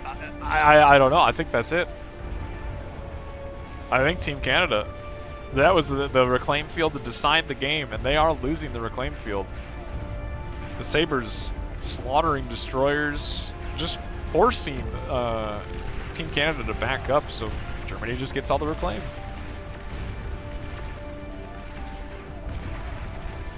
And they are getting all the reclaim. This field is already dropped by about 5,000 metal. Commander Dark Clone goes destroyed. down. Last commander for Team Germany, or Team Canada. Wow, can't even keep it straight. Last commander for Team Canada, running for his life, getting hunted down by destroyers. Canada feeling the heat as the German boats are sprinting after them. And honestly, just too much metal, and that fight went Team Germany's way. Just didn't have a whole lot of stuff to reclaim it. In the window that they had a control over that reclaim field, they just didn't have enough units to reclaim it. Oh man, Ural trying to run, but there's really nowhere to go. Last commander gets spotted again. This destroyer, in theory, will be enough to kill Ural if microed. Ural not having the energy to cloak. The skater's trying to commit to try and kill the destroyer, as it's the only thing that can kill this commander, but it's just not enough. There's just not enough. Ural's dead. Team Canada Commander destroyed. down one, lost a game. Man, that reclaim was looking like it was going Team Canada's way. Like they had control over the field, but then nothing to actually eat. That was a kind of an intense moment there. Man, that's just, there's so much metal on the ground so quickly. Kind of the danger with C, right? Like once that snowball begins, it really just does not slow down. Like it is one of those things that, like, you know, you can kind of see the snowball in like land fights, but with C it's just that same snowball on 10 times as worse. 10 times as worse. And they hard committed. Both teams hard committed to one spot, and one team walked away with 20,000 metal reclaim. So I believe somebody in here said the loser picks the next match. So Team Canada picks the next map, and it is best of 5. So you know they've got a little bit of wiggle room. They got a little bit of time to recover.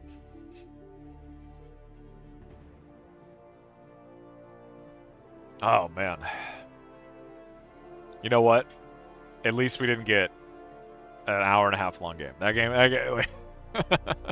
it was a decently quick game. I trying to think back. I think the tsunamis, while they did get good value hitting boats, I'm just in my head. I'm just imagining the 2 seaplane torp gunship builds Zhao did. I feel like that would have been just infinitely more value. Just infinitely more value. Like, you kill 10, 15 mexes, they have to spend all that time retaking those mexes, and that is a solid period of time where you as a team have a pretty substantial mex advantage. And it's not easy to stop that. If you micro, if you hand out those torpedo gunships and you actually micro them well, it is not easy to stop that without an air lab of your own. All right, Team Canada opting for Aurelia.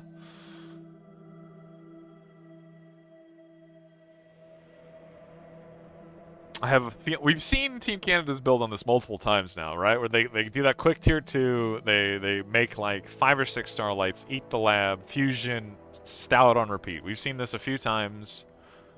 It's kind of an all-in, as they definitely slow down their max tier 2 progression, but it hits basically as the tier 2 maxes are going up, right? Like it hits at a time where the people that greeted for the economy are actually in a little bit of danger. We're down. Oh, true. Delph does point out, I am wrong, that because they came from the losers bracket, they're actually by default down a point. Which, you know, thank you for pointing that because I had no fucking idea. But so Team Germany can turn that prediction in. So that means they are down. They are down a point. They're down 2 points. 2 games in this best of 5. It's a little scary. It's a little scary. This next game is actually very important.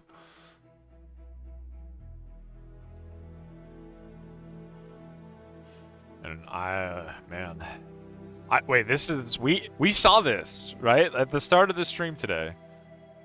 Like, I got on right as I was watching the end of a game between Canada and Germany.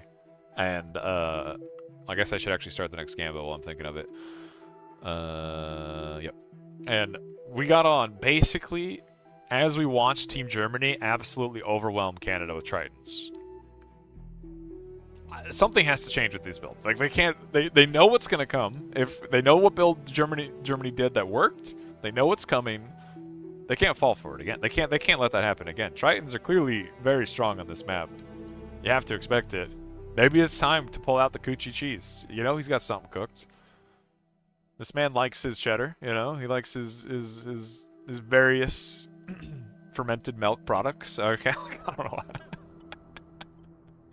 I don't know what I'm saying. I think I'm actually getting cooked, boys. I think it's time. I don't know what we're saying anymore. Oh shit! Right, we're gonna run the ad too. Look, I'm remembering to do all these things. We're remembering to do all of these things.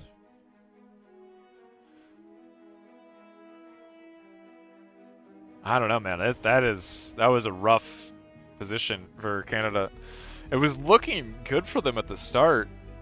It was looking real good for them at the start. It just very quickly fell apart.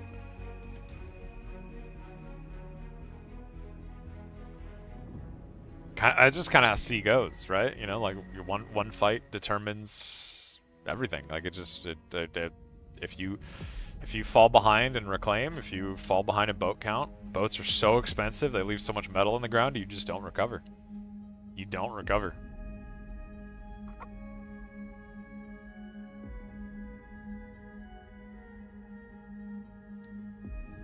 Yeah, I didn't get to see the Germans' spawn positions in that game this morning.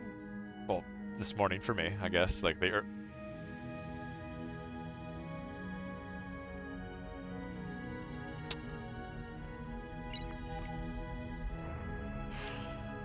Thank you, Coochie.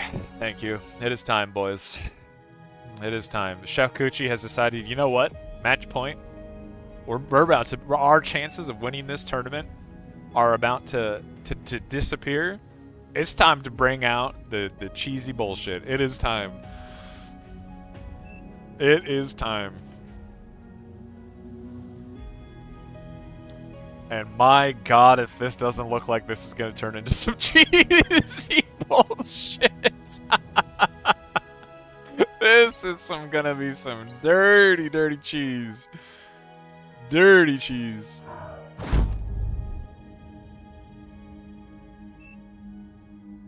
Oh my god, actual dirty cheese. I just realized we were on like the wrong scene this whole time. How was it not breaking? Did Bar fix the window capture shit? Not breaking the stream? That's crazy. Whatever, it's working now. Apparently nobody was complaining, so what? I guess we're fine. Watch it break now that I'm on the game capture that it's supposed to be on. That would just be the most typical thing. That would just be typical. My God, come on, gamblers, what are you doing? Throw your points in. This is the match point. Match point between Germany and Canada. What are we doing? If there's ever a time to gamba, make your channel points. It's now. All right, it's starting.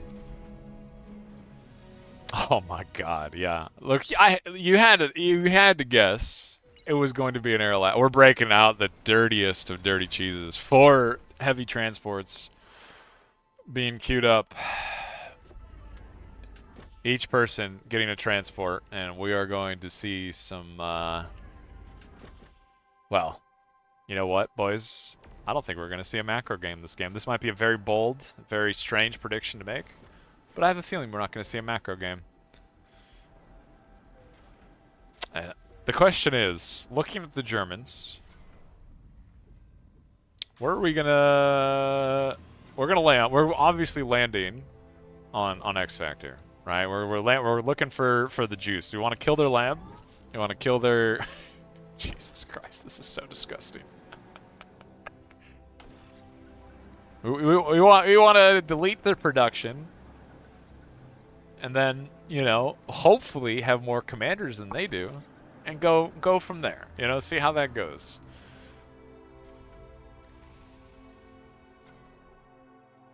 No radar from random variable yet.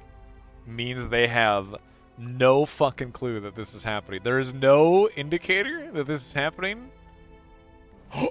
Oh, okay. That fucking wheelie. Spotting the transport is actually so crucial. Just now spotting Dark Clone as well. He should have plenty of time to land. And is he... It looks like he's going for the trade into random variable. Ural doing the same. Gonna go land, try and deny X Factor's lab. Although X Factor wisely is going to self-D and stop Ural before he can get close to the lab. Dark Clone and random variable are going to trade. Commander has died.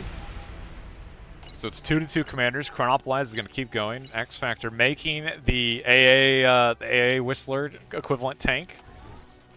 Oh my God, these things eat transports for breakfast. Holy, did you see that?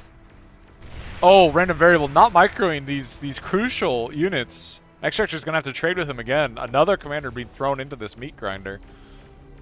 And just like that, it's one commander to one commander. But like Team Germany has a lab. Team Germany has a lab, and oh, did he slowed down the self-D enough that all these commanders are in range of that con turret. Oh my God, Kuchi's going for it. Oh my God, he's going for it. But he saw how much these Whistlers did. He knows there's no way. He knows there's no way. Kuchi, there's no way.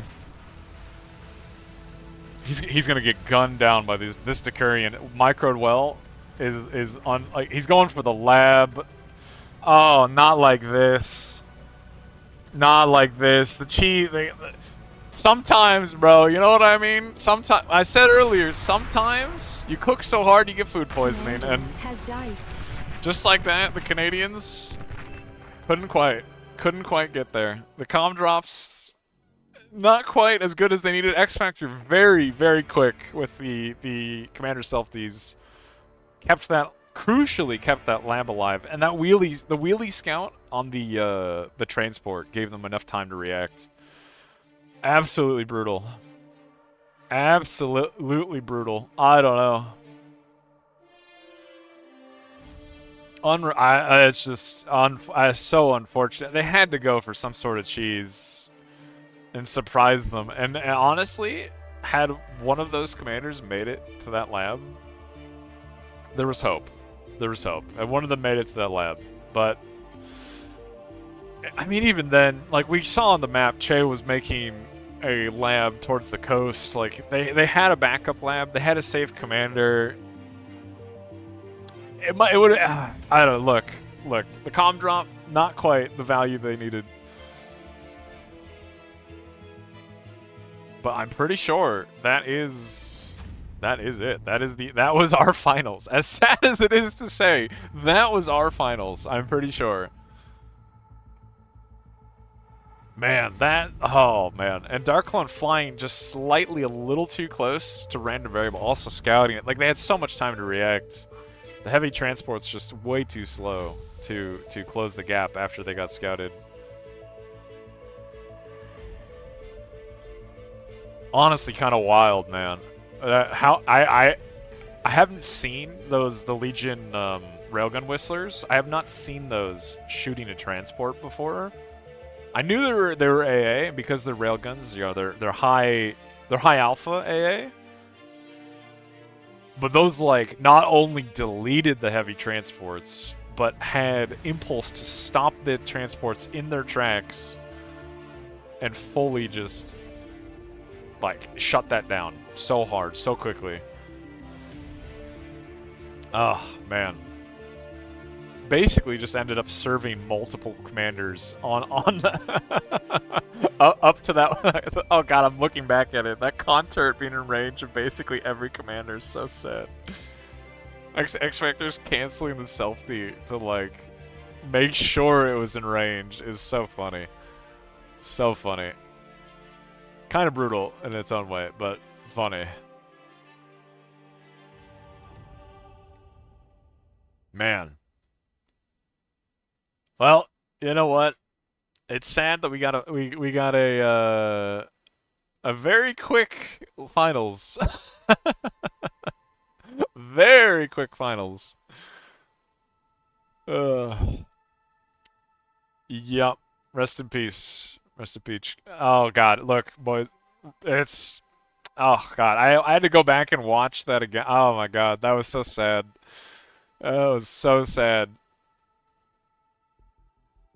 Comm drops. Not even once. We trusted in the Chef Coochie. We trusted it. And borderline. It was close. It could have worked. It could have worked. Just unlucky, unfortunate scout timings on all those transports. Very unfortunate.